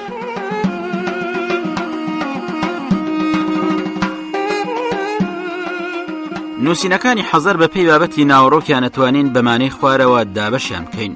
1. نووسین یادگاری و یادەوەری و دووبارەکردنەوەی وشەکان باسکرا و بەخێر و بەباشی یادکردنەوە، باسکرا و پیرۆزی ئەوەی بە پێوەیە و یادگاریە. ئەمانە نووسراوەکانی ژمارە 6، 19، 15، 23، 25، 24 بەدەستمان گەشتون کە لە زۆرینەی نووسینەکاندا دووبارە بوونەتەوە. 2. نووسینەکانی مێژووی دروستکردنی بینا و پەرزگا و ئارامگا لەگەڵ باسکردنی پاژماوەی هەر تەلارسازیە کە لە ناوەڕۆکەکانیانە هاتوون. جارێکی تر ئەم کۆمەڵە گرنگی گەورەی بۆ خۆی دیاری کردووە. لەم نووسراوانەدا جۆری بینا و دروستکردنیان و مێژوەکانیان باس کراون. نووسراوەکانی ژمارە 272 و 288 کە لە کتێبی حەزەردا مێژویان هەیە لەم راپۆرتەدا بیان خوێنەرەوە. 3. ناوەڕۆکی نووسینەکە لەعنەت و نەفرەتە، وەکو نووسینی ژمارە 281 کە پێمان گەشتووە. لەعنەت و نەفرەتی خواکانی مەرن و مەرتن و بەرمەرین بۆ ئەو کەسەی شتومەکی پەرزگا دزێ، یان لە نووسینی 129دا پێمان گەشتووە لەعنەت و نەفرەتی خواکان بۆ کەسێک کە بە کەوشەکانی لەناو پەرزگادا ڕوە. لە نووسینی 53دا پێمان گەشتووە نەفرەت و لەعنەتی مەرن لەو کەسە بێ کە ئەم نووسینە خوێنێتەوە بەڵام زمانی بەخێر و چاکە ناگەڕێ. 4. دیاری لە درا و شتومەکی بەنرخ بۆ پەرزگاکان یان پەیکەری بەتەنکراو بە دیاری بۆی وەکو لە نووسینەکانی 191، 192، 225، 240، 242، 246دا بەرچاوەکەون. 5. ڕستەی نزایی لە نووسینەکاندا. ڕستەکە نووسراوی نزای تێدایە بۆ دەرگای خواکان و پاڕانە و داوای پیرۆزی و سەرکەوتن لێیان. لەوانە نووسینەکانی ژمارە 79، 117، 118، 127، 129، 130، 235. 6. ناوی کەسەکان لە ڕووی پایە بەتەنکراوەکاندا. ناوەڕۆکی بەشێک لە نووسینەکانی پایە بەتەنکراوەکان ناوە دیارەکانی خاوەن پەیکەرەکانە، وەکو لە نووسینەکانی 46، 37، 56، 64، 94، 105، 109، 110 تاوەکو 115. 7. ناوی دروستکراوەکان لە بینا و پەیکەرەکان لە نووسینی 61دا گەشتووە. مقێمەشمش درستی کردووە. نووسینی 291 بەربع لە شمین کوڕی شمشە عەقب درستی کردووە. 8. ناوی خواکان کە بۆ ئەوان دروستکراون وەکو لە نووسینی 73 و 71دا بۆ نەرگولی سەگ خوای پاسەوانی شار بە یادگاری. 9. ناوی بتەکانی حەزەر شاری خۆر وەکو نووسینی ژمارە 202. 10. نووسینەکانی سندوق و دیاری و خێرەکان وەکو نووسینی 254 کە لە سندوقی عەبد عەجیلیادا یادەوەریە، یان لە نووسینی 259دا کە لە سندوقی حەنینادا ناوی هاتووە. 11. نووسینەکانی بەیداخ و ئاڵاکانی حەزەر شاری خۆر وەکو لە نووسینی 280دا هاتووە کە ئاڵای عەشیرەتی عەقڵتا تێدا یاد کراوە.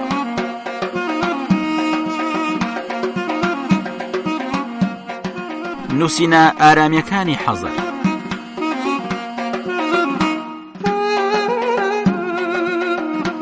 لە کۆی 300 نووسین کە لە شاری حەزەر شاری خۆردا دۆزراونەتەوە. یەکێک لەوانە بە یۆنانیە و سیانیش بە زمان و پیتی لاتینی، ئەوانی تریش بە زمان و پیتی ئارامی نووسراون.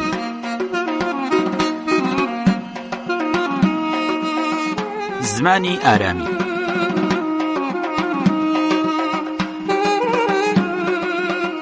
یەکێک لە گرنگترین ئەندامەکانی کۆمەڵی باکوور بە ژماردن زمانەکانی سامیە.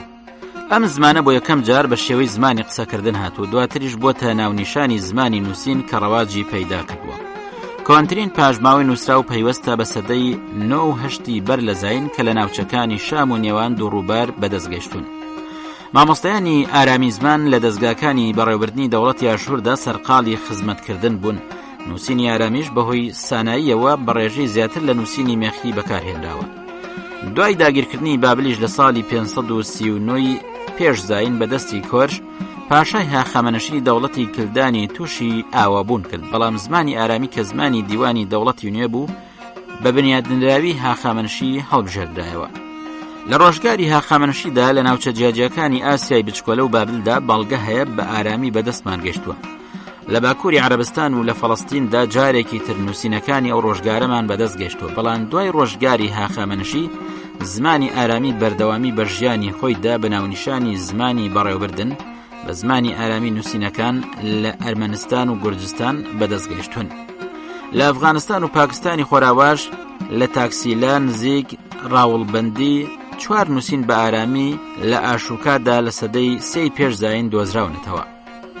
لە ماوەی نێوانی سەدەی یەکەمی پێش زاین و سەدەی 3 زاینیدا نووسینەکانی قەڵەمڕەوی کۆنی نەبەتیەکان لە باکووری حیجاز تاوەکو وەگاتەوە بە سنوورەکانی میدیترانە لە سووریادا دەرکەوتون و کۆکراونەتەوە. جارێکی تریش نووسینەکان لە بەشەکانی باکوورتر بەمانە لە پالمێر بەدەستگەشتون کە بە زمانی ناوەندی سەدەی یەکەمی پێش زاین تاوەکو 272 زاینی پەیوەستن بەمانە بە ساڵی ئاوابوونی ئەم شارە. ئەم پاژماوانە شێوەیەکن لە ئارامی نزیک بە ئارامی هاخامنشی کە لەگەڵ وێنەدا دەرهێنراون. زمانی ئارامی لە ڕۆژگاری هاخامنشیدا نووسینی ڕۆدۆڵف ماتسۆخ کە لە گۆڤاری کۆلێژی ئەدەبیاتدا بڵاوکراوەتەوە. نووسینێکی زمانی ئارامی ئەحمەد تەفەزولیە دایرەت المعارفی گەورەی ئیسلامی بڵاوی کردوێتەوە. نووسینی ئارامیش لە نووسینی فینقیەوە وەرگیراوە کە خاوەنی 22 پیتە و لە ڕاستەوە بۆ چەپ ئەنووسرێت. بۆ ڕێخستنی هەندێک لەو دەنگە بڵندانە بێ دەنگەکانی وەکو هەمزە هە وی سوودیان لێبینراون. هێڵە جۆرا و جۆرەکانی وەکو عیبری، نەبەتی، عەرەبی، پالمێری و سریانی ئەو هێڵانەش لە ئێران کاریان پێکراوە وەکو پەهلەوی، سەغدی، خوارزمی و هێڵی خروشتی لە هەند لە ئارامی وەرگیراوە.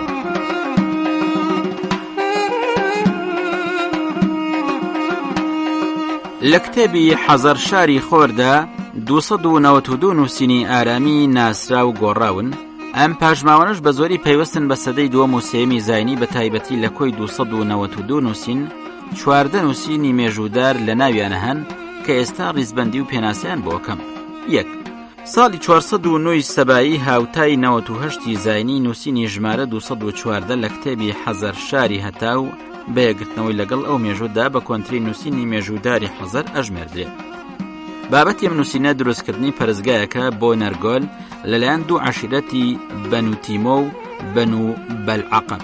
لێرەدا بۆ سیرکردنیان لەوە تێگەین کە مێژۆکانیان بەپێی ساڵنامەی سەباییە و سوودی لێبێنراوە و مانگەکانی لە نووسینەکاندا بەکارهێنراوە. هەمان مانگەکانی سریانی کۆن یان مانگەکانی ساڵنامەی هەتاوی لەگەڵ وڵاتانی عەرەبیدا هاوشێون وەکو مارد، شوبات، نیسان، کانون، تشرین، ئایار. 2. ساڵی 415 سەبایی هاوتای 104 زاینی نووسینی ژمارە 244 بۆ کەسێکە بە ناوی یەهیبوو کە بینای قەسابخانەیەکی پێشکەش کردووە. 3. ساڵی 422 سەبایی مانگی مارد هاوتای 112 زاینی نووسینی ژمارە 108 ناوەڕۆکەکەی مێژوودارە و ئەوەی لێی ئەمێنێتەوە ناخوێنرێتەوە و تێکچووە. 4. ساڵی 429 سەبایی مانگی کانون هاوتای 118 زاینی نووسینی ژمارە 243 کە بابەتەکەی پێشکەشکردنی دراوە لەلایەن ئاشلمی کوڕی یەهبوو عەسیلی. 5. ساڵی 449 سەبایی مانگی ئایار هاوتای 138 زاینی نووسینی ژمارە 272 بابەتەکەی دروستکردنی شورا و دەواازەی پەرستگایەکی گەورەی لەلایەن نەسرۆ و چاکردنەوەی بەدەستی عەبدولئیلای کوڕی تەفسوای کوڕی نەسرۆ ئەنجام درابوو. 6. ساڵی 460 سەبایی مانگی نیسان هاوتای 149 زاینی نووسینی ژمارە 288 دوو مێژووی ئەو سەردەمەی بەسەرەوەی لە بەش یەکەمیدا بابەتەکەی دروستکردنی ئارامگایەکە لەلایەن عەبدنەب کوڕی نەشری کوڕی ئابا کە برای جەرملتی پێشەوە بوو. جارێکی تر قسەی لەسەر خاکی عەربایی تێدایە بەمانە خاکی عەرب.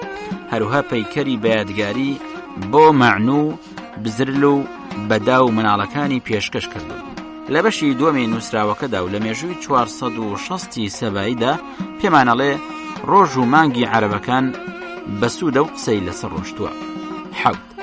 ساڵی 467 سەبایی مانگی تشرینی دووەم هاوتای 165 زاینی نووسینی ژمارە 62 بابەتەکەی بنیادنانی شوێنێکە لەلایەن عەبدولمەلیک کوڕی وهوبای مناڵی عەقەب شمەش. 8. ساڵی 488 سەبایی هاوتای 177 زاینی بابەتەکەی نووسینی ژمارە 82 بۆ پەرستگایە کە لەلایەن سنتروق پاشا بۆ شەمەش خوای گەورە کوڕی نەسر و مەریا بۆ مەرتن و بەرمەرتن و لات و سمیتا دایناوە. 9. ساڵی 498 سەبایی مانگی کانون یەکەم هاوتای 187 زاینی نووسینی ژمارە 65 بابەتەکەی دروستکردن و دانانی پەیکەرە لەلایەن عەبد سمیا کوڕی وهوبە.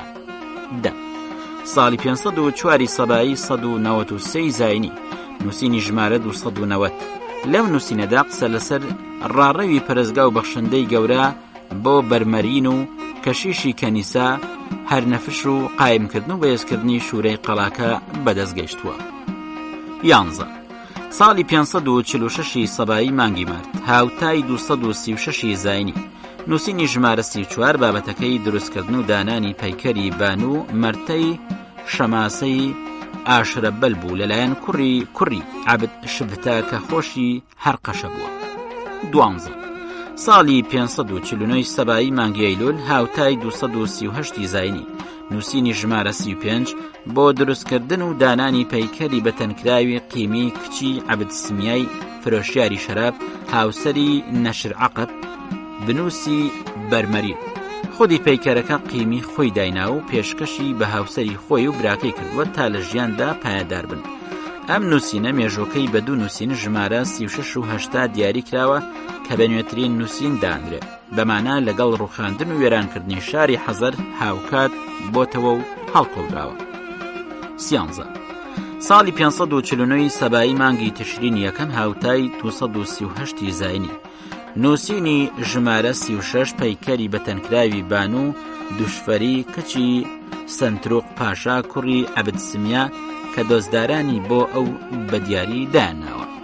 14 ساڵی 549 سەبایی مانگی تشرینی دووەم هاوتای 238 زاینی نووسینی ژمارە 8 پەیکەری بەتەنکراوی عەبد عەجیلۆ کوڕی ئالکوت کوڕی شمشەبەرگ کە برای ژیانی مناڵی و براکانێتی لای هەر یەکێک لە براکانی خۆشەویست بووە پێشکەشیان کردووە کوڕانی عەبد عەجیلۆ بۆ باوکیان دروستیان کردووە و دایاناوە.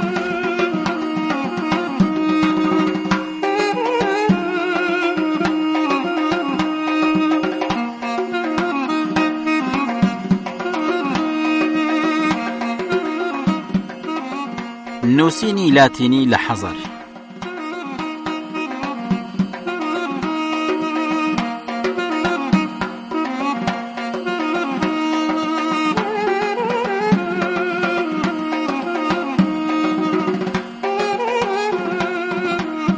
خاڵی سەرنجڕاکێش لەو کۆمەڵە نووسراوانەی حەزەردا بوونی سێ نووسینە کە بە زمانی لاتینی یەکێک لەو نووسینانە لەسەر پای بەتەنکراوی هەرکۆڵ دەرهێنراوە کە بە لاتینیە و پەیکەری ژمارە 296 لە کتێبی حەزەر شاری خۆر زمانەکەی بە شێوەیەکی مەزەندە بۆ ساڵەکانی 238 بۆ 241 زاینی ئەگەڕێتەوە. پەیکەری هەرکۆڵ کە خاوەنی نووسینی لاتینیە لە یانگران و هەوادارانی فەرهەنگی ڕۆمی کە لە حەزەر دانیشتون پەرستگای نوێیان بۆ داناوە.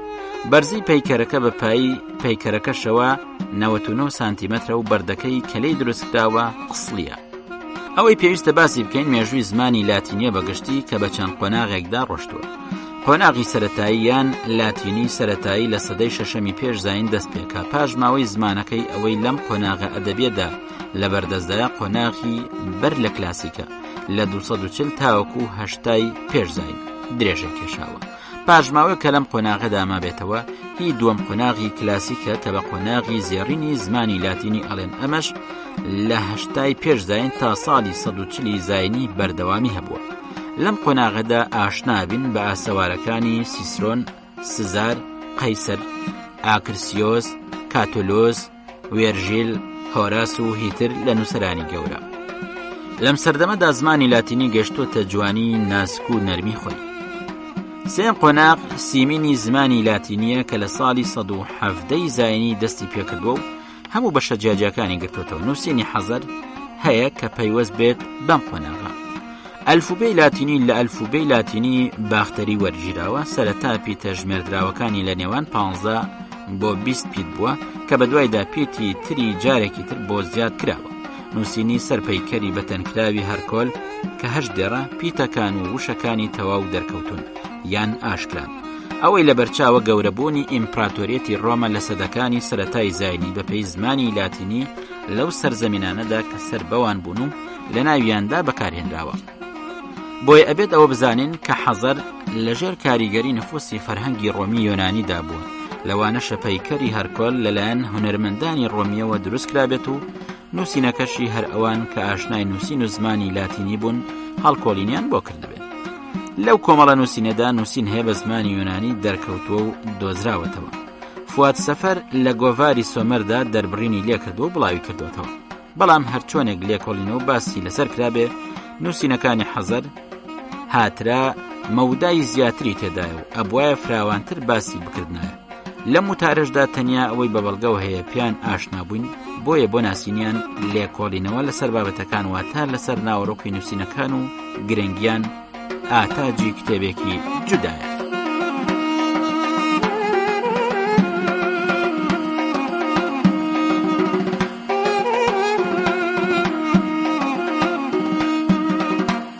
خۆشەویستان، ئەڵقەیەکی دیکەی بەرنامەی شارستانیەتی کورد لە نێوان شوێنەوار و مێژوودا پێشکەشکرا. تا ئەڵقەی داهات و ڕێز و سڵاوی هەردی فەرەیدون جێبەجێکار پێشڕۆمەر پێشکەشکار پەسەند بفەرمون.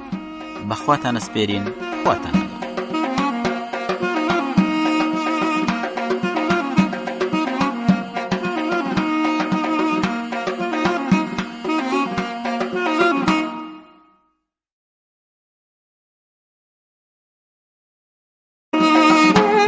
ئاینی مەسیح. وشەی مەسیح کە بە مانای هەنووکردن دێت واتە ڕزگار بوون، لە زمانی یۆنانیشدا بە مانای کریستۆس لێک دراوەتەوە. پەیڕەوانی عیسای مەسیحیش بە زمانەکانی ئەوروپایی کریستانیان پێڵێن.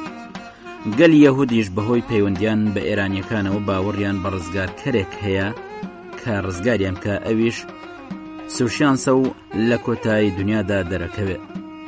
عیسا سەلامی خوای لێبێ کە لە پەیامبەرە گەورەکانە و خاوەنی کتێبی ئینجیلە لە بەیتلەحمی نانەوەخانەیەک لە باشووری ئۆرشەلیم هاتوتە دنیاوە لە دایکی پاک بە ناوی مریەم هاوبەشی کردووە لە کۆبوونەوەیەکدا لە بەیتلەحم و بەهۆی زۆری کۆبووەکان و دژایەتیکردنی ناچار پنای بردۆتە بەر شەوی تێدا گوزەراندووە و لەو شوێنەدا عیسای مەسیح هاتوتە دنیاوە. هەر لەو سەردەمەشدا سێ مۆغی ئێرانی ئەستێرەی ئەویان لە خۆرەڵات لە فەڵەستیندا دیوە کلکدار بووە. ئەو لە دایکبوویەکی پیرۆزە کە بە ڕوویە دیارە لە نوێشکردندایە و دیاری خۆی بە ئەو پێشکەشەکە. عیسای مەسیح لە 3 ساڵیدا بەهۆی یەکێک لە پەیامبەران و گەورەکانی سەردەمی خۆی یەحیای کوڕی زەکەریا ناسرا و دەرکەوت. دەریش ئەکەوێ ماوەیەک لای ئەو شاگردی کردووە و حزوری پرخێر و ڕوحانی و سوودبەخش بووە. عیسای مەسیح هەروەکو یەحیا ئاماژەی بەدەستپێکردنی ئامۆژگاریەکانی لە شوێنەکانی وەکو کەنیشتەی جوولەکەکان و ناوچێڵگەکان و بازاڕە گەورەکاندا داوە و لەگەڵ مرۆڤەکاندا گفتوگۆی کردو و ئامۆژگاری داونەتێ بەو جۆرەی ڕۆحی هێزی خودایی، هێزی ئیمان و باوەڕی پەروەردگارە کە شیفا بە بریندارە داوەڵێ بە سەلامەتی بڕۆ و جارێکی تر تاوان مەکە و ئیمانی تۆ دیوارێگە بێ لە یەکسانی کە داوایەکەی.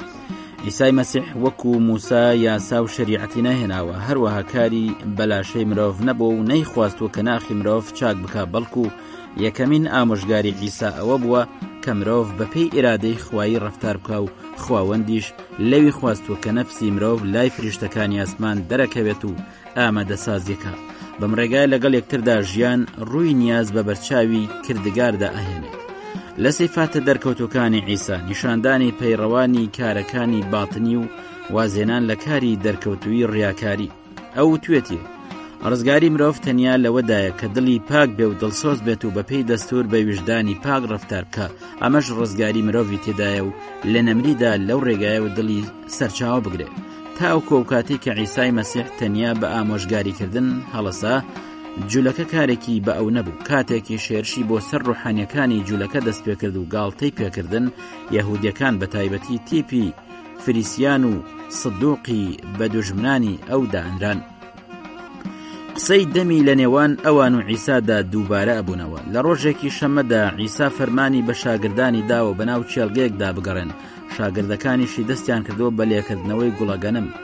فریسیەکان بەوانەڵێن مەگەر ئێوە نازانن کە لە ڕۆژگاری شەمەدا کارکردن حرامە؟ ئیساڵێ شەمە مرۆڤ بڕیاری لەسەر داوە نەک مرۆڤ بۆ شەمە دانرابێ. بەو شێوە مرۆڤی کوڕ خاوەنی ڕۆژی شەمەیە کە بۆی باشە. ڕوحانیەکانی جوولەکە لەوە تێگەیشتون کە عیسا تەنیا وتاربێژێکی کودەتایی نەبوو، بەڵکو ڕێنیشاندەرێکی کۆمەڵایەتی ناوخەڵکیشە. لەو ڕۆ کەسێک بە ناوی ئەسخەربوتی کە لە شاگردەکانی ئەو بۆ شوێنی دیاریکراوی بە کەسانی تر نیشانداوە بە مەبەستی ناسینەوەی و دەستگیرکردنی. ئینجیل هەرقل نووسیوە. عیسا دواشەوی ژیانی لە باخێک لە ئۆرشەلیم لەگەڵ شاگردەکانیدا بەسەر برد. کاتێک نانیان هێنا، نانەکەی لێوەرگرتن و بەرەکەتی دایە. پێیوتن وەری بگرن بێخۆن سوپاسی خوا بکەن کە ئەمە جەستەی منە. پیاڵەیەکیشی بەدەستەوە گرت هەموو لیان نۆشی وتی ئەمە خوێنی منە کە بەسەر ڕێگای زۆر کەسدا ئەڕژێت. پاشان سەربازانی ڕۆمی ڕژانە ناوە و یەهودی ئەزخەربوتی عیسای ماچ کرد بۆ ئەوەی ڕۆمیەکان ئەو پیاوەی بە شوێنی ئاگەڕان بیناسنەوە. ئەویان دەستگیر کرد و ناردیان بۆ دادگای ئاینی سەنهەدرین کە بەرزترین شورای جوولەکە بۆ لە ئۆرشەلیم. وەڵامی عیسا لەمەدا ئەوە بووە کە مەسیحە، ئەوانیش ئەمەیان بە کفر داناوە و فەرمانیان بە مردنی داوە. پیلاتسی دادوەری ڕۆم زۆر هەوڵی داوە بەڵکو عیسا لە مردن ڕزگار بکات و گیانی لە خاج نەدرێت، بەڵام ڕۆحانیەکانی جوولەکە نەچوونەتە ژێر ئەو بارەوە و سەرنجام بردویانە و لە خاچیان داوە. خواوەندی گەورە لە سوورەتی ئەنیسادا ئەفەرمێ گومانی تێدانیە کە عیسا نەکوژراوە یان لە خاج نەدراوە، بەڵکو خواوەند ئەوی بۆ لای خۆی بەرز کردوتەوە. ئەو سیرکردنە کە عیسای مەسیح لە خاج نەدرا و سەرکەوتۆ بۆ ئاسمان لای مەسیحیەکانی سێبنەچەکە ئەقنومەکە تەواو ڕاستە، چونکە ئەوانە سیانەی پیرۆسترین و باوەڕیان وایە کەوا ئەڵێن. ئەقنوم وشەیەکی سریانیە بە مانای بنەچە دێ. هەر مەسیحیەک سەر بە بنەچەی یەکەم بێ بەمانە خوایەتی باوک خواوەندی ئاسمان و بنەچەی دووەمیش باوکایەتی کوڕ عیسای مریەم و بنەچەی سێمیش ڕۆحی قودس باوەڕداران. ئەڵێن ڕۆحی قودس لە ڕەحمی مریەمی پاکدا دروست بووە. ئەمەش کارێکی گەورەی جیهانیە کە ڕوویداوە و عیسای مەسیحی هێناوەتە دنیاوە. پاش ئەوەی لە ڕواڵەتدا مرد واتە لە دنیا دەرچوو، عیسای ڕۆح القودس هاتۆتە خوارەوە بۆ لای حەواریەکان. ئەم هاتنش بوو بە شایەتێک بۆ ژیانی هەتاهەتایی مەسیح لە جیهاندا. لە قورئانی پیرۆزدا هاتووە عیسا بە کەلیمە ناوبراوە.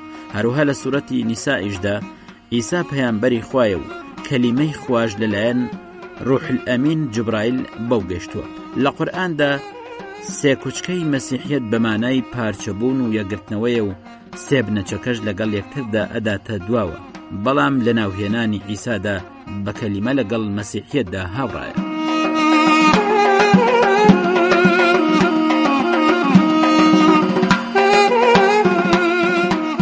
ئینجیل لە بنەچەدا وشەیەکی یۆنانیە بە مانای مژدە دێت کە لەو زەمانەتدا ئاوانگلیۆن یان پێوتووە و لە زمانی پەهلەویشدا بە شێوەی ئانگلیۆن هاتووە و لە کۆی زمانی عەرەبیدا ئاناجیلە. ژیاننامەی عیسای مەسیح و نیشاندانی ڕەوشتی ئەو لە ئینجیلەکاندا گونجاوە، لەگەڵ ئەوەش لە کۆمەڵەی ئەو ئینجیلانەدا لە سەردەمی نوێدا ئەیڵێن. ئەم ئینجیلانە چوارن: مەتی، مەرقس، لۆقا، یۆحەنا، کە لای مەسیحیەکانی جیهان ئەوانە باوەڕیان پێ ئەکرێن و ئینجیلەکانی تر کە ژمارەیان 114 ئینجیل زیاترن بەرچاوەکەون لای کڵێسا لە دەرەوەی ئەم کتێبە ئاسمانیانە ناسراوبوون.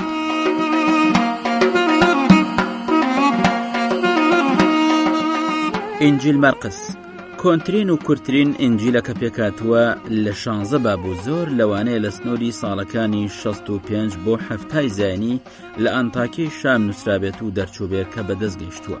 ئەم ئینجیلە پێکاتووە لە یادداشتنامەی قەشە پترۆسی حەواری لە کاتێکدا یوحەنا مەرقس لە ئۆرشەلیمدا ژیاوە پێشەوەی بۆ ئەنتاکیە بڕات نووسیوێتیەوە و دەرچووە. لەم ئینجیلەدا ڕووداوەکانی سەردەمی لاوێتی عیسای تێدا نووسراوەتەوە، واتە لە تەعمیدەوە مەرقس لە ساڵی 75 زاینی بە کوشتن چووە. ئینجیلی مەتی لە ڕواڵەتدا لە دوو ئینجیل پێکاتووە کە مەرقیۆن و مەرقسە و لە نزیک ئەنتاکیە نووسراوە و دەرچووە کە لە 28 باب پێکاتووە. لەم ئینجیلەدا هاتووە کە عیسا هەمان مەسیحە کە پەیامبەرانی پێشینی جوولەکە پێشبینی هاتنیان کردووە و ئەو پەیمانیان داوە. مردنی مەتی لە ساڵی 79 زاینی بووە لە وڵاتی حەبەشە و وتیوانە کە ئەو ئینجیلی بە زمانی ئارامی نووسیوەتەوە بە پێچەوانەی کەسانی تر کە بە یۆنانی نووسیوانە. بەداخەوە وێنەی ئارامی ئەو ئینجیلەمان لەبەردەستدانیە جگەل لە گۆڕینە یۆنانیەکەی نەبێت. ئینجیل لۆقا پزیشکێکی یۆنانیە و کاری پزیشکی کردو و دۆستی پۆلس پەیامبەر بووە. ئینجیلی ئەو پێکاتوە لە 24 باب کە باز لە جێگیربوونی خوا لە پەیکەری عیسادا و کچێتی مریەمی پاک لە دایکبوونی خوایی عیسادا ڕۆشتووە. ئەو ئینجیلی خۆی بە زمانی یۆنانی نووسیوە بۆ تایەفەکانی غەیری جوولەکە. ئەم سێ ئینجیلە لە نێوان ساڵەکانی 60 بۆ 75 زاینی نووسراون و بە ئێمە گەیشتون. ئینجیل یوحەنا ئەم ئەنجیلە گەورەیە ڕووداوە گرنگەکانی لەخۆگرتووە کە لە 3 ئەنجیلی یەکەمدا باسییان نەهاتووە کە لە 21 با پێکهاتووە. یوحەنا کارەکانی پەیامبەرانی لە ئینجیلی لۆقا و چۆنێتی بڵاوبوونەوە و بەرەو پێشچوونی مەسیحیەت لە خۆر ئاوادا تاوەکو سەردەمی پۆلس باس کردووە. ئەم ئینجیلە لە ساڵانی پیرەتی یوحەنا لە شاری ئافس لە ئاسیای بچووک نووسراوە. ئینجیلی بەرنابە یەکێکە لە ئینجیلە غێرە ڕەسمیەکانی کڵێسا و ئەیخەنە پاڵ قەدیس یوسف بەرنابە دوای مردنی لە ساڵی 61 زاینی. ئەو پەیامبەران و گەیەنەرانی مەسیحەتی لە ئەسحابەکانی پۆلس و مەرقس بە پەیامبەر داناوە و ناوی لە کارەکانی پەیامبەراندا هاتووە. ئەم ئینجیلە لە ئینجیلەکانی ئاپۆکریفا ئەژمێردرێ و ئەڵقەیەکی ونبووی نێوان مەسیحیەت و ئیسلامە. لەم ئینجیلەدا هاتووە کە حەزرەتی محەممەد سڵاوی خوای لێبێ پەیامبەری ئیسلام دەرەکەوێت کە خۆشی بەخشە. جیاوازی ئەم ئینجیلە لەگەڵ ئینجیلەکانی تردا لەم بڕیارانەدایە. 1. عیسای خوا کە کوڕی خوا بووە خۆی ئەوەی داوەتە دواوە. 2.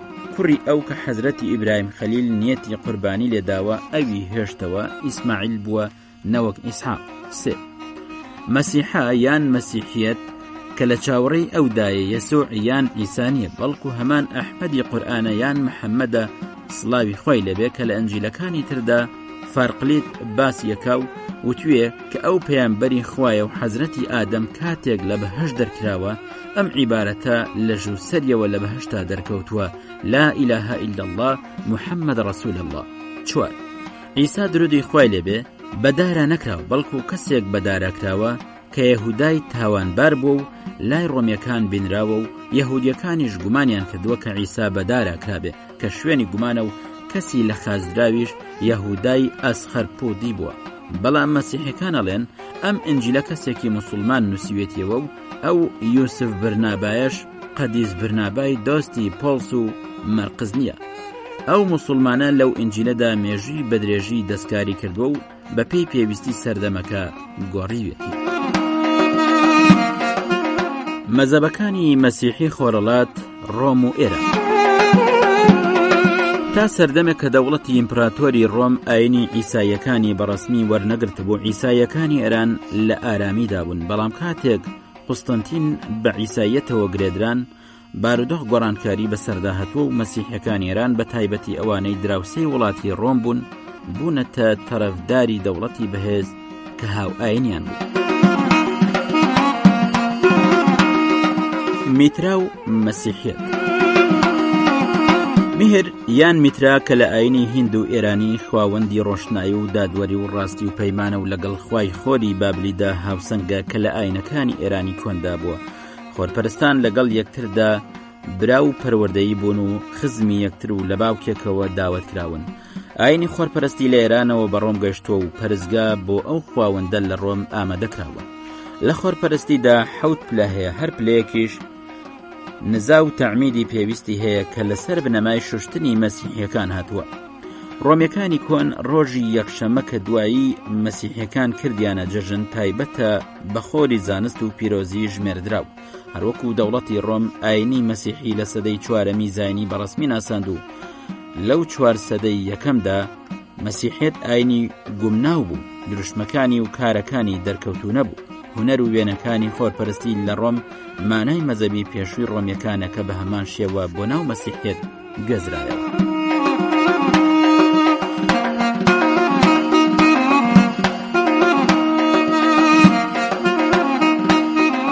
ئامۆژگاریەکانی عیسای مەسیح. سوودی چییە کە تۆ هەموو دنیا دەست بکەوێ بەڵام خۆت لە کیس بچێ؟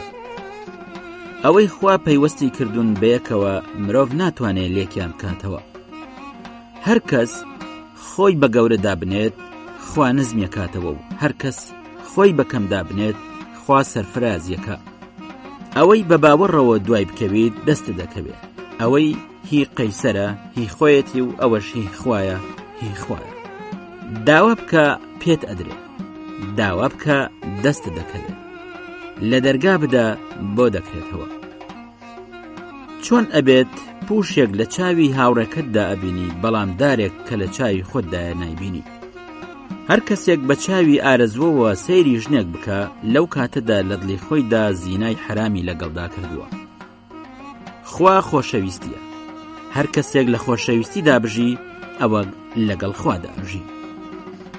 هەر کەسێک بە جۆرەی کردداری خۆی پاداش وەرەگرێ. بەخراپە پاداشتی کەس مەدەرەوە. تیپەکانی مەسیحیەت. مەسیحیەت بە سێ تیپی گەورە کاسۆلیک، ئەرسەدۆکس، پرۆتستانت دابەش بوو. گرنگترین تیپەکانی مەسیحی تیپی کاسۆلیکە کە ئەمڕۆ گرنگترین و گەورەترین مەزەبی مەسیحی کاسۆلیکە کە پاپا پێشەوایەتێکە. کاسۆلیک لە زاراوەی یۆنانیدا بە مانای گشتی دێ. کڵێسای کاسۆلیک بەو مانافراوانەی کە هەموو ئاینی گەلی مەسیحی دەگرێتەوە تەنیا بۆ کڵێسای ڕۆمە کە لە ژێردەسەڵاتی بەرزی پاپادا بڕیاری لەسەرداوە و کاری پێکرێ. وشەی کاسۆلیک بۆ یەکەمین جار لە ساڵی 160 زاینی بەکارهێنراوە. ئەو کاتەی کڵێسا گشتیەکانی مەسیحیەکان کە هەندێک لەغ بوون و تازە دروست بوون دەرکەوتون. کڵێسای کاسۆلیک کە بەرز و دیارە پێکاتوە لە گشتیەکان و کۆنیان و پێکەوە خۆشەویستی و یەکێتی. باوەڕی کاسۆلیک لەسەر ئەوەیە کە ئەوان نوێنەری ڕاستی کڵێسای مەسیحن و بەلایەنەوە تەنیا یەکێتی باوەڕ و ئادابی مەزەبی و پەرستن و ڕۆحانیەت و کۆنی و سەرۆکاتی ڕازین. پاپا لەسەری کڵێسای کاسۆلیکەوە بڕیارەدا. کاسۆلیک باوەڕیان وایە کە عیسا درودی خوای لێبێ ئەنجومەنی دیاری کە پێکاتوە لە هەمان کڵێسا دایمەگرانوە. جێنشینی پاپا پەترۆسی پیرۆزە. کاسۆلیکەکان بە خۆنیشاندان و پەیڕەویکردنی ئادابی مەزەبی گرنگی زۆریان پێداوە و یاسای مەزەبیش لە هەموو کڵێسەکانیاندا لەسەر شێوەیەک ڕۆشتووە. کارە پیرۆزەکانیان پێکاتوە لە تەعمید، قوربانی، تۆبە، دانان بە تاوان، خواردن و خواردنەوە ژنهێنان، مەسحی نەخۆشەکان لە کاتی مردنیاندا. کاسۆلیکەکان وتار و نزا و نوێژ بە زمانی لاتی ئەخوێنن.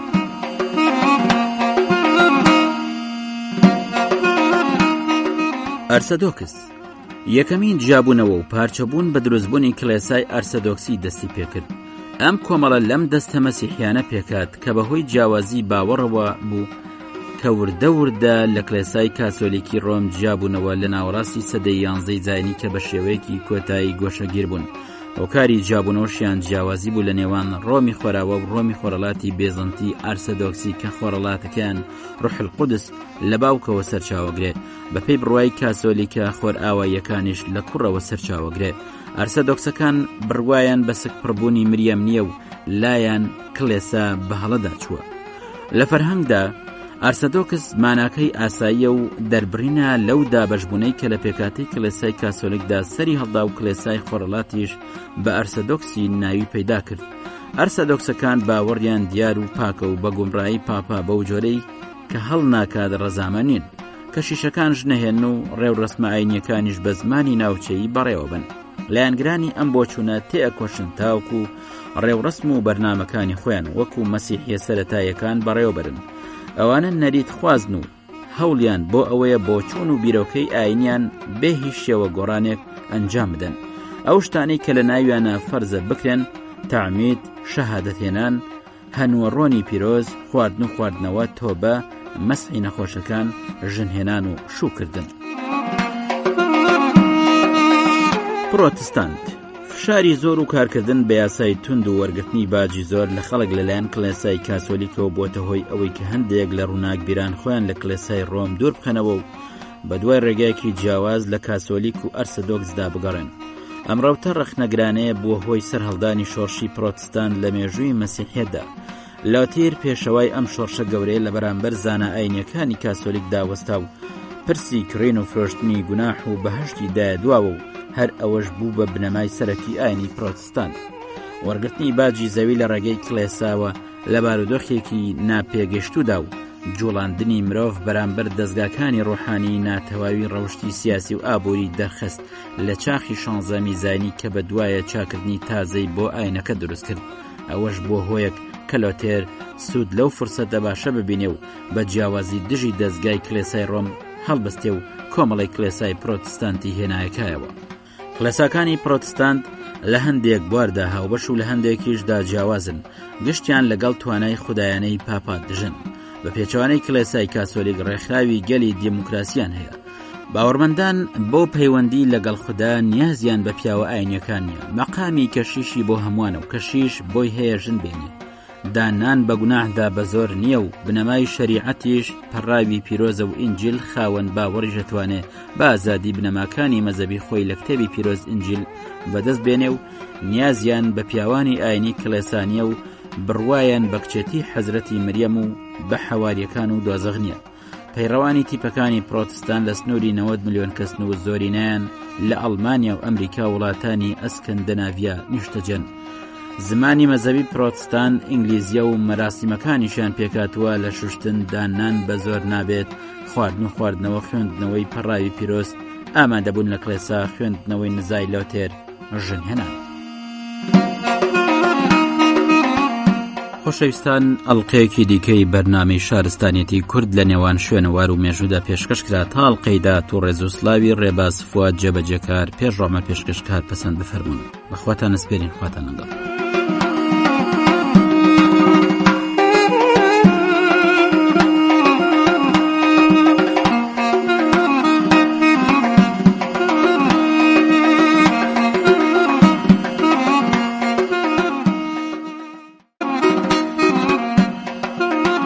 بیرروبۆچوونی گەورە زانای تورک ئیسماعیل بێشکچی لەبارەی دۆزی کوردەوە بەشی سێم.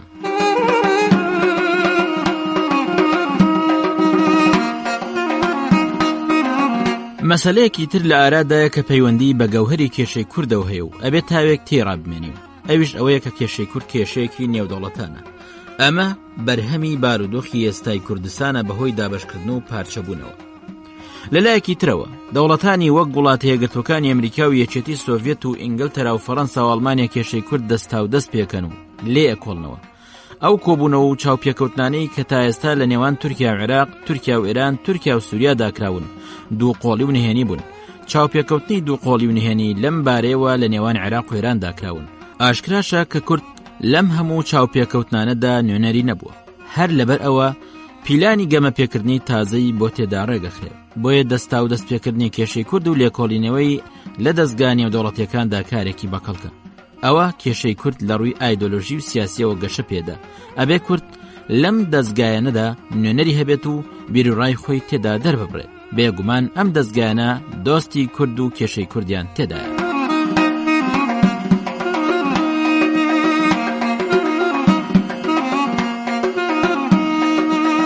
لێرەدا ئەمەوێت پێ لەسەر قسەکانمدا بگرم. کێشەی کورد لە پەرلەمانی ئەوروپا، ئەنجومەنی یاسایشی ئەوروپا، دوارڕێکەوتنی هێلسینکی و ڕێکخراوی لێبوردنی نێودەوڵەتان و دەستگای تری نێودەوڵەتی لێ کۆڵدرێتەوە.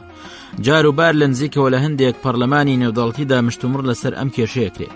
کاتێک لە کۆنگرێسی ئەمریکا و پەرلەمانی فەڕەنسا و پەرلەمانی ئینگلیزی لە مەسەلەی کورد ئەکۆڵدرێتەوە و ڕاوێژی لەسەرکرێت و هەندێک پێشنیازیش ئەخرێتە بەردەم، ئەوە خەڵک لەوە ناڕەحەتەکە کە ئەم دەوڵەتانە دووبارە پیلان لە دژی کوردستاندا ئاڕێژن. پرسیاری وەک بۆچی لە کێشەی کورد ئەکۆڵنەوە و ڕێوشوێن بۆچی گەمە پێکردنێکی تازە دیاریەکەن بەبیری مرۆڤ دادێن. پێم وایە ئەبێت بنیادەم لەم مەسەلانەدا وردەکارتر بێ. ئیمپریالیزم دەوری لە کێشەی کووردا هەیە. ئەم دەورە بە ئاشکرا لە چارەکی یەکەمی سەدەی 20دا واتە لە نێوان ساڵانی 1915 بۆ 1925دا دەرکەوت.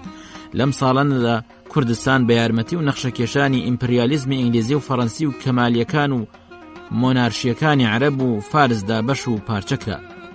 ئەمە دیارترین نمونەیە لە مێژوودا لەسەر ئەو سیاسەتە ئیستیعماریانەی کە لە پەرت و بڵاویان بکە زاڵە بێت کەوتەوە.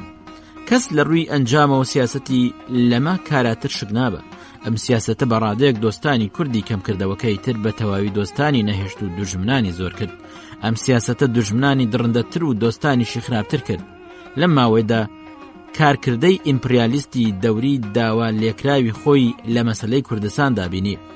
بۆیە ئەبێت لەبەر ڕووناکی ڕاستیەکانی سەردەمدا بە دوور و درێژی لە دابشکردن و بەشینەوەی کوردستان و بارودۆخی کوردستان تا ئەمڕۆکەمان بکۆڵینەوە. مەسەلەی مەشتومڕکردن لەسەر کێشەی کورد و پێشنیاز خستنە بەردەم لە پەرلەمانە نێودەوڵەتیەکاندا دژی بەرژەوەندی کورد نییە. ئەم کارە ئەم دەوڵەتانە وەڕسەکە کە کوردستانیان کردووە بە کۆڵۆنیەکی نێودەوڵەتی و بە شێوەیەکی هاوبەشیش هەوڵەدەن کوردستان لەژێر دەسەڵاتی خۆیاندا بهێڵنەوە. بۆ نموناڵێن وڵاتە یەکگرتوەکان و فەڕەنسا و ئینگلتەرا و ئەڵمانیا لە کێشەی کورد دەکۆڵنەوە، تێ ئەکۆشن گەورەترین بەشیان لە مەسەلەی کورد بەرکەوێ و بیپارێزن. ئەم قسانە وامان لێکە بەم ڕێگەی خوارەوە بیر بکەنەوە. ئەوان کورد لە مەسەلەی خۆی بێبەشەکەن و لە نێوان خۆیاندا ئەیبەشنەوە، بەڵام بارودۆخەکە تەواو پێچەوانەیە، بۆیە دەست بەسەر هیچ بەشێکی مەسەلەی کووردا ناگرن. بۆ نمونە سەدام حوسێن چەکی کیمیایی لە بەشەکەی خۆی دروست کرد و چەکی مێگ و سۆسۆلۆڤی پێکڕی و بەوانەوە پەلاماری کوردیدا. تورکیاش پێ بە پێ پێویستی بەوە نییە بۆ چۆنیەتی بەکارهێنانی ئاوی دیجلە و فرات ڕاوێژ بە کورد بکە.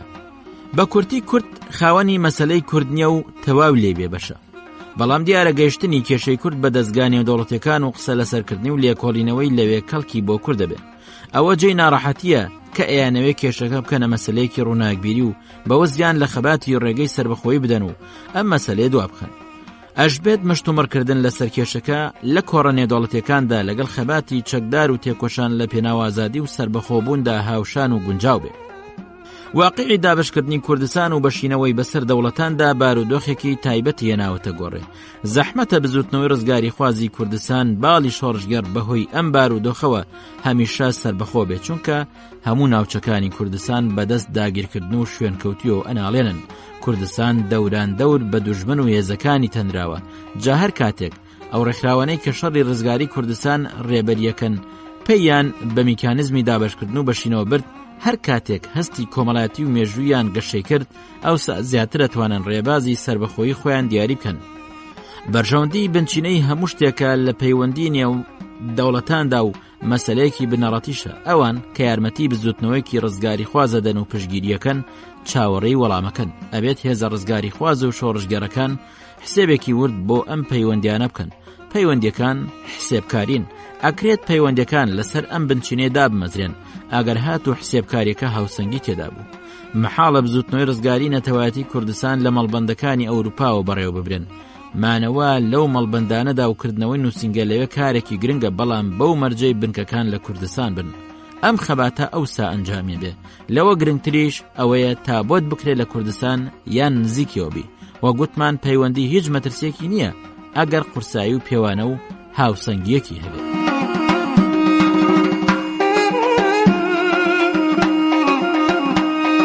چالاکی سیاسی و زانستی تەواو لێک جیاوازن، چونکە چالاکی سیاسیکردن لەسەر بناغی سوودی هاوبەش دامەزرێ. بۆیە جاری وایە دوژمن سوود وەرەگرێ و جاری واشە تۆ سوود لەو پەیوەندیانە ئەبینی. سیاست بەم شێوەیە گەشەکە، زانست سەنگ و سووکی تێدا ناکرێت، ئەبێت مەفهوم لە جێی ڕاستی خۆیدا دابنرێ. پەیوەندی نێوان دیاردەکان بە شێوەیەکی دروست بنیاد ئەنرێ. ناگونجێ چاوپۆشی لە دیاردەکان بکەن، ئەبێت ئەوانەی لێکۆڵینەوە و توێژینەوەکەن بە عەقڵ و زەینی تەواو ئازاد و سربەخۆ بن. لەبەرەوە بێت جیاوازی نێوان ئەو کەس و دەستگایانەی کە چالاکی زانستیەکەن و ئەوانەش کە چالاکی سیاسیەکەن دیاری بکەین. ئەبێت ئەو کەس و دەستگایانە کە چالاکی سیاسیەکەن لە ڕێبەریکردنی ئەو کەس و دەستگایانە دوورکەونەوە کە بەکاری زانستیەوە خەریکن. ئەبێ ئەوانەی چالاکی زانستیان هەیە سربەخۆیی تەواوەتی خۆیان لە بەردەم دەستگا سیاسیەکاندا بپارێزن. ئەم هەڵوێستا دەرهەق بە کورد پێویستە و یەکجار گرنگە.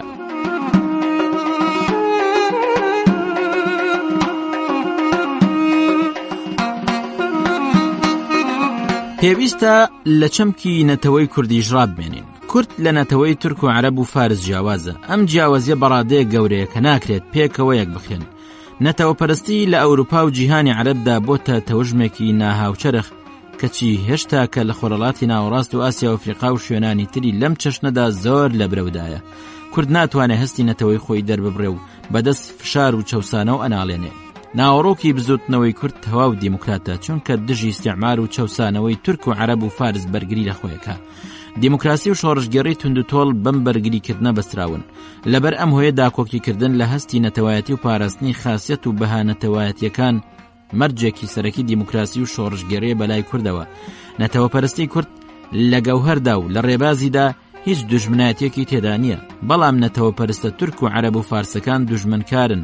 سروشتی بزوتنەوە نەتەوەیەکانی تورک و عەرەب و فارس ناوەڕۆکێکی ئیمپریالیستی و ئیستیعماریان هەیە.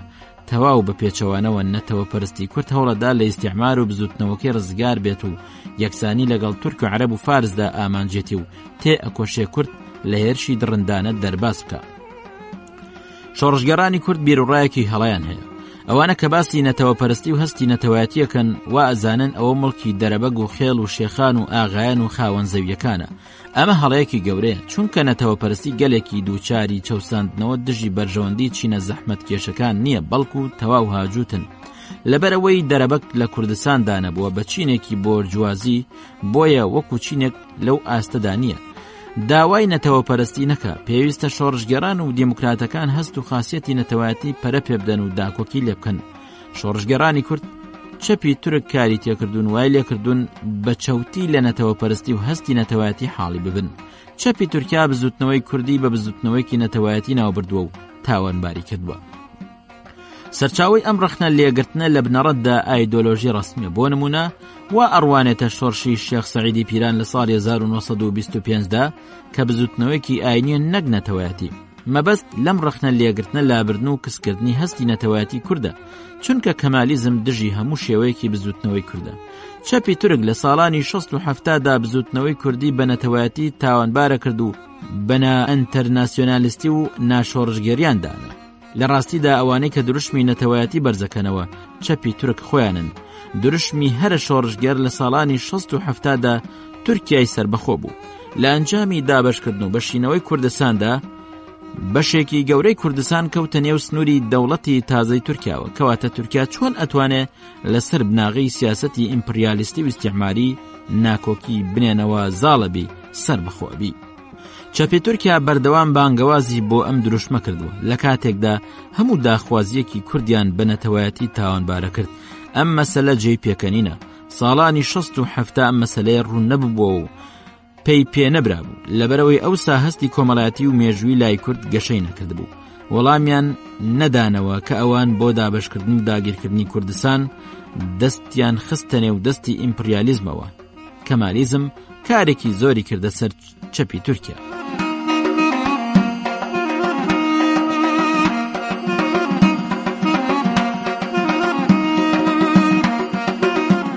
هەر لەو ساڵانەدا چەپی تورک بەرگری لە مافەکانی گەلی ڤێتنام و فەڵەستین و نیکاراگوا و ئەنگۆلا کرد بۆ بنیاتنانی دەوڵەتی سربەخۆیان. بەڵام هەڵوێستی بەرامبەر بە کورد بە شێوەیەک بوو کە تەنانەت بە کوردی قسەکردنیشیان بە هەڵەیەکی گەورە زانی.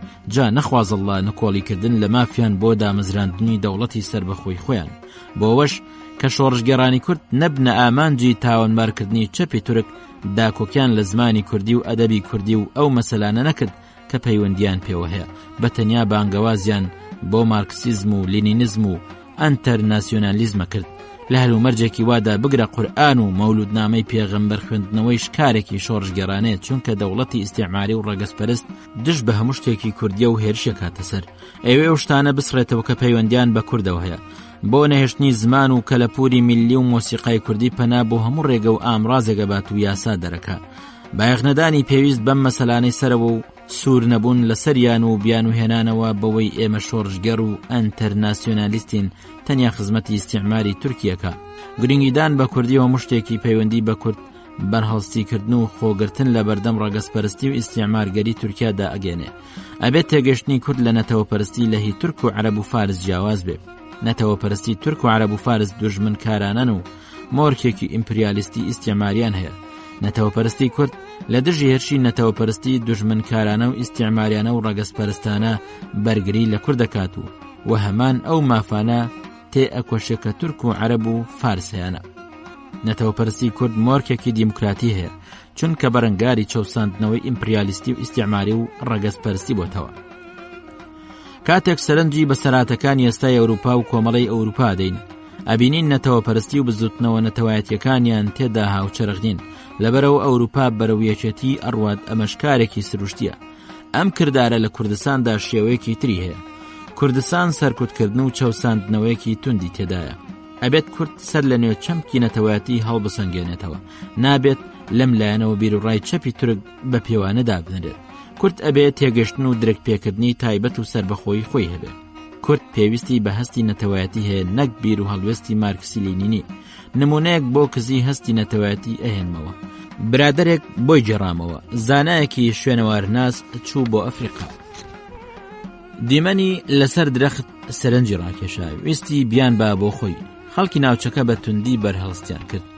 هیچ بەرد و چنگە گڵ و لقەتدارێک نەبێت. ئەوانە مڵکی یەمەن میراتی با و باپیرانمانن. بە بەرد و دار پەلاماری زانای شوێنەوار ناسیاندا. هەر ماوەیەک پاشەوە هەمان زانای فەڕەنسی چەند توێژینەوەیەکی لەو ناوچەیە کرد کە بەسەر هەردوو ڕووباری دیزلە و فراتدا ئەڕوانن. لەوێ خەڵکە کوردەکە یاریدەیەکی زۆریاندا. دار و پارچە سواڵەتی وێنە و نیگاری کۆن لەسەریان بۆ هەڵگرت. ئەم شتانە بە خۆڕایی لەگەڵ خۆتدا ببە. جا کە زانا فەڕەنسیەکە بیری یەکەوێتەوە لە ئەفریقاچی بەسەرهات ئەڵێت هەستی نەتەوایەتی و نیشتیمان پەروەری لای کورتکزن. هەرچیەکیان هەبوو دایانوێ. پەیان بەوە نەبرد کە ئەوە لە کیسی نیشتیمانەکانە چێ. نەیان نەزانی ئەوانە بەڵگەنامەن لەسەر مێژوو ڕابردووان. کە باسی کەمایەتیە نەتەوایەتیەکان ئەکرێ ئەبێت مرۆڤ ئەرمەن و جوولەکە بیر بکاتەوە. ئەم کەمایەتیە نەتەوایەتیانە بە درێژایی مێژوو تاڵاوێکی زۆریان بەدەست چەوساندنەوە چێشت. گەلێک کوشتاریان لێکرا و لە وڵاتیان دەرکران، بەڵام هەرگیز ئەو کوشتارانیان بیر نەچووەوە. هێزی هەستی نەتەوایەتی نەیهێشت وەکو نەتەوە پەرتەوازە ببن لە کاتێکدا کورد باسانی ئەو کوشتارانیان لەبیرە چێتەوە کە بەسەریان هەت. بەم تاکە نمونەیە درک بۆوەکەین کە هەستی نەتەوایەتی تا چ ڕادەیەک لە نێو کووردا کزا.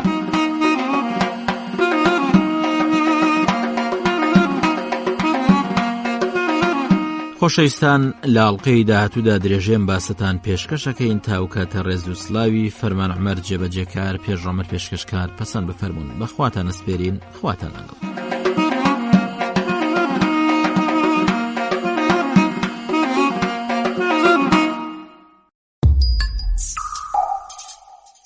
شارستانێتی کورد لە نێوان شوێنەوار و مێژوودا.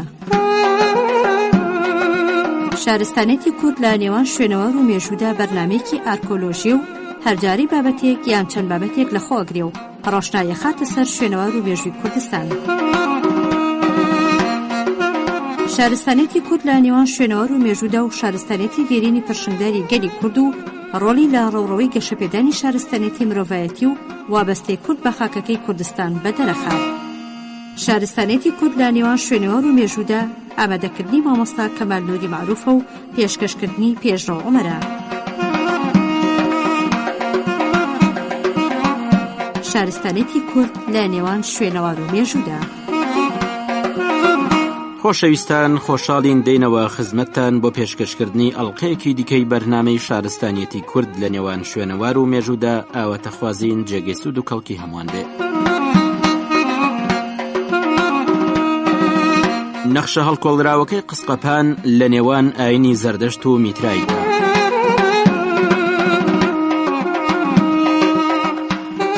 یەکێکە لەو نەخشە شاخاویانەی ئەکەوێتە ناوچەی سوورداش لە پارێزگای سلێمانی. نمونەی بە ناوچە جیاجیەکانی وەکو چەمی ڕێزان و ناوچەی خورماڵ لە شاخی هەورامان بڵاو بوونەتەوە. هەروەها لە پارێزگای کرماشان لە ئێرانیش لە ناوچە جیاجیەکانیدا بەرچاوەکەون. هەندێک لەم نەخشە هەڵکۆڵراوە بەردینانە بە شێوەیەکی ورد و جوان دەرهێنراون کە دەربڕین لە پێشکەوتنی هونەرەکەن لەو ڕۆژگارەدا. بەڵام هەندێکی تریان بە شێوەیەکی ساکار دەرهێنراون کە گرنگیان پێنەدراوە، وەکو ئەوەی لە ئەشکەوتی کوڕوکچی نزیک گوندی گەورەدێ لە ناوچەی بازیان دیمان. کاتێک کە دێنا سەرباسی قسقەپان لامان گرنگە بۆ هەموو ئەو ڕایانە بگەڕێنەوە کە لەسەر پاژماوەکە وتراون. ئێمەش بەلامانەوە باشە ڕامان لەسەریان هەوێ، بەڵام دۆزینەوەی حەقیقەتی نەخشە هەڵکۆڵراوەکە و مێژوەکەی پێویستی بەکردنەوەی هێماکانی هەیە کە لەسەر هەیوانەکەی نەخشکراون لەگەڵ بەڵگەیبوونی ئەو دوو کۆڵەکە ئایۆنیەی هەیوانەکەی. لەمەدا سەرکەوتنمان بەدەستێنا لە شیکردنەوەی هێماکان و ئەو مانایی ئەیبەخشن بە ڕووداوەکە کە بەهۆیەوە نەخشەکەی بۆ هەڵکۆڵراوە لەگەڵ دیاریکردنی ئەو قەومەی پاژماوەکەی بۆ ئەگەڕێتەوە.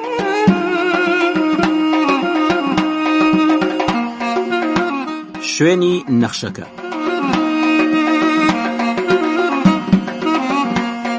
لە زنجیرە شاخی سەریسەردی باشووری ناحی سوورداشی پارێزگای سلێمانی گۆڕێک لە ڕووی شاخەکە هەڵکۆڵراوە بە قسقەپان ناسراوە کە مانای کجڕفێن ئەبەخشێ. بۆ گەیشتن بەم شوێنەوارە توانین ڕێگەی سلێمانی دوکان بگرین لە شوێنێک نزیک بە ناحیەکە کە ئەکەوێتە لای چەپی ڕێگەکە و بە پردی تابینی کۆن ناسراوە. ڕێگەیەکی قرتاوەگرین کە چەند کیلۆمەترێک لە ناحیەکەوە دوورە. ئەم ڕێگایە ئەکەوێتە نێوان زنجیرە شاخێک کە هەوراز و لێژە و درێژەکەی 10 کیلۆمەترە کاتوانین بە ئۆتۆمبیل بە کەمتر لە کاتژمێرێک بیبڕین. ئەمان گێنێتە گوندی زەرزی کە شوێنی نەخشەکەیە. بە درێژایی هەردوو لای ڕێگەکەش داربەڕوو ئەبینین. وەسفی نەخشەکە. نەخشەکە لە بەرزی 10 متر لە ڕووی شاخەکەەوە دەرهێنراوە بۆ ئەوەی کەس نەتوانێت پیایدا سەر بکەوێت ئەگەر بەهۆی گوریز یان پەیژەوە نەبێت. شوێنەوارەکە پێکاتوە لە هەیوانێک درێژیەکەی 7 مترە و پانیەکەی 2 متر و نیوە و بەرزەکەی 4 مترە. ڕووی هەیوانەکە وەک شێوەی ڕووی تەلارێک وایە لە ناوەڕاستیا دوو کۆڵەکە بەرچاوکەون کە نێوانیان لە یەکترەوە مترێک و 83 سانتیمەترە و بە شێوەی نیوەبازنەیەک لە بەردەکە دەرهێنراون و بە دیواری هەیوانەکە نووساون. هەر یەکێک لەو دوو کۆڵەکەیە بنکێکی شێوەلاکێشی هەیە، پانیەکەی 81 سانتیمەترە و بەرزەکەی 18 سانتیمەترە. بەسەریەوە بنکێکی خڕیتر دێ، ئەستوریەکەی 15 سانتیمەترە. لەسەریەوە کۆڵەکەیەکی لولەی ئەبینرێ، درێژیەکەی 2 متر و 90 سانتیمەترە و کۆتاییەکەی بە تاجێکی گەورە دێ کە پانیەکەی 90 سانتیمەترە و ئەستوریەکەی 30 سانتیمەترە. هەردوو لای تاجەکەش بە نەخشی هەڵکۆڵراوی مارپێچی جوان کراوە. لە ناوەڕاستا نەخشێکی هەڵکۆڵراوی دەرکەوتوی تر دێ، لە شێوەدا پێچەوانەی شێوەکەی پێشووە، لەسەر تاجەکەش هێڵێک لە نەخشێکی باریک بەرچاوەکەوێت، لە شێوەدا لە گەڵای چنارەچێت کە بە شێوەی بازنەی هێڵەکە لە لاوە یەکیان گرتوتەوە، واتە بەیەکەوە بەستراون. لە ناوەڕاستی هەیوانەکەشدا و لەسەر هەر کۆڵەکەیەک سێل و لە بەرچاوەکەون کە لە بەردەکە دەرهێنراون و ئەبنەوە بە حەماڵێک لەگەڵ دوو جوت حەماڵی تردا بنمێکی هەیوانەکە ڕاگرن. بۆشایی نێوان هەردوو کۆڵەکە بەشکراوەکە بە دوو تابلۆ یەکسان کە لە نێوانیاندا دوو هێڵی هەڵکۆڵراوی هاوشان بەرچاوەکەون. لە ژێر ئەم دوو هێڵەدا و لە ناوەڕاستیا دەرگایەکی نزم دەرهێنراوە، پانیەکەی مەترێک و نیوە و بەرزەکەی مەتر و نیوەکە. بە چواردەوریا چێوەیەک دەرهێنرا و پانیەکەی 10 سانتیمەترە و بەرزی دەرگاکەش لە زەوی نەخشە هەڵکۆڵراوەکەوە 23 سانتیمەترە. لە تابلۆکەی سەرەوەدا و لە ناوەڕاستیا سەکۆی ئاگری پیرۆزێک کە پێکاتوە لە 3 بەش و لەسەر یەکدانراون، درێژیەکانیان 79 بە 63 بە 50 سانتیمەترن. کۆتاییەکەی بە نیوەبازنەیەک دێ کە تیرەکەی 33 سانتیمەترە و بەرزەکەی 38 سانتیمەترە. لە هەردوو لای سەکۆکەدا یاوەخۆت هەندێ شارەزا پێڵێن شوێنی قوربانی دوو کەس بەرچاوەکەون، ڕویان لە سەکۆکەیە و درێژی هەرێکێکان مەترێک و 25 سانتیمەترە. دەستی ڕاستیان درێژ کردو بۆ سەر سەکۆکە، بەڵام بە دەستی چەپیان کەوانێکیان پێگرتووە، سەریان بە قوماشێک پێچراوە کە بەشی دواوەشیانی گرتوێتەوە و لەگەڵ یا چەناگە و دووەمیشیان داپۆشراوە، بەڵام ڕیشیان لە ژێر پۆشینەکەەوە ئەبینرێ. دوو کەسەکە لە جلوبەرێکدا جیاوازن. ئەوەی لای ڕاست دیارە پۆشاکێکی کورتی لەبەردایە و هەتاکو خوار ئەژنۆی کەمێک هاتبێ، باڵی چەپی بەڕووتێ بینرێ. پێشەوەی پێڵاوەکەی نزیک بە ناوەڕاستەکەی قەیتانێک لە پێست بڕیویە و بەشی کردووە. ئەوەی لای چەپ پاڵتۆیەکی بەسەرشانیە داوە، لاکانی هەتاوکۆگاتەوە بە پاژنەی پێی چنراوە و جوان کراوە، تیایدا قۆڵی ڕاستی بە دەرکەوتوی ئەبینرێ. لە تابلۆی سەرەوەدا و لە ناوەڕاستە کاکەوێتە نێوان بنمیچەکە دوو هێڵی هاوشان، ئەم بەشە لە تابلۆکە جیاکاتەوە کە بازنەیە کە تیرەکەی 50 سانتیمەترە و بە دوو هێڵ هەڵکۆڵراوە. لە ناو ئەم مانگەدا وێنەی کەسێک ئەبینرێ وەکو دانیشت بێ و سەیری لای چەپکە. خەرقەیەکی لەبەردایە لاشەی بۆ پێشەوە بردووە، جگە لە دەستی چەپی کە بەرزی کردوێتەوە هەر وەکو کاسەیەکی پێگرت بێ. لای چەپی هەیوانەکەش تابلۆیەکی لە خۆگرتووە کە کەوێتە بەرزی 2 متر و 59 سانتیمەتر لە زەوی هەیوانەکەوە. درێژەکەی 61 سانتیمەتری چوارگۆشەیە. لاشەیەکی باڵداری تێدایە، سەیری لای چەبەکە لە شێوەدا نزیگە بێتەوە لە ئاهورا مەزدای نەخشی بێستون، بەڵام پێچەوانەی ئەویشە لەبەرەوەی هەردوو باڵی سەرەوەی کەوانەین بۆ سەرەوە چوونەتەوە و کۆتاییان ڕۆ و دوو گۆشەی چوارچێوەکە بوونەتەوە. دووباڵەکەی خوارەوەشی کورتن و بەرەو ژوور بوونەتەوە و تیایدا کەسێک دیارە سنگوملی نابینرێ. دەستی چەپی بۆ پێشەوە بردووە وەکو کاسەیەکی پێگرت بێ. بەشی ڕاستی سەرەوە هەیوانەکە نەخشێکی لێکە کەوێتە ڕێزی بازنەی ناوەڕاست پێکاتوە لە 3 بازنەی ناویەک، تیرەی گەورەکەیان 45 سانتیمەترە. بازنەکەی دەرەوە ئەگەر بەراورد بکەین بە بازنەی ناوەڕاست زیاتر بە شێوەیەکی دەرکەوتوتر هەڵکۆڵراوە. لاڵقەی دەرەوەیدا 11 هاوشێوە نەخش ئەبینین کە لە کاسەی شەرابەچن، بنکێکی خڕیان هەیە و هەڵکۆڵراون، وا دیارە بازنەکەی ناوەوە سوورترە لەو بەردەی لی هەڵکۆڵراوە کە پێچێت لە کۆندا بۆ یەکرابێت. لە دەرگا بچکۆلەکەەوە کاچیتە ژوورەوە، ژوورێک بە قۆڵی 3 متر لە بەردەکە هەڵکۆڵراوە. بەرزەکەی لە ناوە 2 مترە و لە هەردوو لایەوە دوو ژووری تریش دێن کە بە هەمویان 3 ژوور پێگەێنن. لە هەر یەکێک لەو ژوورانەدا گۆڕەگە بینین، قۆڵیەکەی 6 سانتیمەترە و پانیەکەی 90 سانتیمەترە و درێژەکەی مترێک و 75 سانتیمەترە. گۆڕەکە لێوارێکی هەڵکۆڵراوی هەیە، پانیەکەی 10 سانتیمەترە کە کراوە بۆ داپۆشینی سەری گۆڕەکە. ئەو دەرگایەکەوێتە نێوان ئەو سێ ژوورە مەشخەڵی ئاگر و سەکۆیان هەبووە.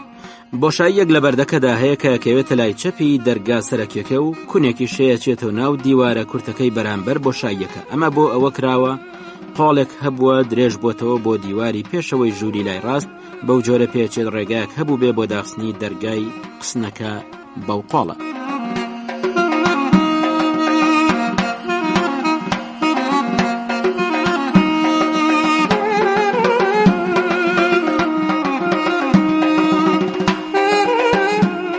ئەو ڕایانەی لەسەر گۆڕە بەردینەکە وتراوە.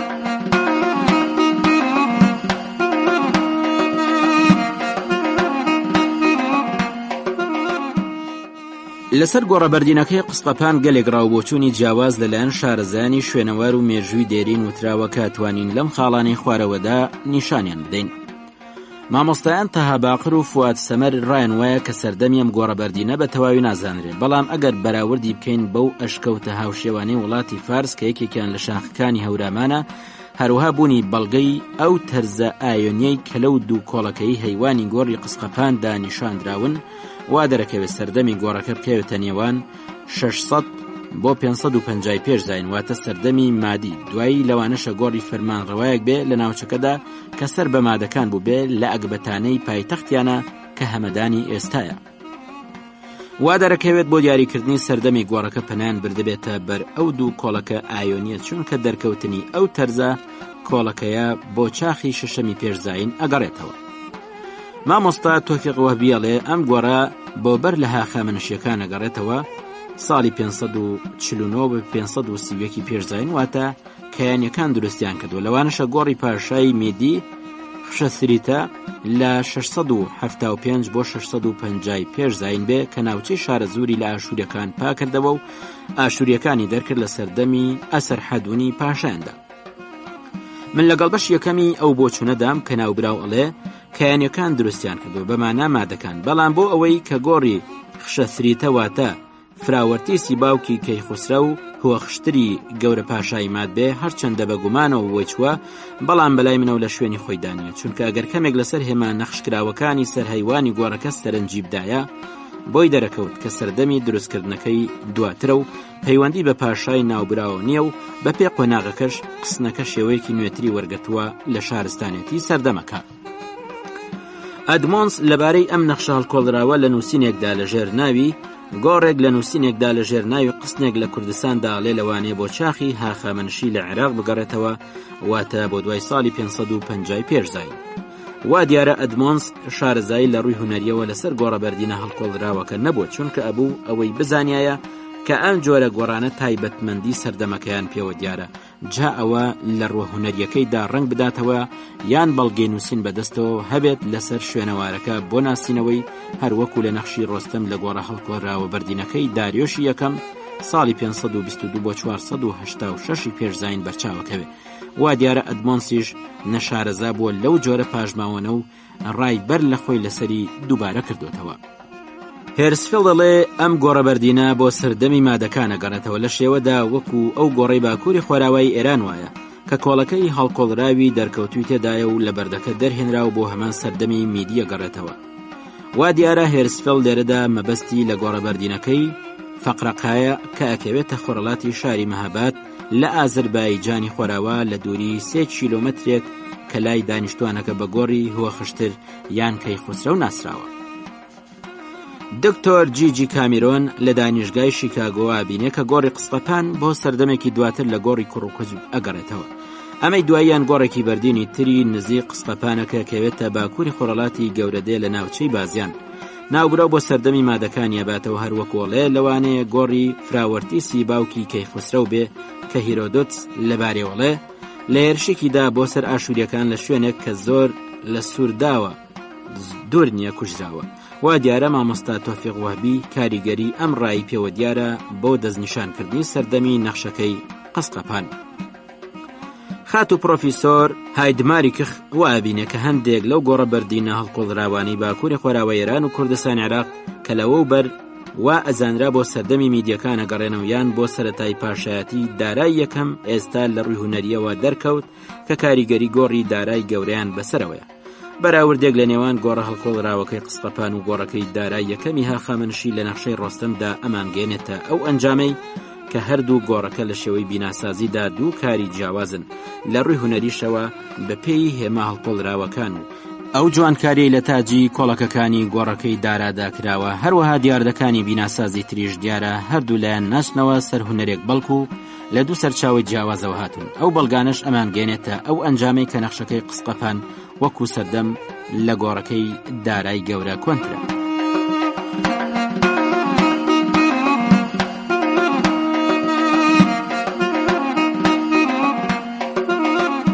سەرنجامی باسەکە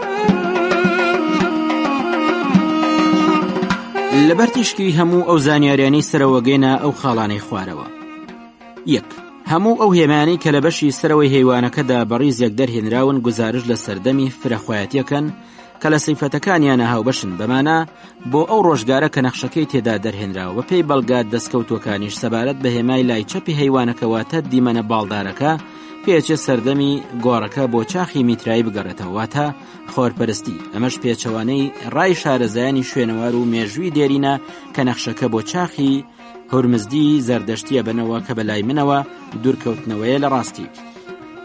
2. بیری سەرەکی بۆ دروستکردنی نەخشەکەەوە دیارە کاریگەرێتی کەلتوری هونەری یۆنانی کۆنی بەسەرەوە بێ بەهۆی ئەوەی دیمەنەکان کە چەند تابلۆیەکن چەشنی ئەڵقەی زنجیرێک بە یەکترەوە گرێدراون کە لەمانەدا تەواوکەری یەکترین. ئەمەش بۆ ئەوەیە بڵێ خاوەنی گۆڕەکە ئەوەی لە ژیانیدا کاری بۆ کردووە لەسەر گۆڕەکەی لەو دیمەنانەدا بۆیان دەرهێناوە. ئەمەش تیشکدانەوەیە کە بۆ ئەو هونەرەی کە باو بووە لەو سەردەمەدا. جگەلەوەش بە نەخشەکەەوە دیارە سوود لە هونەری ئاشووری و عیلامیش بینراوە، ئەوەش لە دەرهێنانی نەخش و نیگاری تاجی کۆڵەکەکاندا ئەکەونە بەرچاو. 3. ئەو جلوبەرگەی لەبەری ئەو دوو کەسەدان لە نەخشەکەی قسقەپاندا هەرچەندە بەرگەکان جیاوازن، بەڵام گەڕانەوەیەک بۆ پاژماوەکانی تەختی جەمشید لە نێوان وێنە هەڵکۆڵراوەکاندا لەو بابەتانە بەرچاوەکەون کە ئەو پۆشاکانە ئەچنەوە سەر جلکی مادەکان. ئەوەش لە سەرچاوە مێژوویە جیاجیاکاندا باستیان کراوە. بەو جۆرە گەینە ئەنجامێک کە پۆشاکەکان بۆ سەرچاوەیەگە گەڕێنەوە کە پەیوەستە بە چاخی دەسەڵاتدارەتی مادەکان لە ناوچەی قەڵەمڕەویاندا. 4. بوونی ئەو دوو کەسەی کە ڕۆلی سەرەکیان پێدراوە لە نەخشە هەڵکۆڵراوەکەدا پێچە دیمەنی سەرکەوتنی پاشای میدیکەی خوسرە و ساڵی 633 بۆ 585 پێشزاین بێ بەسەر ئاشووریەکاندا لە ساڵی 612 پێشزاین کە هەردوو دەسەڵاتی ئاینی و دنیایی هاوبەشیان تێدا کرد و کۆتاییان بە دەسەڵاتیان هەد. بەو شێوەیە گۆڕە بەردینەکەش هەر بۆ ئەو پاشایە گەڕێتەوە کە هەیە لە مێژوو نووسان پشگیری لەو ڕایەکە لەوانە دیاکۆنەڤەڵ ئەڵێ نەخشە هەڵکۆڵراوە گۆڕە بەردینەکەی قسقەپان ڕەنگ بێ کیاکسار بێ، هەروەها جەواد مفرد کەهلانیش هەمان ڕادووبارە کاتەوە. 5. ئەو چاخەی ئەو نەخشەی تێدا هەڵکۆڵراوە دەرەکەوێت سەردەمی ئاوەدانی و خۆشگوزەرانی دانیشتوانەکە و زانست بووبێ، بەڵگەشت بۆ ئەوە هێمای مانگ و ئەستێرەی زوهرەی کە لە سەری هەڵکۆڵراون. ئەو ئەستێرانش گیانداری پیرۆزن بەردەوامی بە ژیانەدەن، هەروەها لە دایکبوونیش زۆرەکەن. مرۆڤیش لە شەودا هەموو کات بۆ ئاسمانە ڕوانێت و ئەو ئەستێرانەی ئەکەونە بەرچاو بەوەش ئەیان کاتە هێما بۆ پەرستنیان بە پێچەوانەوە مرۆڤ لە ڕۆژدا کەمتر سەیرەکە. 6. ئەو هێمانەی کە لە نەخشەکەدا دەرکەوتون یاوەکو بەرجەستە کراون هەمویان بۆ خواکان ئەگەڕێنەوە کە خوای ژیری و چاکە و زانست و ڕووناکین و دژی شەڕ و تاریکین کە هاوبەشن تیایدا و خاوەنی تاجن و تاجیش ئەبەخشن واتە پاشایەتی. لەو شەڕانەشدا کە سەرکەوتن بەدەساتەوە بە بەڵگەی بوونی کەوانەکان خواکان پیرۆزی و ئاهەنگگێڕانی خۆیان پێشکەشەکەن، ئەوەش بەبوونی کاسەی دەستیان و خواردنەوەی شەرابی پیرۆز. ئەم دیاردەیەش بە هێماکەی لای ڕاستیشەوە دیارە کە تیایدا 11 شێوە نەخش باڵقەکانی دەرەوەیدا لە شێوەی کاسەی شەراب ئەبینی.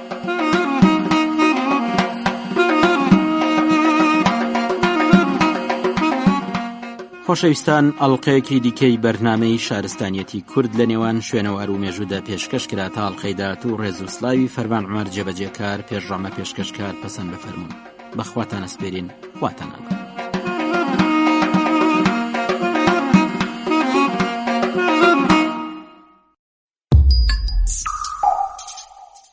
شارستانێتی کورد لە نێوان شوێنەوار و مێژوودا. شارستانێتی کورد لە نێوان شوێنەوار و مێژوودا بەرنامەیەکی ئارکۆلۆژی و هەرجاری بابەتێک یان چەند بابەتێک لە خۆگرێ و ڕۆشنایە خاتە سەر شوێنەوار و مێژووی کوردستان. شارستانێتی کورد لە نێوان شوێنەوار و مێژوودا و شارستانێتی دێرینی پرشنگداری گەلی کورد و ڕۆڵی لە ڕێوڕەوەی گەشەپێدانی شارستانێتی مرۆڤایەتی و وابەستەی کورد بە خاکەکەی کوردستان بەدەرەخات. شارستانێتی کورد لە نێوان شوێنەوار و مێژوودا ئامادەکردنی مامۆستا کەمال نووری معروفە و پێشکەشکردنی پێشڕۆ عومەرە.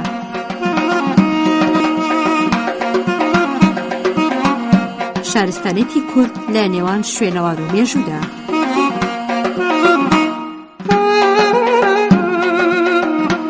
جۆگرە بەڕێزەکان، خۆشحاڵین دێنەوە خزمەتتان بۆ پێشکەشکردنی ئەڵلقەیەکی دیکەی بەرنامەی شارستانیەتی کورد لە نێوان شوێنەوار و مێژوودا ئاواتەخوازین جێگەی سوود و کەڵکی هەمووان بێ. بەکارهێنانی شێوازی جۆراوجۆر لە شاردنەوەی مردوەکاندا لە گۆڕەکانی سەردەمی ئاشکانی لە گێرمی موغان بەشی دووەم و کۆتایی. بینای گۆڕ لە قۆناغەکانی گواستنەوەی سەردەمی ئاشکانیدا. شێوازی یەکەم گۆڕەبەردینەکان ساڵی 58 پێش زاین بۆ 4 زاینی. کۆنترین گۆڕێک کە لە ناوچەی گرمی موغان کاری هەڵکۆڵین و لێکۆڵینەوەی لەسەرکراوە دەرکەوت بینای گۆڕەکە بە تەختە بەرد و بەردی قسلی گەورە دروستکراوە بە شێوەی 6 پاڵ و لاکێشەی. سەرەتا هاتون شوێنێکیان بۆ گۆڕەکە بۆ ڕوبەری کە بۆیان داناوە دیاریان کردووە و بە قۆڵی مەترێک و 5 سانتیمەتر هەڵیان کەندووە و بە بەرد بە درێژی 2 تا 2 مەتر و 5 سانتیم و بەپانی 1 تا 1 مەتر و 5 سانتیم دەگەڵ گیراوەی قسڵ و خۆڵتێکەڵیان کردووە و ڕووی گۆڕەکەیان ڕێخستووە. ناو گۆڕەکەش بەلاشە بەرد فەرش کراوە و بەقیر کون و کەلەبەرەکانیان گرتووە هەتا و شوێنەیە گاتەوە بە قاچی مردوەکە کە بە کورتە ڕێگایە کۆتایی هاتووە. گۆڕەکەش لەسەر شێوەی سندۆقێک ئامادەکراوە، مردۆکەش لە ناویدا لەسەر لا دانراوە بە شێوەیەک دەست و قاچی کۆکراونەتەوە هەر وەکو نووست بێت وا دەرەکەوێت. لە نزیکەوە بۆ بەرگری لە خۆی لە دوژمنی بە گومانی چەقۆ بۆیان داناوە ئەمە لە حاڵێک تێکدا ئەگەر مردوەکە پیاو بووبێ ئەگەر ژنیش بووبێ بابەتی پێویستی بۆ خوری ڕستن و ئارایشت و کەلوپەلی چێژ لێنانیان بۆ جێهێشتووە. ئەو دیاریانش کە قاپ و قاچاقی مەزەبین لای قاچی مردوەکە دایانناوە. سەری گۆڕەکەش بە چەندین تەختە بەرد و بەردی تردا پۆشراوە و لەگەڵ زەویەکەدا ڕێکراوە. هەر پەیوەست بەو ڕێوڕسمە لە ژێرسەری مردوەکەدا دراوی پاشای ڕۆژگارەکەی بۆ دانراوە. چەندین گۆڕی تریشەن کە بۆ ئەم کۆمەڵەیە گەڕێنەوە دراوی مەهردادی سێم و ئورد و فەرهادی چوارەم و فەرهادی پێنجەم ساڵی 58 پێش زاین بۆ 4 زاینی لە دەستیانە دانراون کە دۆزراونەتەوە. شێوازی دووەم گۆڕی کوپەڵەیی ساڵی 40 تا ساڵی 78 زاینی. هەر لەو قۆناغەدا تاوکو و کاتەش گۆڕی بەردین بەردەوامی هەبوو. گۆڕی کوپەڵەییش بوونی هەبوو بەکارهێنراوە بۆ ئەوەش کوپەی گەورە و بچووکی گڵێنەی بۆ شاردنەوەی مردوەکان سوودیان لێبێنراوە. کوپەکانیش بە پێڕەنگی قوڕەکانیان شێوەیان گۆڕاون و لە دروستکردنیشیانە قوڕێکی تند و پوختیان بۆ بەکارهێناون بە شریتێکی نەخشکراویش بە ئەندازەی کەمەرە بەرجەستەکراوەکەی جوان کراوە. گەورەترینی ئەو کوپانە درێژیەکەی مەترێک و 10 سانتیمەترە و کەمەرەکەی مەترێک و 2 سانتیمەتر و کەمەرەکەی دەمەکەی 65 سانتیمەتر. بەچووکترینی ئەو کوپانەش کە بۆ گۆڕی مناڵ بەکارهێنراوە درێژیەکەی 90 سانتیمەتر و کەمەرەکەی 65 سانتیمەتر و تیرەی دەمەکەی 6 سانتیمەتر. مردوەکە بەتەنیایان لەگەڵ کەسێکی تردا دانرا و خراونەتە ناو چاڵی تەپەکە کە بەسەر پشتێنەی ڕووبارەکە داڕوانێت. دەمی کوپەکەش بە تەختە بەرد ژیراوە کە تیرەکەی 4 سانتیمەتر و نیوە. بەگەچ سواغدراوە لەگەڵ سواغدانی بەدەنی کوپەکەش بۆی هەوا نەچێتە ناوی کەلوپەلەکەی ناوی بشێونێت. لە وێنەیەکی تردا فشاری خاک و کارەکانی سروش لە بابەتی بوومەلەرزە کاریگەری لەسەر شکستێنان و تێکچوونی ئەو کەلوپەلانە دروستەکە و کەلوپەلی ناوگۆڕەکەش تێکەڵەکە بەمانە تەواوی میراتی مردوەکە بە تایبەتی کەرەسەی عزووی بەو هۆیەوە خراپە بێت. دەمی کوپەکەش کاڕوانێ بەسەر ڕووبارەکەدا بەرەو ڕووی خۆردانراوە بۆی تێشکی لە بەیانیاندا بیگرێتەوە. شاردنەوەی مردوو ڕوە و خۆر لە کۆنترین ڕۆژگارە و پەیڕەو کراوە. لە ڕاستیدا دابوو نەریتەکەش لە مەزەبی کۆچەریەکانە وەرگیراوە کە ڕەگوڕیشەکەی بۆ ئاینەکانی ویدایی ئاریایی ئەگەڕێتەوە. پەرستنی خۆر و مانگ و خاک و ئاسمانی ژووردە وردە و لەسەرخۆ کۆتاییان بە جۆرێک لەو ئاینە مەزەبیە یەگرتوە هێناوە. بەو جۆرە دیارە ڕێوڕسم و دابوونەریت و ڕەوشتە ئاینەکە لە شوێنی ترەوە هاتووە و بەدەستیان گەشتووە. لە یەکێک لەو گۆڕە کوپەڵەیانەی لە تەپەی سولالە دۆزراوەتەوە و ڕۆخۆر دانراوە لە ژێردەمەکەیدا گالیسکەی خۆر نەخشراوە. جگەرەوەش مردۆکە چنراوێکی خوری کە نەخشی گالیسکەی هەتاوی لەسرە بۆی دانراوە. پێچێت پارچەی ناوبرا و دەسەسڕێک بێت لەگەڵ قۆپچە و دەرزی ئاڵتۆن و خشلی جوانی تر لەسەر پۆشاکی مردۆکە دانرابن بۆی دەرکەون. خاچی شکستەکە هێمای خوای خۆر بووە لە وڵاتی پارتیەکاندا. هەواش نیشانە بووە بۆ پەیوەستکردنی مردوەکان بەخۆرەوە. لە ناو کوپەکەشدا دراوی گودەرز پاشای ئاشکانی بەدەستگەشتووە کە مێژۆکەی کەمێک دوورترە. شێوازی سێم گۆڕی کوپەڵەیی ساڵی 78 بۆ 1990 زایلی. لەو ڕۆژگارەدا گۆڕی کوپەڵەیی کە باو بۆ بەردەوامی هەبوو ماوەتەوە بەکارهێنراوە. ئەوەش باڵکەندنی چاڵێک بۆ لە پشتێنەی تەپەکەدا بۆ دانانی کوپەکە چونکە بەجیان هێشتووە. بەو کارەش دانانەکە شوێنی لێژی تەپەکەی گرتووە بۆی بەسەر ڕووبارەکەدا بڕوانێت کە ڕووە خۆر دانراوە.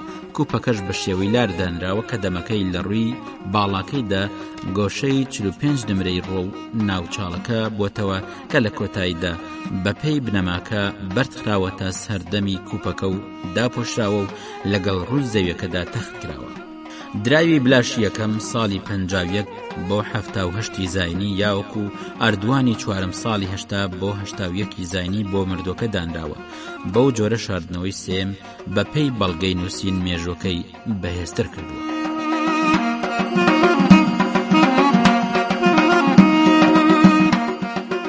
شێوازەکانی تر لە ناوچەی گرمی دەشتی مۆغانوە تا لە قەڵەمڕەوی ئاشکانیەکاندا دانیشتووی دەربەندەکان و دەشتەکانی بە پیت و فڕی مۆغان شێوازی تریان بۆ شاردنەوەی مردوەکانیان بەکارهێناوە کە لەو بەر پەیڕەو نەکراوە یان هەیئەتەکانی ئێمە لە بارانەوە بەدەستیان نەهێناوە. بەڵام 3 ساڵ دوای ئەو مێژووە ئەوە نووسراوە.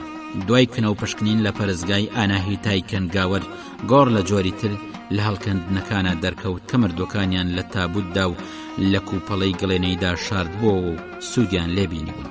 بەر لەوەش ئاریخ ئاشمیت ئەم جۆرە تابوتانە کە سەرچاوەکەی تەختی جەمشید بوو دۆزی بوویەوە کە پەیوەست بوون بە کۆتایی سەردەمی هاخەمەنشی. لە شەو 6 تابوتی گڵێنەی هاوشەوەی پێڵاو کە قەپاخی بۆ یەکراوی هەبوو لەسەر شێوەی مرۆڤ لە سەردەمی ئاشکانیەکاندا بەدەست گەیشتووە و لەلایەن ئەهلی هونەریشەوە بینراوە. لە ساڵەکانی 1974 و 1975 جارێکی تر هەیئەتێکی کۆنین ناسی ئێرانی لە شوێنی سەمشێری هەمەدان ژمارێک تابوتی گڵێنەی سەردەمی ئاشکانیان بەدەست گەیشتووە. لە زستانی ساڵی 1969 کاتێک کارگێڕانی پارێزگای کرماشان سەرقاڵی دروستکردنی پارکی دارستانی بوون لە بەرزاییەکانی ئەو تەپانەی ئەیانڕوانی بەسەر تاقبوستان لە کاتی هەڵکەندنی چاڵەکاندا بۆ ڕواندنی درەخت قاپ و قاچاقی گڵێنەی دێرینی خۆراک دەرکەوتن. لێپرسراوان لە مەئمورەکان کارەکەیان وەستان بۆی لەلایەن شوێنەوار ناسانەوە لێکۆڕینەوەی لەسەر بکەن. سەرنجام 2 هەڵکۆڵین لە 2 شوێنداکرا لە دووری 50 مەتر لە یەکتریەوە.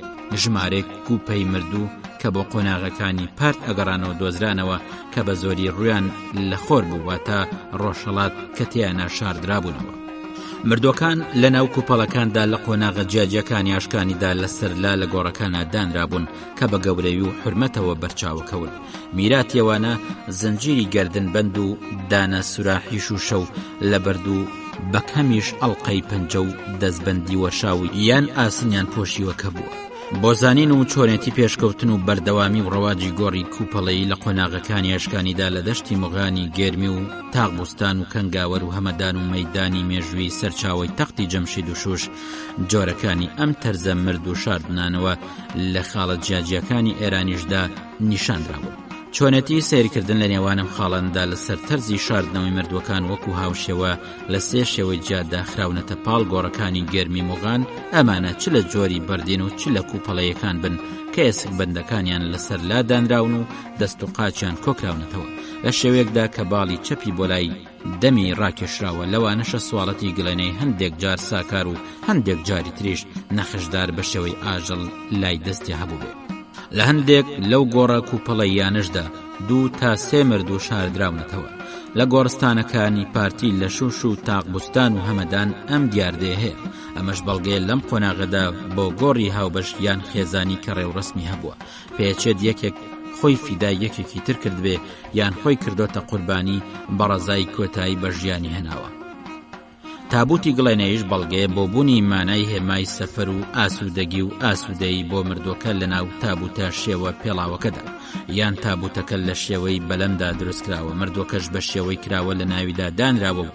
لە ژێرزەوی یان لە ناو گابەردێکدا شاردراوەتەوە ئەم گۆڕستانانە پەیوەستن بە پێش لەدایکبوونی حەزرەتی عیسا کە سەرچاوەی ئیلهامن تابوتەکانیش کۆنترینیان کۆتاییەکەی بۆ دوای سەردەمی هاخەمەنەشی دێت لە تەختی جەمشید و بابلی و سریان ئەو تابوتە ناوبراوانش لە شێوەی جیاجیادا گرنگیان پێداون و دروستیان کردوون بە ئەندازەی گەورە و بچووک بە پێوانەی 35 بە 35 بە 210 مەتر لە کەنگاوەر و سەنگشێر لە هەمەدان جۆری ساکار و بێ بۆیەخکراویش هەن بەڵام لە شوش و لە دوایشدا لە شوشتر لە ناویانە هەن بۆ یەکراون و گرنگیان پێداون ئەمانە کە دۆزراونەتەوە پەیوەستن بە سەرەتای سەردەمی پارتی ئەو گۆڕانش کە ناویان برا قۆناغێکی گۆڕانکاری نیشانەدەن کە شایەتی گەڕانەوە دەن بۆ کۆتایی هاخامەنەشی لە دۆزینەوەیاندا کەمش دەبەخشن بەڵام بابەتەکانی دواتر کە پەیوەست بوون بە ئاینی زەردەشتی شوێنەوار ناسان لەم سەدەی دوایدا کە ناونیشانیان بۆ داناون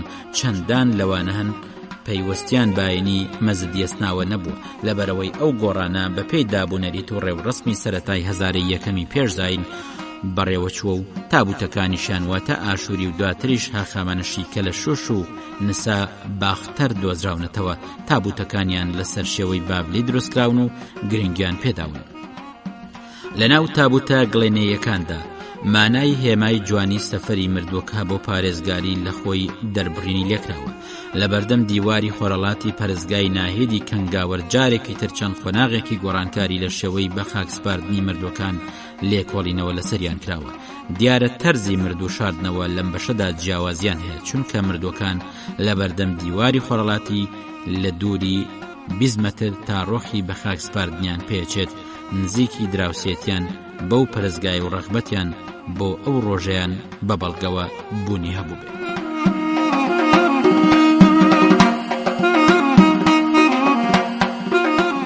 بەراوردکردنی سێ جۆر لە گۆڕ و شوێنی شاردنەوەی مردوو لە کارتی خۆرەڵاتی پەرستگای کەنگاوەر بە گۆڕە کوپەڵەیەکانی موغانیشەوە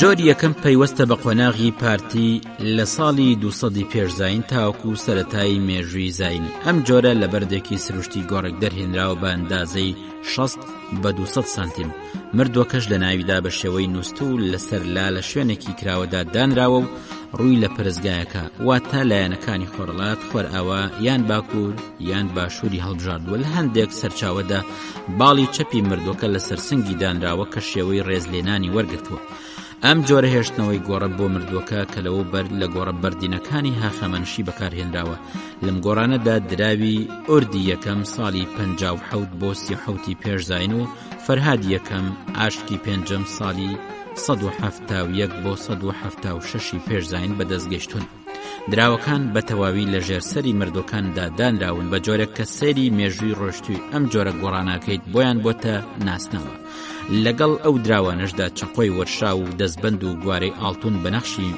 مرۆڤ لەوانەشە سەری درەختی عەرعەر بێ لەگەڵ گوڵی مەرەزەی شەشپەڕ و سواڵەتی گڵێنەیی پارتی لە جۆری مەتارە و غەیری ئەوان بەدەستگەیشتون جۆری دووەم گۆڕێکە پەیوەستە بە قۆناغی زاینی و نوێترە لە گۆڕە سەرەتاییەکان لەم قۆناغەدا مردوەکان خراونەتە ناو تابوتی بەردین بێەوەی تابوتەکە بۆ یەکرابێت یان نەخش و نیگاری لەسەر هەڵ کۆڵرابێت. پێوانەکەی 30/35 بە 210 سانتیمە و تابوتەکەش خراوەتە چاڵێکەوە بە ئەندازەی خۆی. تابوتەکەش بەردەپۆشی سواڵت یان تەختە بەردێکی قسڵ داپۆشراوە. لایەنەکانیش ئەم جۆرە خەنەپاڵ جۆریەکەم واتە باکووری باشووری مردوەکەش لە شوێنێکی کراوەدا و ڕوو بە پەرزگاداندا و مناڵەکانیش لە تابوتی بچووکتردا شاردراونەتەوە. جۆری سێم کوپەڵەی گڵێنەیە. مردوەکە لە کوپەکەدا ڕوو لە پەرزگادانراوە. کوپەکەش بە هەمان دەستور لەو شوێنەی کە تابوتە گڵێنەیەکە لە قوڵای بەردەکەدا شاردراوەتە دانراوە و دەمەکەشی بە تەختە بەردێک داخراوە. لە هەندێک سەرچاوی تردا وا هاتووە چەندین کوپە بە یەکترەوە پەیوەست کراون. لە گۆڕستانی پارتی لە هەمەدان جارێکی تر دەستگایەکی کنەو پشکنین لە چەندین سەرچاوە لە تاغبستان ئەم گۆڕە کوپەڵەییانە لە ئەنجامی کنەو پشکنین دەرکەوتون و ناسراونەتەوە. من وابینم لە گۆڕستانەکانی پارتی لە پەرزگای ناهێد و سەنگشێر لە هەمەدان و گێرمی موغان لە بەخاکسپاردنی مردوەکاندا بەرەو پێشچوون و گواستنەوە لە ناو تابوت و کوپەڵەدا بڕیاری بۆ دراوە کە پێچێت ئاماژە بێ بۆ گواستنەوەی مەزەبی یاوەکو بەرەو پێشچوون یان زیندووکردنەوەی ڕێوڕسمەکەی بۆ دابنین. لە گۆڕستانەکانی نیشتەجەی شوش لە کۆتایی سەدەی یەکەم یان سەرەتای سەدەی دووەمی عیسایی جۆرێک لەم گواستنەوە گۆڕانکاریانە بەرچاوەکەون. لە قەبرستانەکانی پارتی لە دەرەوەی سنوورەکانی ئێران وەکو گۆڕستانەکانی لە نیپور و کاکزە و دوورای ئوروپوس مردوەکان بە کەلوپەل و پێداویستیەکانیانەوە خراونەتە گۆڕ و لە تابوتی گڵێنەیشدا شاردراونەتەوە. تابوتەکان کە ئاماژەمان پێدان زۆرینەیان بۆ یەکراون و بە نەخش جوانکراون و بەرجەستن. خوای جۆرینەی ڕوت لای شوێنەوارناسان نەخشەکەی ئەویان بە وێنەی ناهید ناسیوە. لەو تێڕوانینەوە دوای لەدایکبوونی مەسیح نەفوس و عەقیدەی زەردەشتی لای گەلی ئاشکانی بوونە بنەما بۆ هۆکاری شاردنەوەی مردوەکان لە تابوت و کوپەڵەی گڵێنەیدا. ئالوودەنەبوونی خاک بەلاشەی مردوەکان لە تێڕوانینێکی مەزەبی مەبەستەوە بوو. ئەم گوێزانەوە و گۆڕانکاریە مەزەبیەش بووە سەرەتا بۆ قۆناغێکی دوورتر کە مردوەکان لە فەزایەکی کراوەدا و لە ناو ئاگردانەکانی ئێسقان دوای خواردنی لاشەکان لەلایەن باڵندەکانی ئاسمان لەسەر خۆ دەرکەوتن. لە کۆتایی دەسەڵاتی ئاشکانی یان سەرەتای گەیشتنی ئیمپراتۆریەتی ساسانی ئەم پرسە مەزەبیە سەرچاوی دەسەڵاتی بۆ پەیدا بوو. لە بەشی خۆرەڵاتی پەرستگای کەنگاوەر لە گۆڕستانەکانیدا کوپە بچووکەکان بوونیان هەبوو. ئێسقانە پەرش و بڵاوەکانی مرۆڤیش دوای کۆکردنەوەیان لە ئاگردان راون و بەجێ هێڵدراون و شاردراونەتەوە.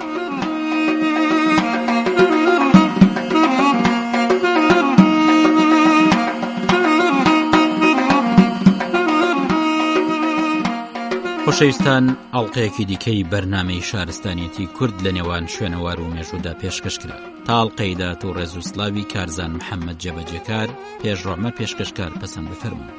بەخواتان ئەسپێرین، خواتان